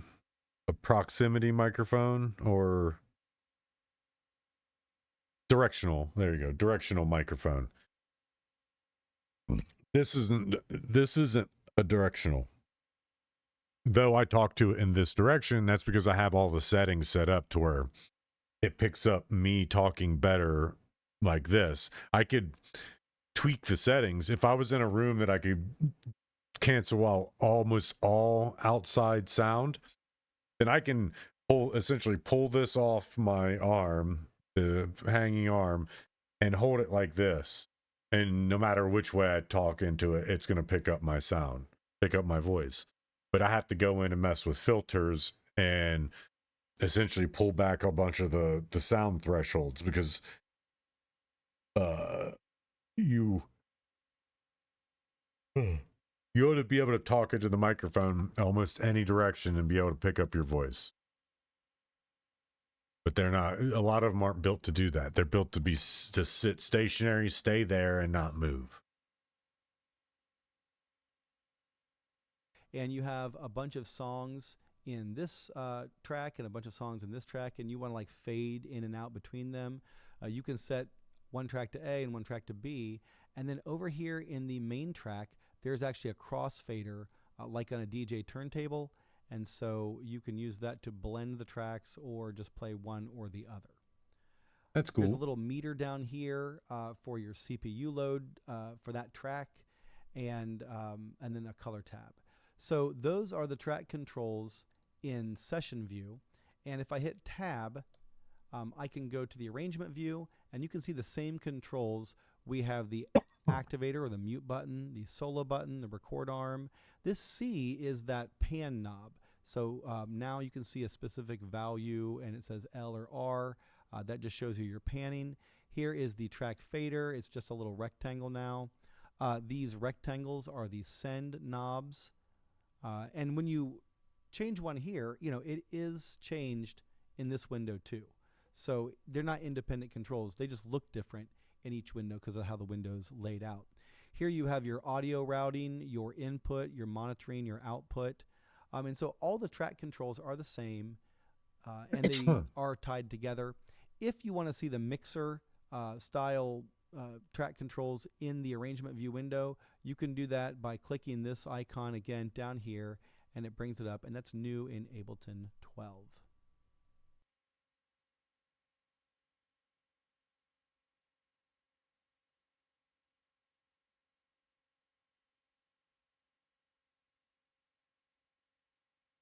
For a moment, it looked like more wind blowing. Task controls left, sidebar browser, editor and device. So we got like three pieces left.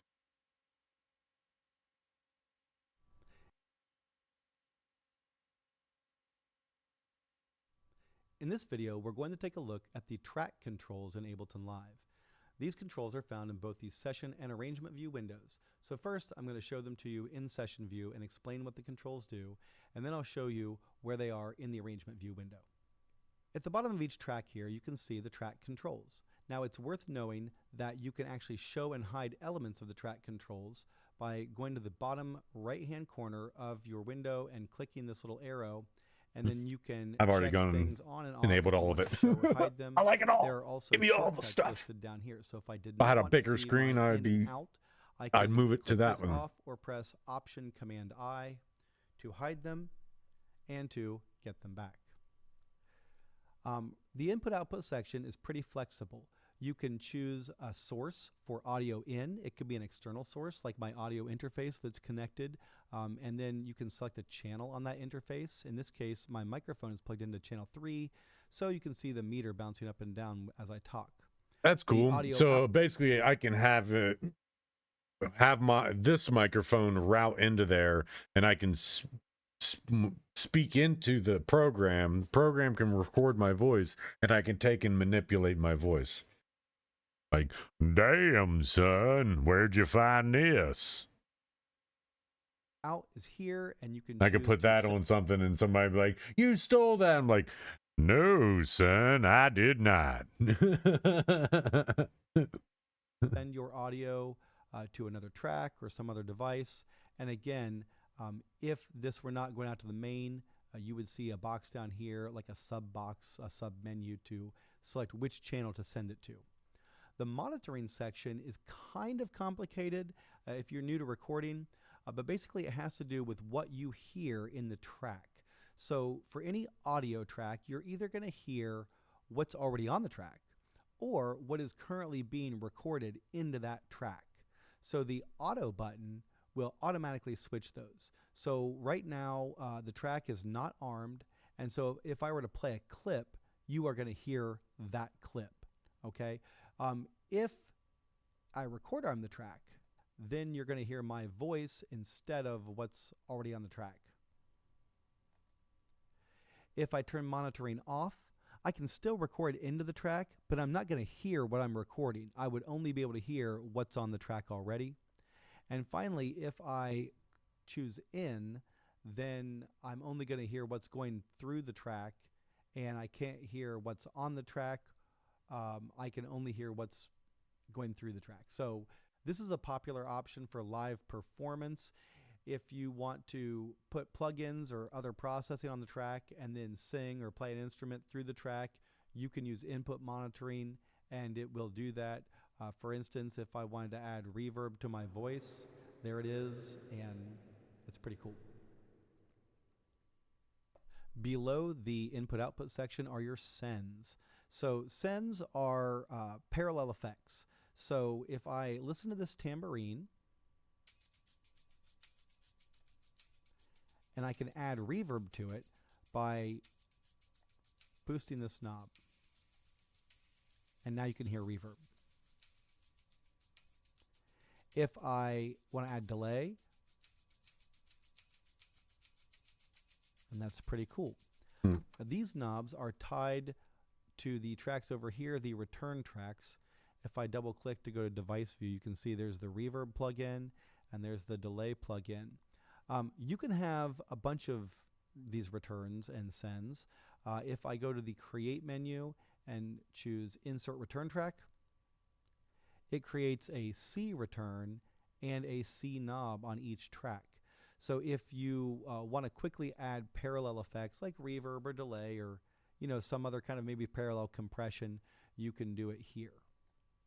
I'm going to go ahead and delete that.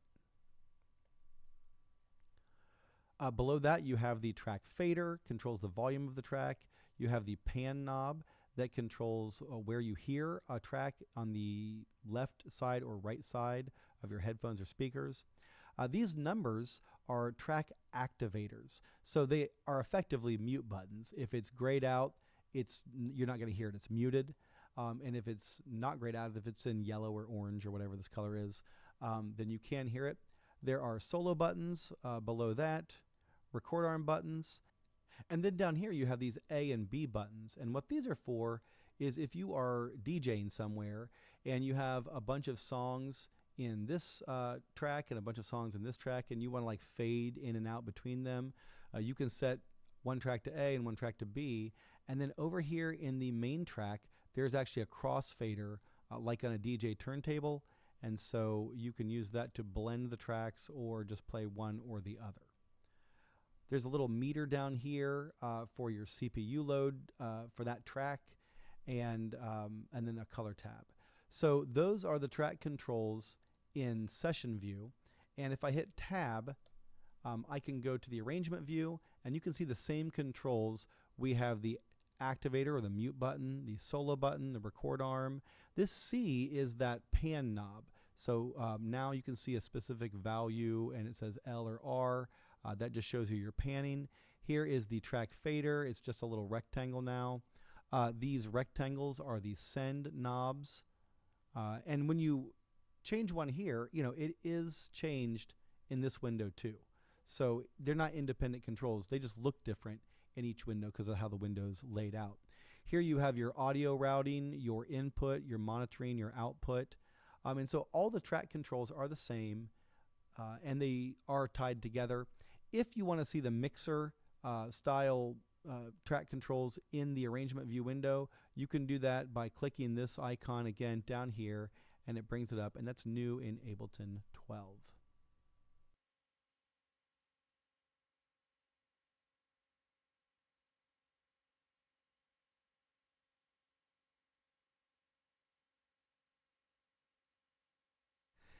In this video, I'm going to show you a brief overview of the sidebar in Ableton Live 12. We'll get into each specific section more in depth in later videos. So over here is this sidebar, and it has been totally redesigned for version 12. There's a lot more filtering options to it. It's pretty advanced. It can be a little intimidating when you first look at it. So if you don't want to look at it at all, you can just click this button and it goes away. It's still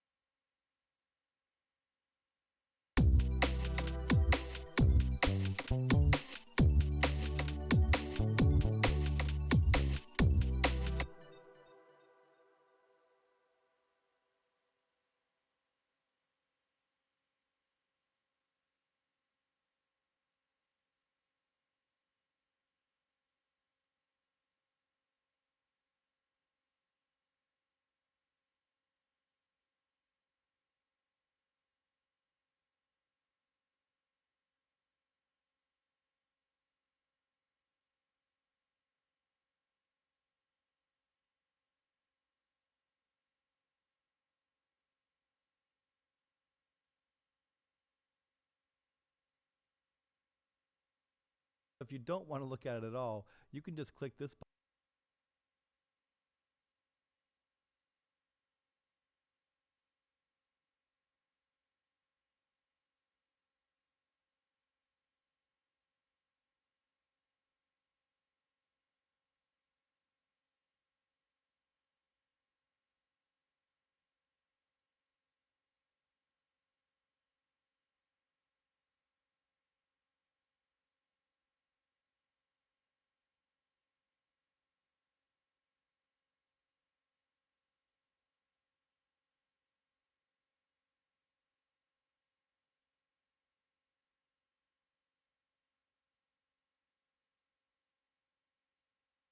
button and it goes away. It's still there. It can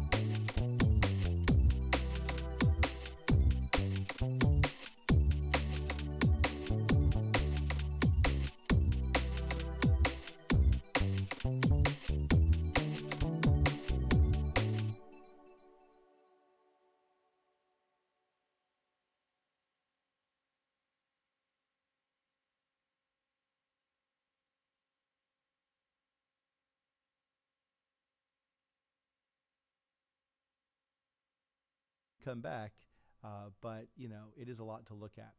So from the top to the bottom, we have favorites up here. So if you have like a preset that you really like, you can right click on that preset or that device or whatever and assign it to red, for instance, and then it'll be under your favorites. It doesn't have to say favorite. If I hit Command R, I can rename that to red, okay, and then all of these are reds. So if I want to remove that, I can just clear all colors, and you can add one thing can be in multiple categories, and you can have all of these categories represented to kind of help filter your choices.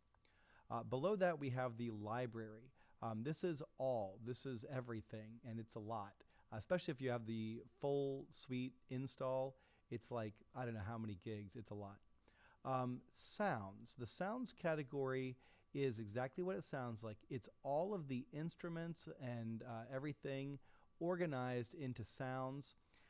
In previous versions of Live, this popped up a bunch of folders, and it was kind of neat to surf around through those folders. Now it's kind of sorted by tags, and so if you want, let's say, analog sounds that are leads, you can do it that way, and then you can clear those tags. It's basically a tag-based search.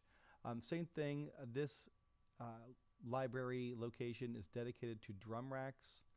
Here are the individual instruments that come stock with Ableton Live Full Suite. All of your audio effects, this would be like auto pan or EQ and compression. MIDI effects, that's something that Ableton offers that some other DAWs don't, but like built-in arpeggiators and chord and scale devices.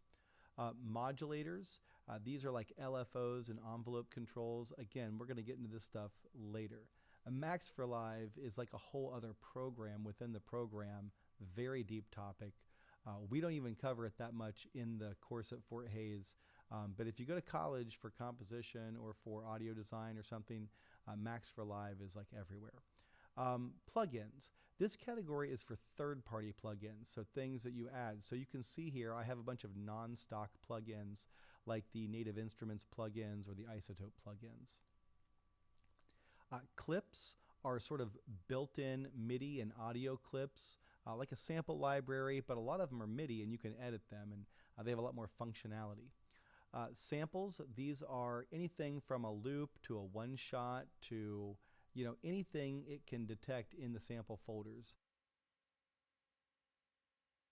The instruments, and it's kind of sorted by tags, and so if you want let's say analog sounds that are leads, you can do it that way, and then you can clear those tags. It's basically a tag-based search. Same thing, this library location is dedicated to drum racks. Here are the individual instruments that come stock with Ableton Live Full Suite.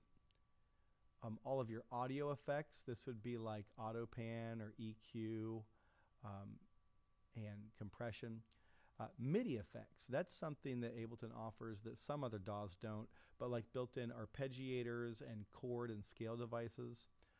Modulators, these are like LFOs and envelope controls. Again, we're going to get into this stuff later. A Max for Live is like a whole other program within the program, very deep, and assign it to red.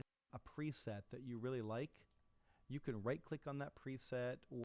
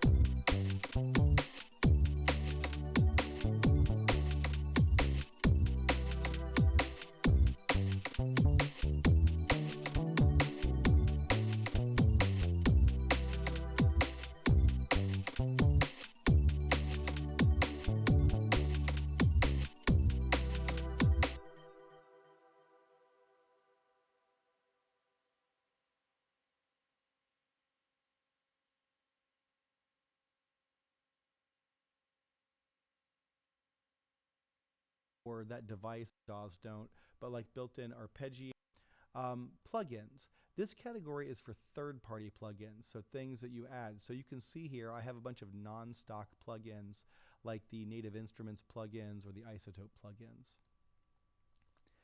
Clips are sort of built-in MIDI and audio clips, like a sample library, but a lot of them are MIDI and you can edit them, and they have a lot more functionality.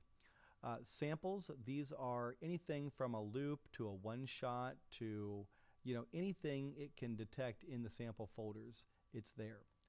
Grooves and tunings are pretty cool. Groove allows you to apply different rhythmic grooves to your audio and MIDI, sort of like an advanced quantization function. Tunings is brand new, and I haven't even gotten into it yet. I have not used this, but you have all of these non-standard tunings that you can apply to the program. Finally, here we have templates, and you can see I have some templates for this course here, and some of these templates are default templates that come with the program. And then below the library, you have places. Now, you can actually add folders to this places category by clicking the add folder button and navigating to a folder and clicking open, and it'll pop up here. When you do that, it might take a few minutes for the folder to fully populate if it's got a lot of samples in it, but just give it some time and it'll be there. Your current project is here, and I have some other folders I'm pointing here. There are packs. Packs are like whole collections of loops and one-shots and instruments and devices, and it's a very diverse collection of materials that can be used in Ableton, and they're done by professional and amateur designers, and we have a bunch of packs here in the Fort Hays lab, and so you download those and install them, and then you access them through this packs section in the places. And so this is the sidebar. It is very intuitive. You can resize it as needed. You can hide and show it as needed. But if you get fluent with the sidebar, you're going to be a lot more effective in your productions with Ableton.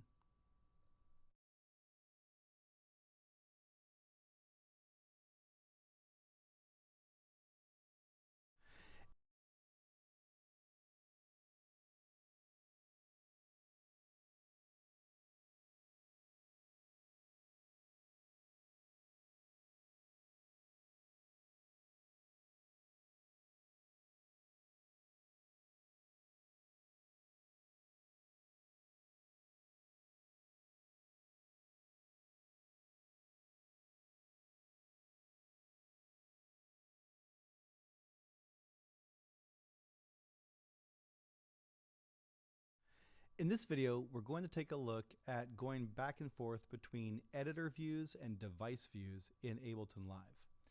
So here I have this session view session, and if I double click on a MIDI clip, you see that the MIDI editor opens, and this is the editor view. And if it was an audio track, it would have audio waves, and but that's the editor. And we talked about the editor. I showed you the editor in an earlier video, so I'm not going to go on about that. But I do want to mention that if you double click the name of the track, it switches to this other view. This is the device view. And there are a couple things to know about device view. So a device could be an instrument. A device could be an audio effect. A device could be a MIDI effect. There's a lot of things a device can be. It can be a collection of instruments and effects all grouped together into one container called an instrument rack or an audio effect rack. But here's a device view. Now, there are some differences between the device and editor view. Most notably, you cannot make the device taller for most of the devices. It just kind of stays down there. You also can't break this out and make it a floating window, which would be super cool, but they just don't have that yet. So in this device, we're looking at this drum rack. And first of all, there are a series of buttons on the left-hand side, and these are how you show and hide elements of the device. So right now, this knob up here is the symbol for macros. Macros are like assignable knobs that you can assign to the most important elements of your device. And then if you want to add or subtract macros, there are these plus and minus buttons underneath that macros knob. If I want to hide them all together, I can do that. And minus buttons under elements from macros and floatingly. But here's a group together effect. Be an instrument device view. You double click the name of the track. It switches to this other view. This is the device view. And there are a couple things to know about device view. So a device could be an instrument. A device could be an audio effect. A device could be a MIDI effect. There's a lot of things a device can be. It can be a collection of instruments and effects all grouped together into one container called things a device. It switches, but that's the editor. And we talked about the editor. I showed you the editor in an earlier video, so I'm not going to go on about that. But I do want to mention that if you double click the name of the track, it switches to this other view. This is the device view. And there are a couple things to know about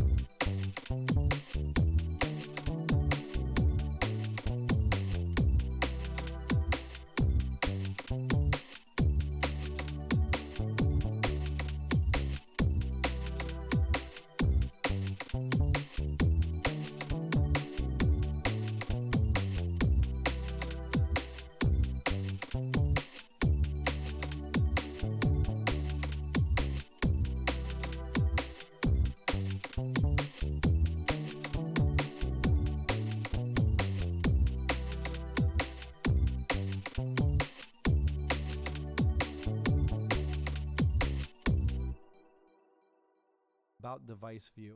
So a device could be an instrument, a device could be an audio effect, a device could be a MIDI effect. There's a lot of things a device can be.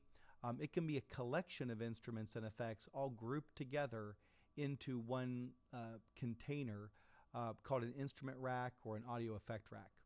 But here's a device view. Now there are some differences between the device and editor view. Most notably, you cannot make the device taller for most of the devices. It just kind of stays down there.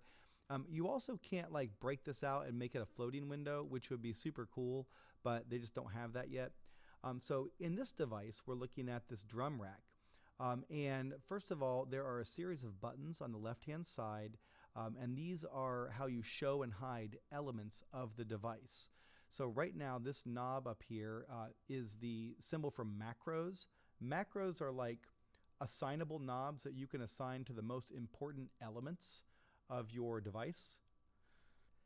And then if you want to add or subtract macros, there are these plus and minus buttons underneath that macros knob. If I want to hide them all together, I can do that. These have some pre-assigned macros, 8 of them. I could add more macros if I wanted to. I'll do a video on that later. This is a snapshot button. If I want to save settings on macros, I can use that. This is a pretty important button, and it's very small. I'm going to zoom in on it just so you can see this better. This is the device show and hide.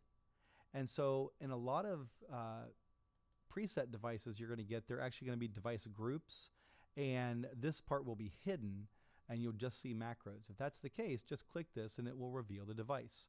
And then finally, this is the device chain, and you can see that because we're in a drum rack here, it has the different drum samples mapped out in this grid, and then if I click on one, it's going to select it in this chain.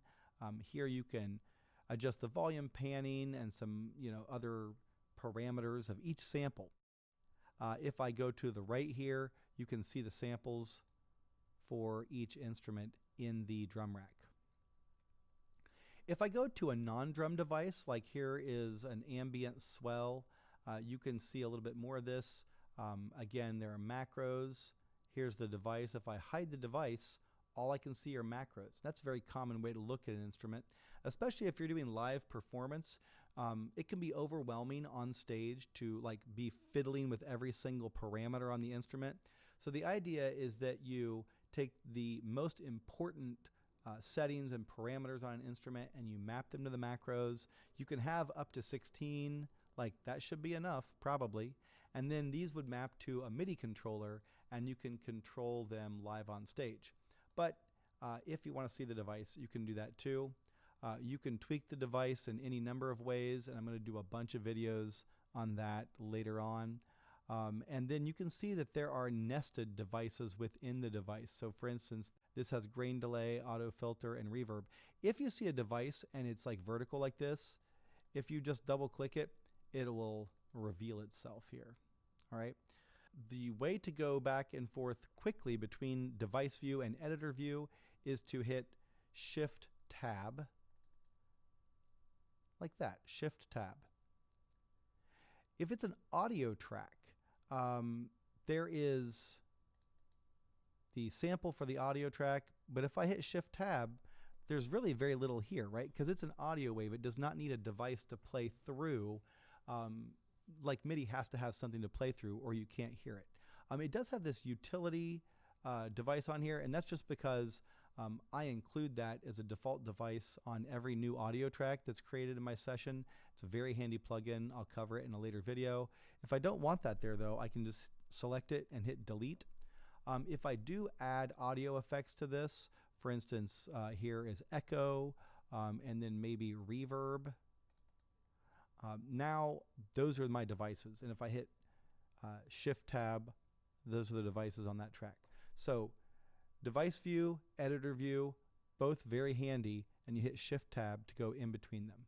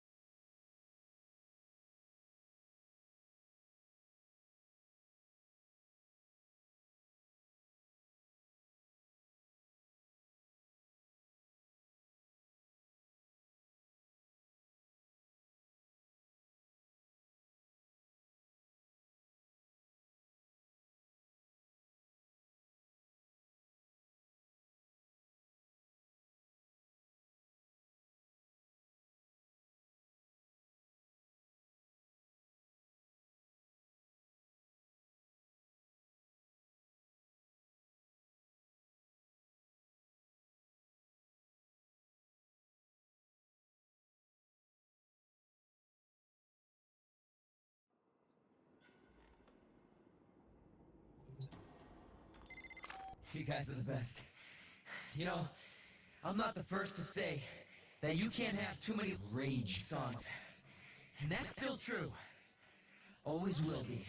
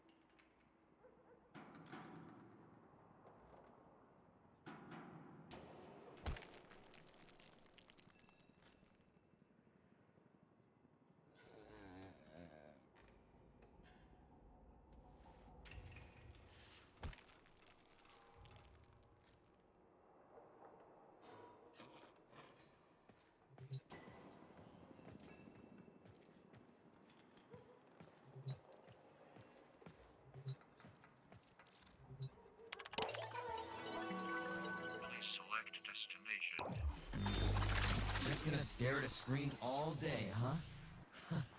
You're as bad as Packet.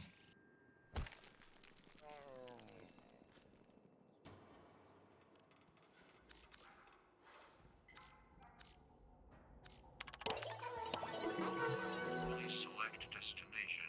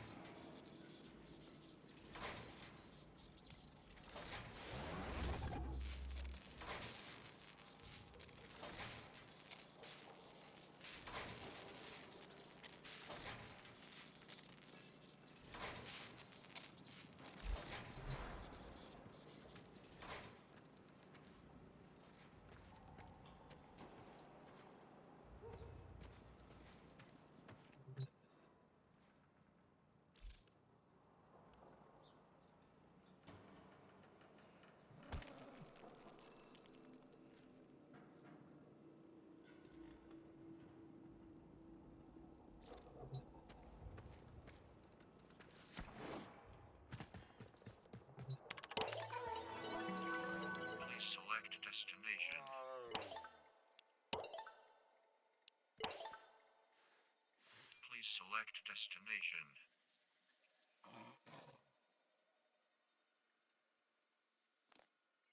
Plotting route.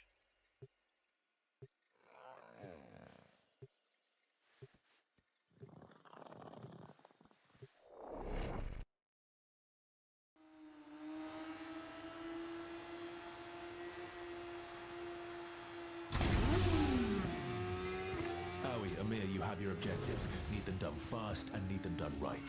First squad to get their work done gets pizza for dinner tonight. The second squad to get their work done is making that pizza. Understood? Get moving. Okay, squad. Saddle up and bring your appetites. Allie's making pizza tonight.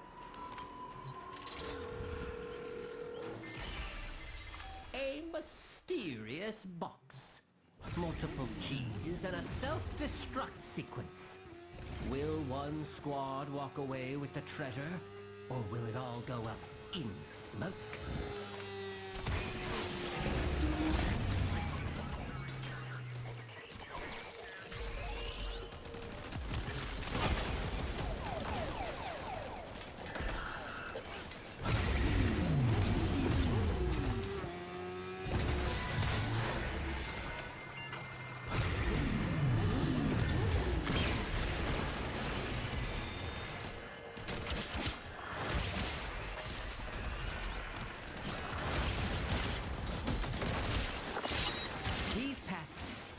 self-annihilation protocol when held by unauthorized personnel. Spoiler alert, that's you.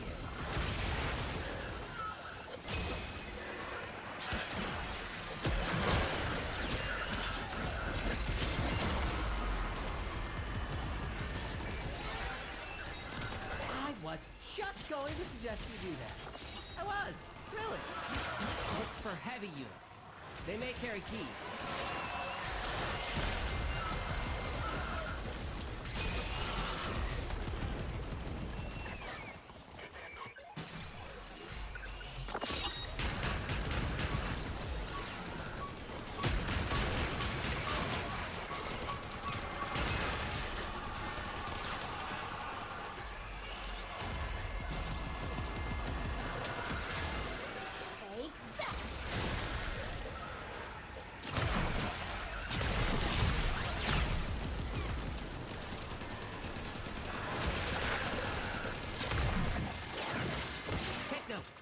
The biggest baddies are known to carry passkeys.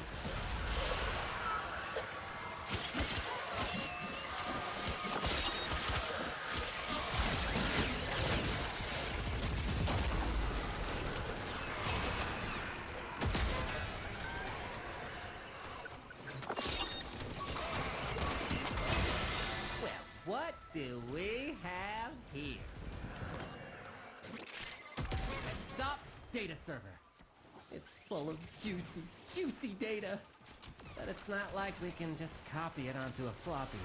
Too big. Well, you need to help me burn a CD.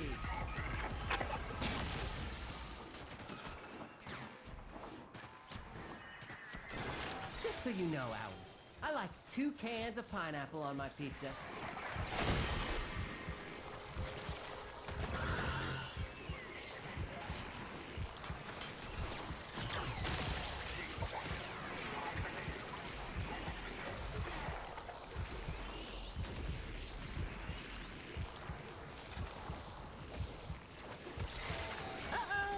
Did we do that? 2 times burn speed? Start grabbing gas cans. Server says, power failure, systems down, bring me petroleum, gasoline.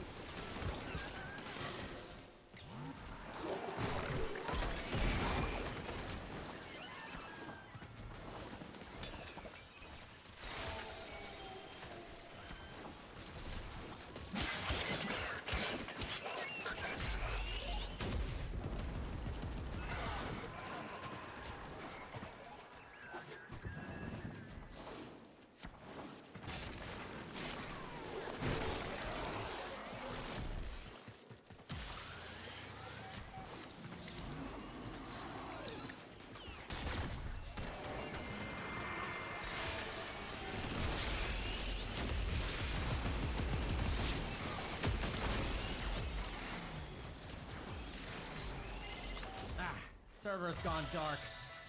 There's still time to salvage the burn. Look for a gas can.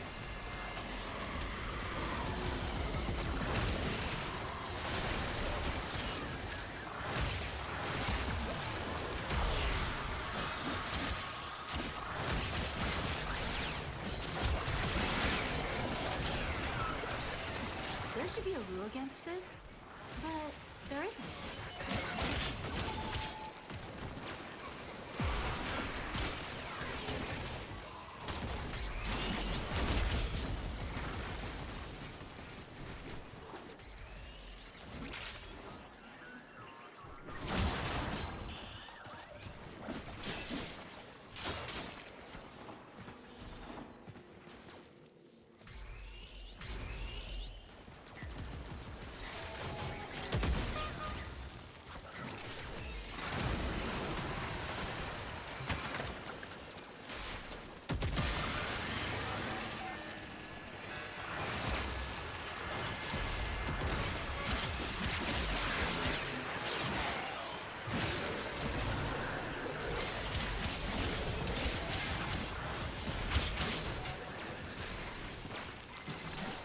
Says, power failure, systems down, bring me petroleum, gasoline.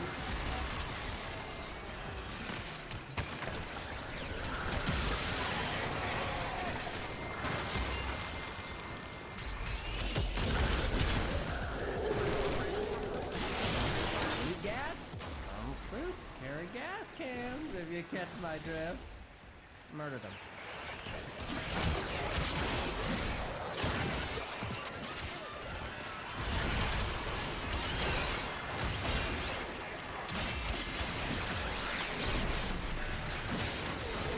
What's the matter, Amir? Squad having trouble all of a sudden?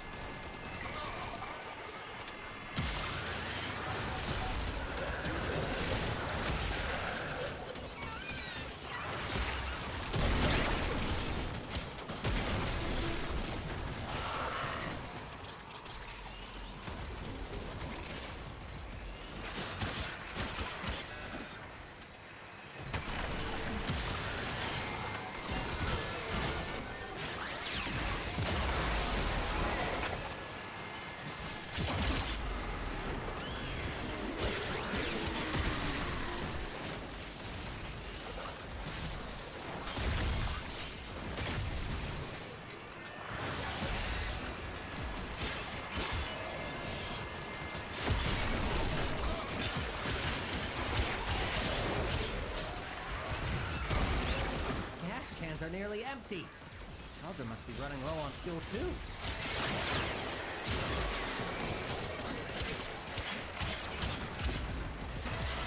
Ding! CD ready. Grab and go. Running out of time, owie.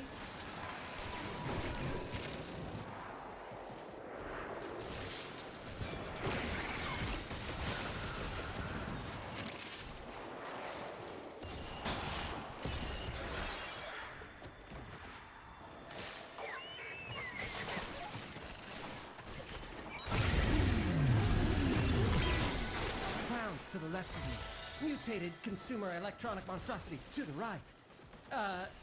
You get the picture. Eliminate nearby resistance.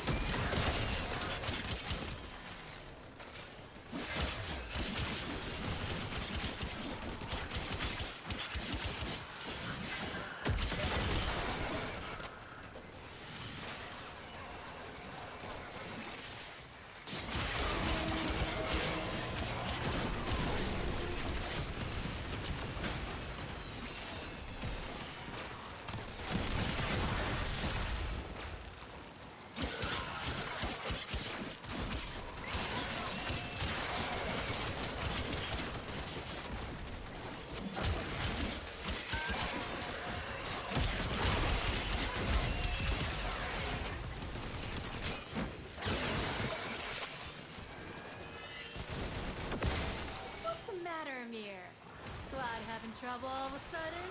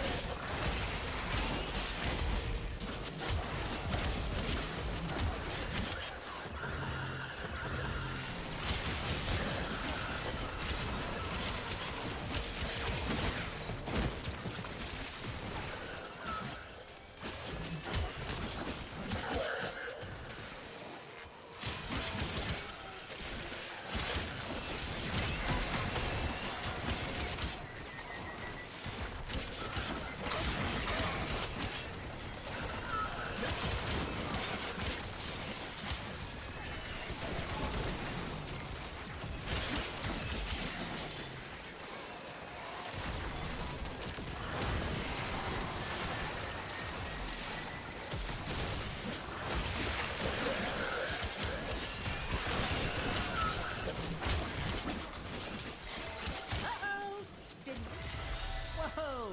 Slow down, they've had enough. For now. The real treasure is the friends we made along Nah, it's the pizza. Time to blow this pop stand.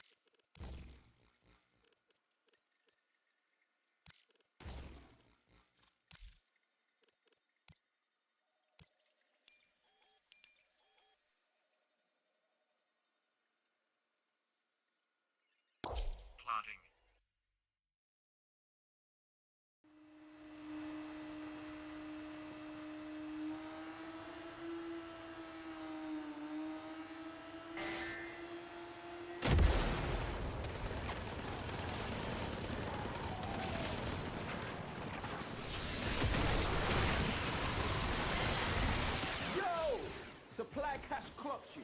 A fervent charge or two will melt that lock proper.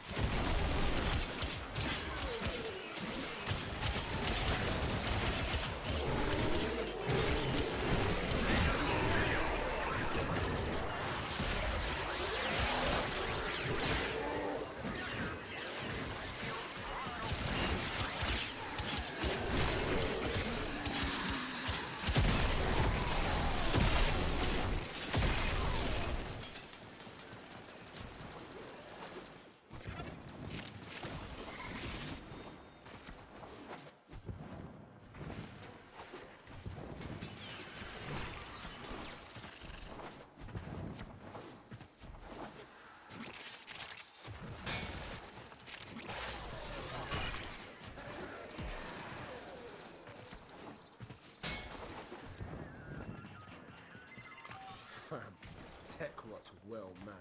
Situation's about to get proper mental.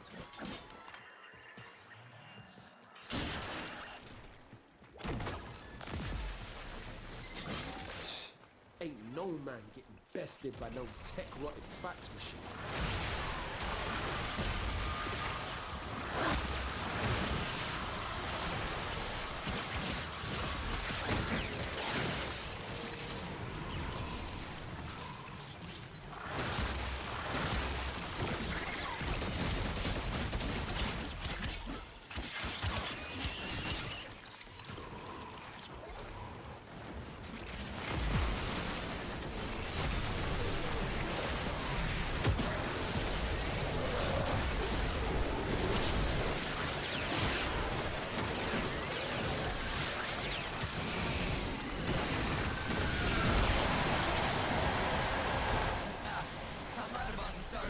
Career? Oh, not now anyway. Yeah.